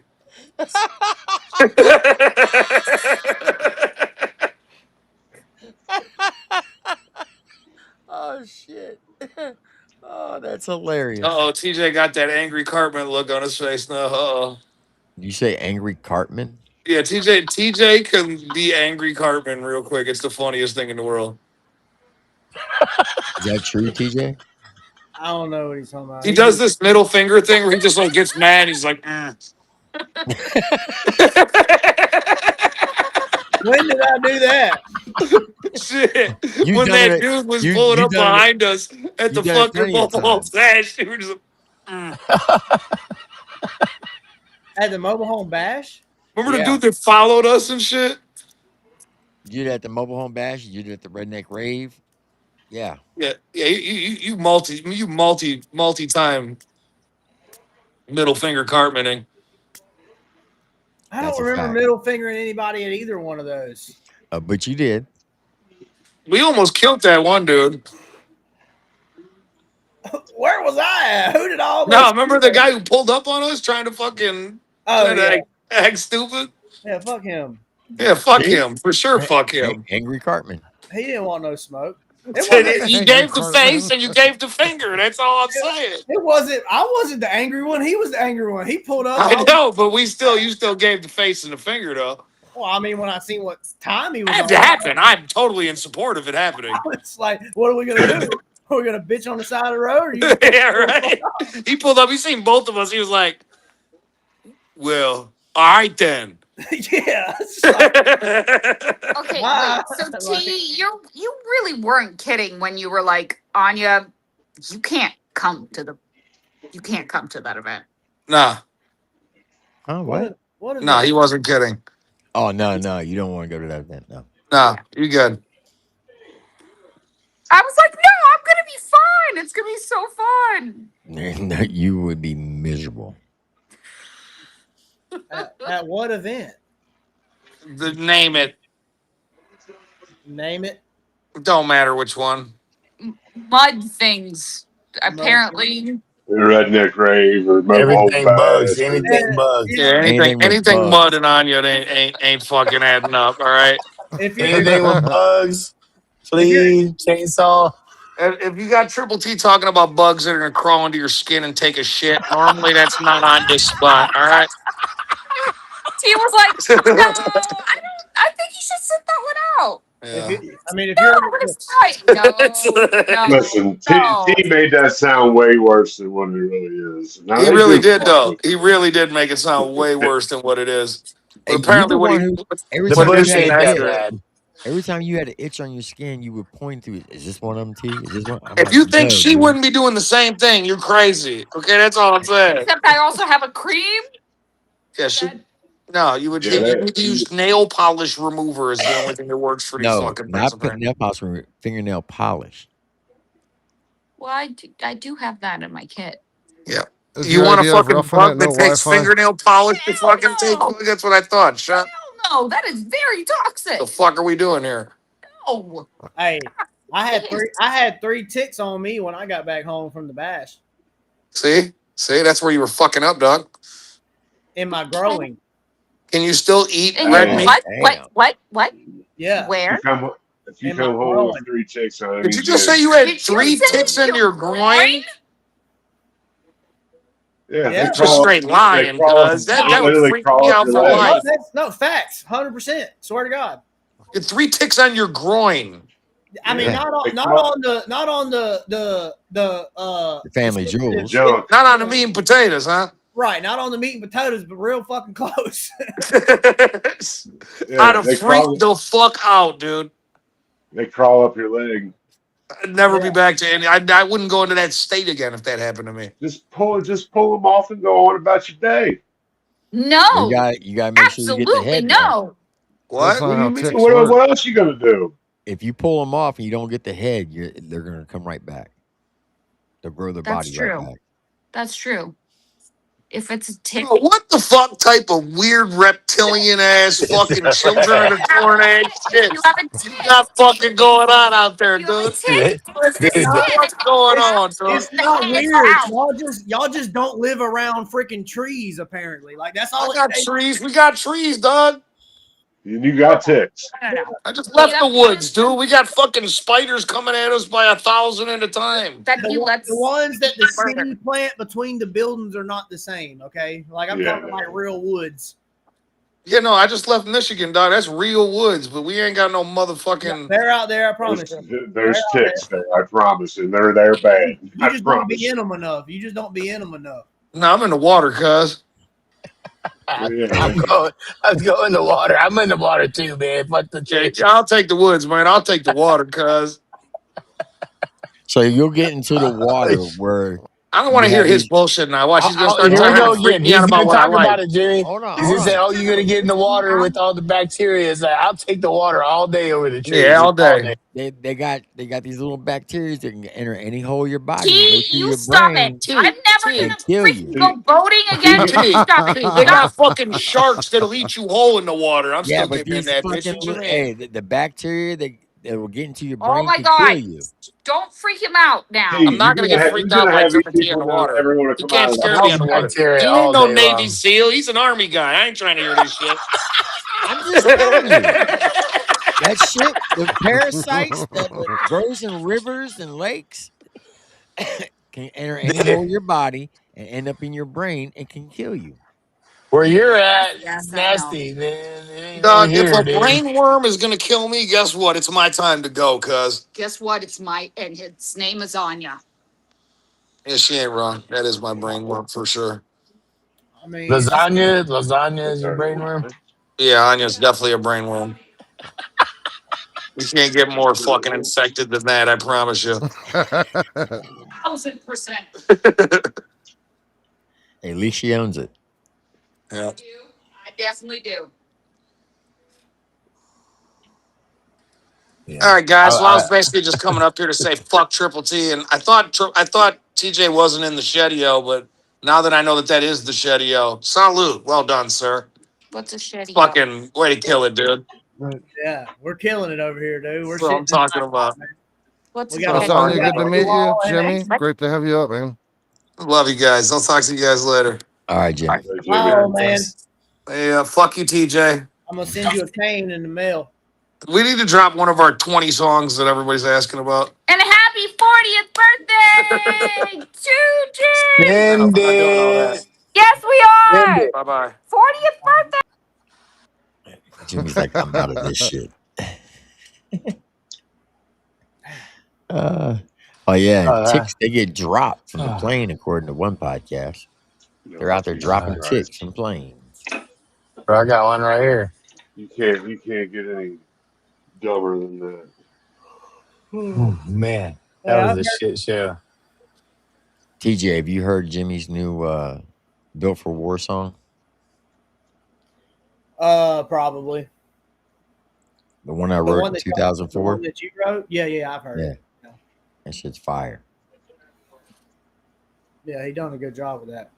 He done a good job at writing that. I don't know how much of it was written or by who or whatever, but yeah, it's dope.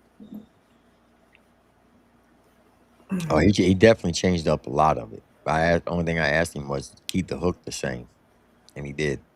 Yeah. Aren't y'all gonna shoot a video and all that? When are y'all gonna do that? Whenever he comes down here to fucking do it. Gonna take him on a military post, and I want to be in the background. We just got to make sure there's no weapons in it.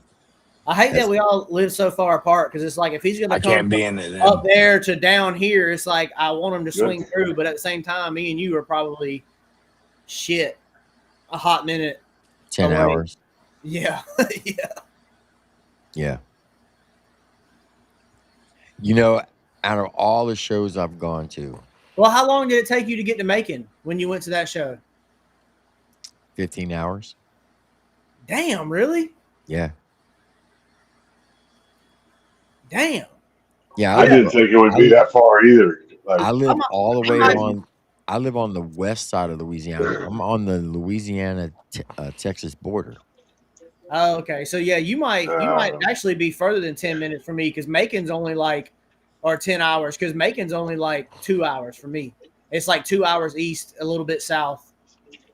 I think. Yeah. Yeah, a little bit south. Mostly east, but yeah. So I drove to Elmer Brown's house first, and it took me 12 hours to get there. I'm probably about the same distance because Elmer is about 2 hours south of me. Yeah. He's in Dothan, and Dothan's about 2 hours south from where I'm at. So then when I got to his house, then we had another 3-hour drive before we got to Macon. And then got straight out of the vehicle, went straight on the golf course. No range balls, just straight to hole number 1 tee box and teed off. First time I hit a golf ball in 9 years, and I still smoked him. Yeah, I don't know what he was up here for, but I was listening. It's been a while. I haven't really been watching YouTube a lot lately, but a couple weeks ago, he was up on your panel saying something about he was up in something about his wife driving from he was saying he was coming from Phoenix City. I was like, damn, that's where I'm at. He was up this way sometime recently doing something. I don't know what it was. It's probably because his son's in the hospital up there. I doubt he's in the hospital here because we ain't got nothing special up here. Well, he's in a big hospital wherever he's at. Yeah. Well, he might have had to go. He might have had to go to like Atlanta. Or, if it's a children's hospital, he could have been in like Columbus or something. I think there's like a St. Jude's house, I think, in Columbus, and then they do got a decent like children's hospital at Piedmont in Columbus, Georgia, which is where my tent shop's at. So maybe they were over there. So what tent do you use? Huh? What tent do you use? What brand? Yeah. I use Johnson's. Not familiar with them. Oh my God, that'd be a first. I used to tent early in my teens and early 20s, so that's why I asked. Yeah, no, Johnson's is like a really old company, man. They've been around for a long, long time. They don't do a lot like branding wise. So like your popular brands like Expel and, obviously everybody knows 3M, but 3M really ain't shit in the tent world, if I'm being honest. No, that's not. Yeah, but Johnson's. It's got a color cast to it too. I mean, they all do to a certain degree, It's all preference. No, at the end but I mean, the 3M has that kind of like a greenish teal kind of, instead of like a gunmetal kind of tint. It probably depends on what the grayer kind of ceramic. Yeah, it probably depends on like what line you get. All of them are different, really. Oh, the hospital's in Birmingham. That's where he was at. Okay. Well, he wouldn't have had to come by me for Birmingham, so he must have been up this way for something different. Oh, you talking about when he went to go see T.I.? He's doing a cooking show with T.I. Maybe. If he went to Atlanta and he came from Dothan, then he definitely had to come through where I'm at or close to it, yeah. Yeah, so T.I.'s personal chef was at the Mobile Home Bash, and she recognized him and said, "Hey, are you Elmer Brown from Facebook?" He's like, "Yeah."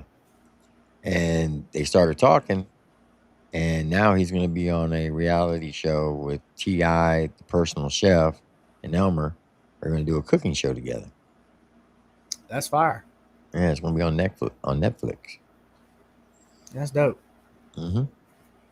Oh, that's cool. They're out of Huntington Beach.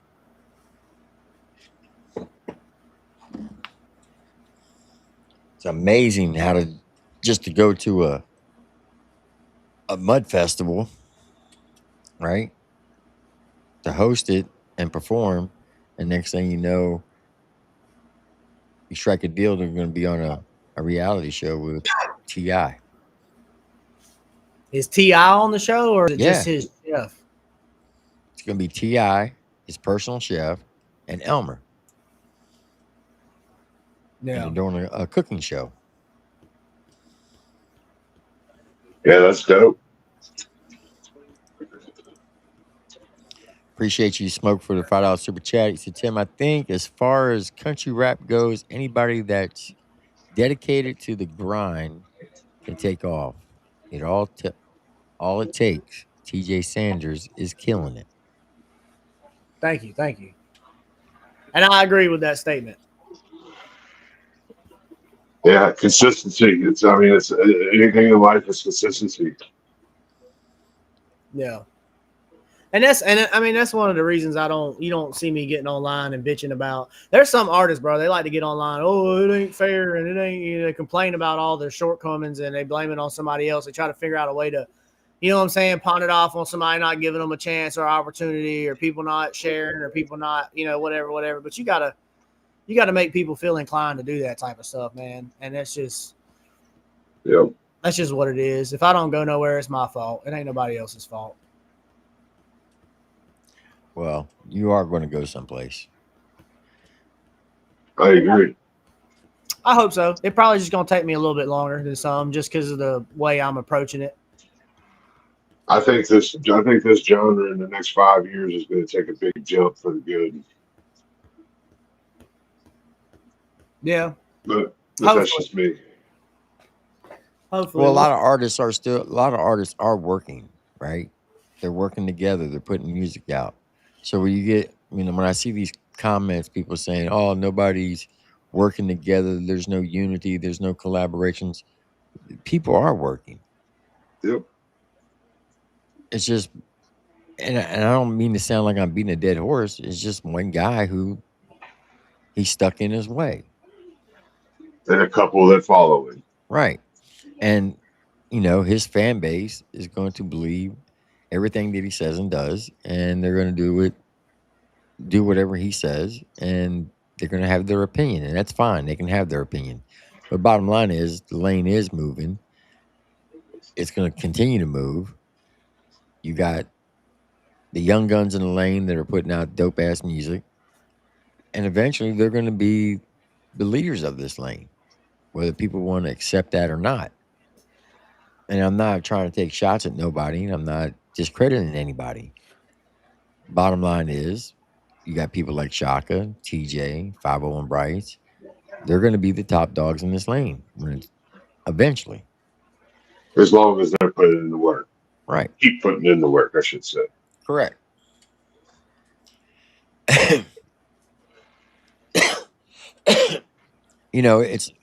It's like, if you use a sports analogy, every team has a dynasty era, right? So in the 70s, it was the Steelers. They had back-to-back Super Bowls twice. The Dallas had their dynasty era. The Packers had theirs. The Patriots. They don't last forever. And eventually, another team's going to come along and they're going to have their dynasty era. That's the same thing in the music business. You got your dynasty eras. So from, say, 2015 up till now, certain artists have been on top. Not saying they're not on top anymore. They may continue to stay on top for however many years they continue wanting to do this. The moment they stop, somebody else is going to take over. And that's in anything. Yeah. So, it is what it is.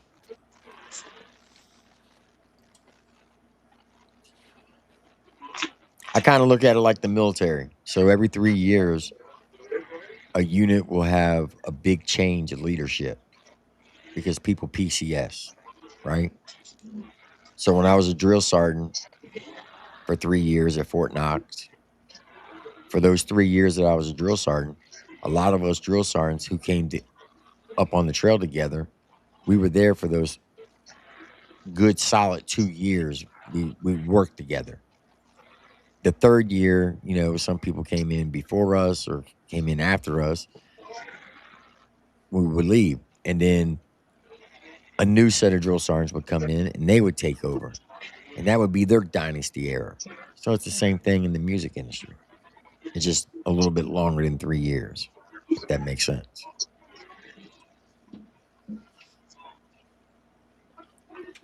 it's gonna do what it does, and when somebody pops off, they'll pop off and they'll do their thing. I mean, I think like Bryce is doing his thing right now. You know what I'm saying? And it's not coming from. I think Bryce does his thing whether or not this genre exists.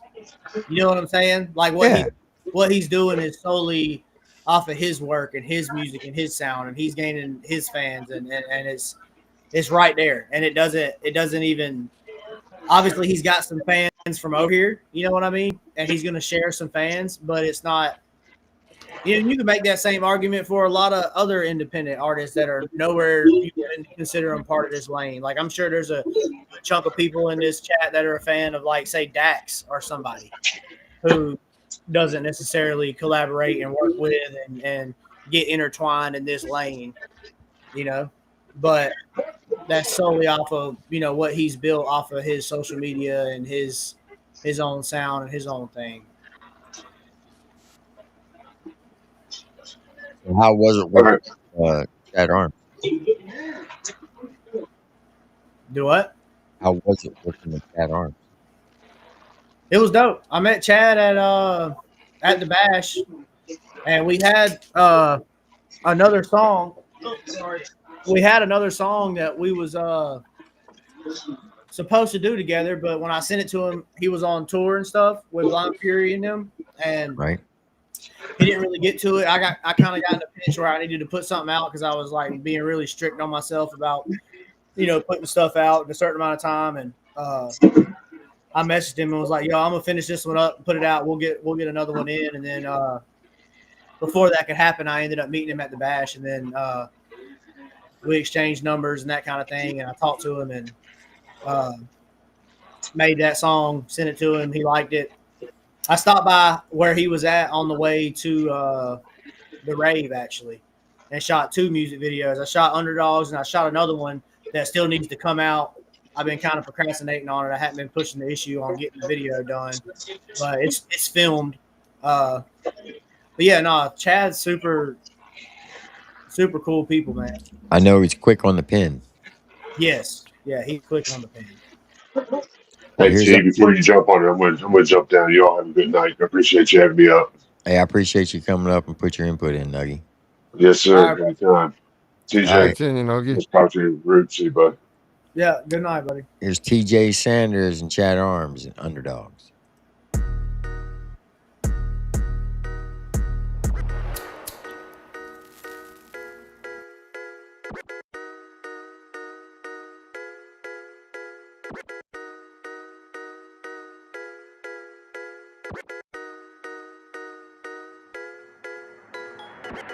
I come from a place that's full of hate, no love is lost. Too much pride to cut it off. Back against the wall, day one struggle off. One time for the underdog. One time for the underdogs.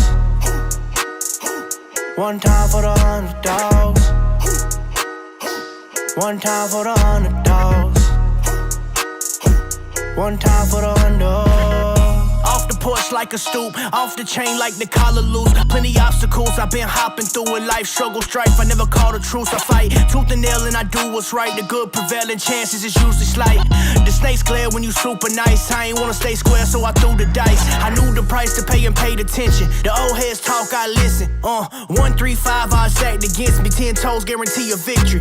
Can't fold when the tips get frigid. Only one focus like Cindy lenses. The critics bitching, really just fishing. I whistle Dixie like Mr. Griffin. Don't at me with your little rap beef facts. Read different from what you were saying last week. Mad reasons to leave this little fucked up town. Avoided the crash scene, now I'm buckling down. I done enough now to quit running around and needing the side hustle for balance. I done came a long way, scraping under the couches, making pennies to the company's thousands. I come from a place that's full of hate, no love is lost. Too much pride to cut it off. Back against the wall, day one struggle off. One time for the underdog. One time for the underdogs. One time for the underdogs. One time for the underdogs. Said it. One time for the underdog. One time for the underdogs. Ain't back the dough, I ain't fucking with y'all. Putting in work, don't need fucking applause. You say that you working, I'm fucking appalled. Stay in the cut like I'm ducking the law. You stay in the rut like a fucking mud ball. Sorriest ones, I ain't running with y'all. This ain't Mario 1, you ain't jumping this balls.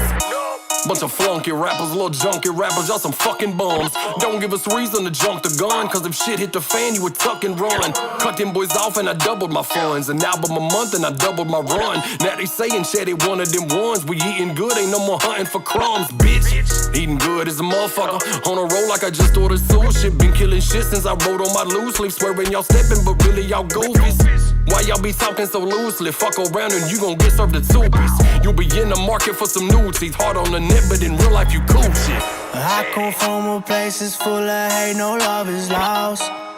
Too much pride to cut it off. Back against the wall, day one struggle off. One time for the underdog. One time for the underdogs. One time for the underdogs. One time for the underdogs. One time for the underdogs.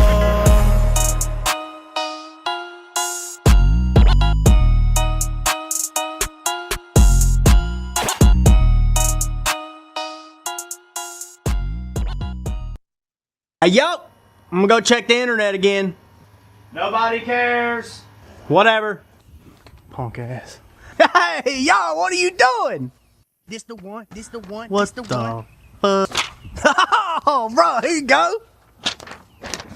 Hey, look at this. Yo, I made the list, bro. Is it a list of facts? Nope, this is the best list yet. Finally got it right. Who made this? No clue. Is it based off streaming numbers? I'm assuming not, since you're on it. Nah, you're jealous. That's okay. Look, don't be a hater. I don't know. Is it based off lyrical ability? Judging by some of the names on there, I doubt that's it. What is it, Instagram followers? Nope. Facebook followers? No. Is it like who's made the most money in the genre? Nope. Is it like just who in general is more popular on the internet? Don't think it's that either. Was it at least somebody important that made it? No clue. So why do we care? All I know is I'm on that motherfucker. Post it, share it out, let everybody know we made it.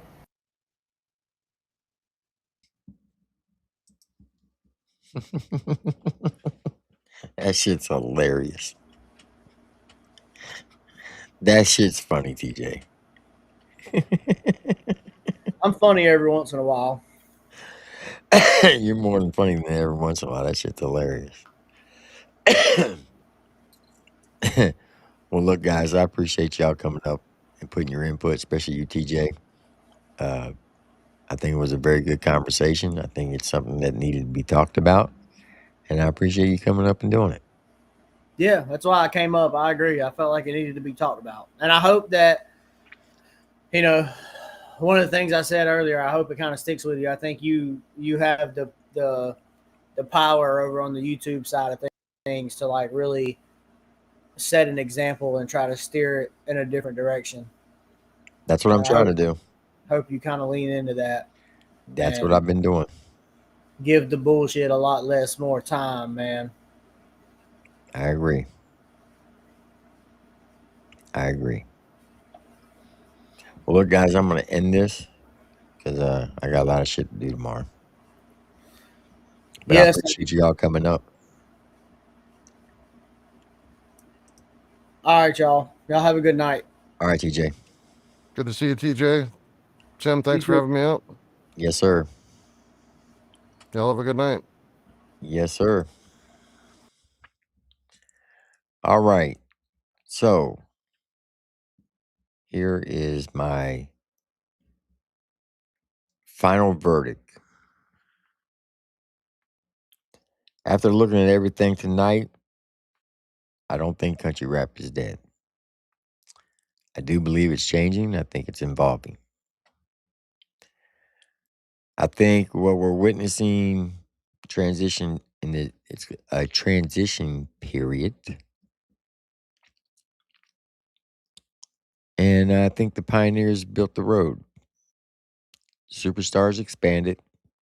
Now it's up to the next generation to determine where it goes from here. Because the movement doesn't die when people stop talking about them. Movements die when people stop believing in them. And judging by the fans and the artists, the festivals, the support still being shown every day, I don't think country rap is dead. I think the next chapter is beginning. So I thank each and every one of y'all for joining us tonight.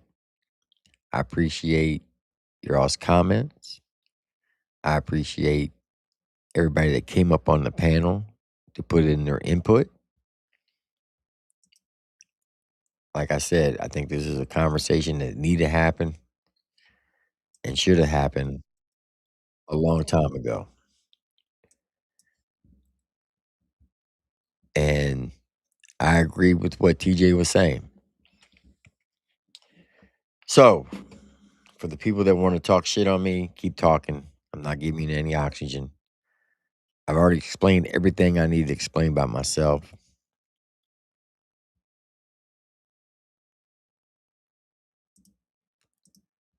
Appreciate the $2 super chat, Julie Eaton. She said, "Tell Meg that I'm praying for her." I sure will. So for everyone that has their opinion of me, you can say what you want about me. You want to say that I started all this drama. Hey, you're more than willing to say whatever you want about me. I know what I am as a person. I know what I've done in life. And I know what I'm capable of doing. You can try to tarnish me any way you want. You can make up false allegations. You can say the most foul and disgusting things. But I'm just choosing not to respond to you. Not saying your name. I'm not giving you light of day. And if you think that you're going to get artists to stop messing with me, if they do, that's on them. But I'm going to continue to promote the lane. I'm going to continue to promote artists, the upcomers, the legends, the veterans, the OGs. And we're going to keep it about the music, among other things. I'm still going to do my open panels. I'm still going to do the paranormal stuff, the funny videos. I'm still going to go to shows. I'm still going to go live when I'm at the shows, do a live stream so people can enjoy the show that can't make it. That's what I'm going to continue to do. What you continue to do, that is up to you. You can run your channel any way you want. You can say whatever you want. It's a great thing about this country. We have the freedom of choice and freedom of speech. So, good luck to you. It is what it is. And I understand that the numbers are going to fall because people, they love drama. But I'm tired of the drama.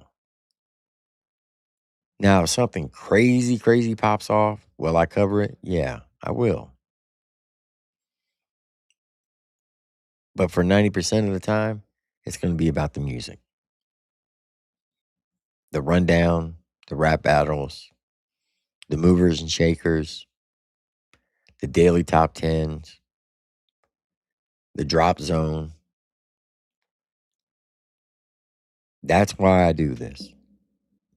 Because I love music. I love the independent lane. And I like seeing people growing. And if I can do my part to help an artist come up and get a bag, then that's what I'm going to do. I don't want to be famous. Don't want to be rich. I'm already rich in my own way. I have good health. I have good friends, and I have an awesome family that loves me as much as I love them. So you can try to tarnish me all you want. You can make up whatever lies you want.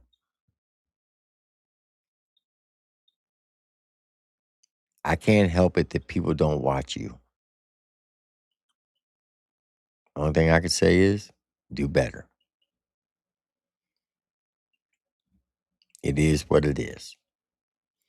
But I appreciate those who have love and respect for me and my wife. We have love and respect for those who have love for us. Those who hate on us, I'll pray for you. Now, am I going to slip up every now and then? Sure. But for 99% of the time, I'm not going to acknowledge you. So you can keep making your videos. You can keep putting me in your title or in your thumbnail. You can keep trying to text me, talking your shit. I'm not going to reply. And I'm going to ignore you. And I'm going to keep doing what I do.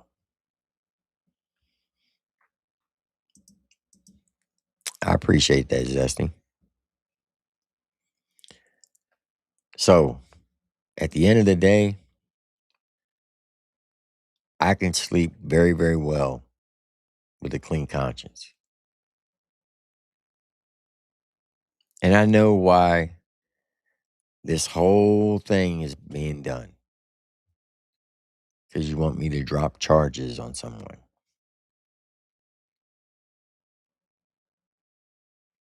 Only thing I can tell you is, I'll see you in court. And that's it. So keep making all the videos. Call all the artists you want. And if you think that's going to stop me from doing what I'm doing, it's not. If every artist in this lane came out tomorrow and said, we don't fuck with Triple T, guess what? I'm still going to be me. And I'm going to still do what I do. With or without their support. You're not going to stop me. And that's the bottom line. So, keep running around, dragging my name through the mud, try to slander me and defame me. But remember, karma's a bitch. And eventually, karma will catch up with you. And when she does, make sure you speak her name well when she takes a bite out of that ass. Because she's going to. Now, with that being said, we're going to roll out with the Lax. I love this song right here. Y'all know the deal. Be kind to yourself, love your family, love your neighbors, to include your enemies. Do unto others as you wish them to do unto you. And as always, God bless you and God bless America. And like my mama used to say, if you ain't got nothing nice to say, don't say nothing at all. And oh, by the way, I will be doing an album review on Loose Logic's new album within the next week. So stay tuned for that. Once this song ends, the stream will end. Well, not after this exact song, because you know I got to play Molly's part. Once Molly ends, the stream will end. I'm Triple T. I'll see you on the next one. Y'all have a blessed one. Have a great night, folks. And long live country rap.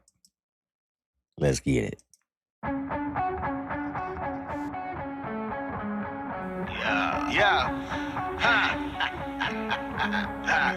That girl is damn fine. Ain't got no tan lines. She walking, talking like she looking for a good time. A good time. Good time. She walking, talking like she looking for a real good time. Drop it down from the get-go.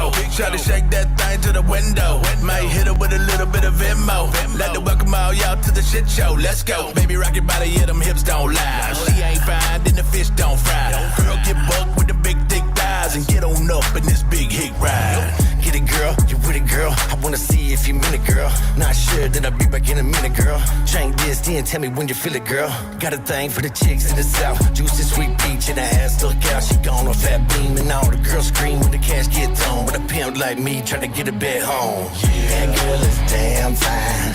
Ain't got no tan lines. She walking, talking like she looking for a good time. A good time.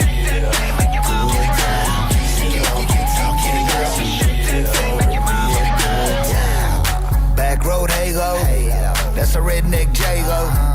Yeah, she work for some pesos. She get low if you say so. Shorts cut so low. And she work it to the ground, dancing all the way to my house. In my bed, we call that a hold down. Now that body looking sturdy, girl, like they cut it out of stone. Let me holler at you for a minute, I'd like to take you home. Now this place is cool and all, but there's way too many eyes. And I'm about 2 shits away from hitting the door, so let me know what you decide. Let's ride. That girl is damn fine. Ain't got no tan lines. She walking, talking like she looking for a good time. A good time. Good time. She walking, talking like she looking for a good time. Like she talking, this girl know how to get it. Raised on Pac and Skinner, she got it with all the fixings. A sweet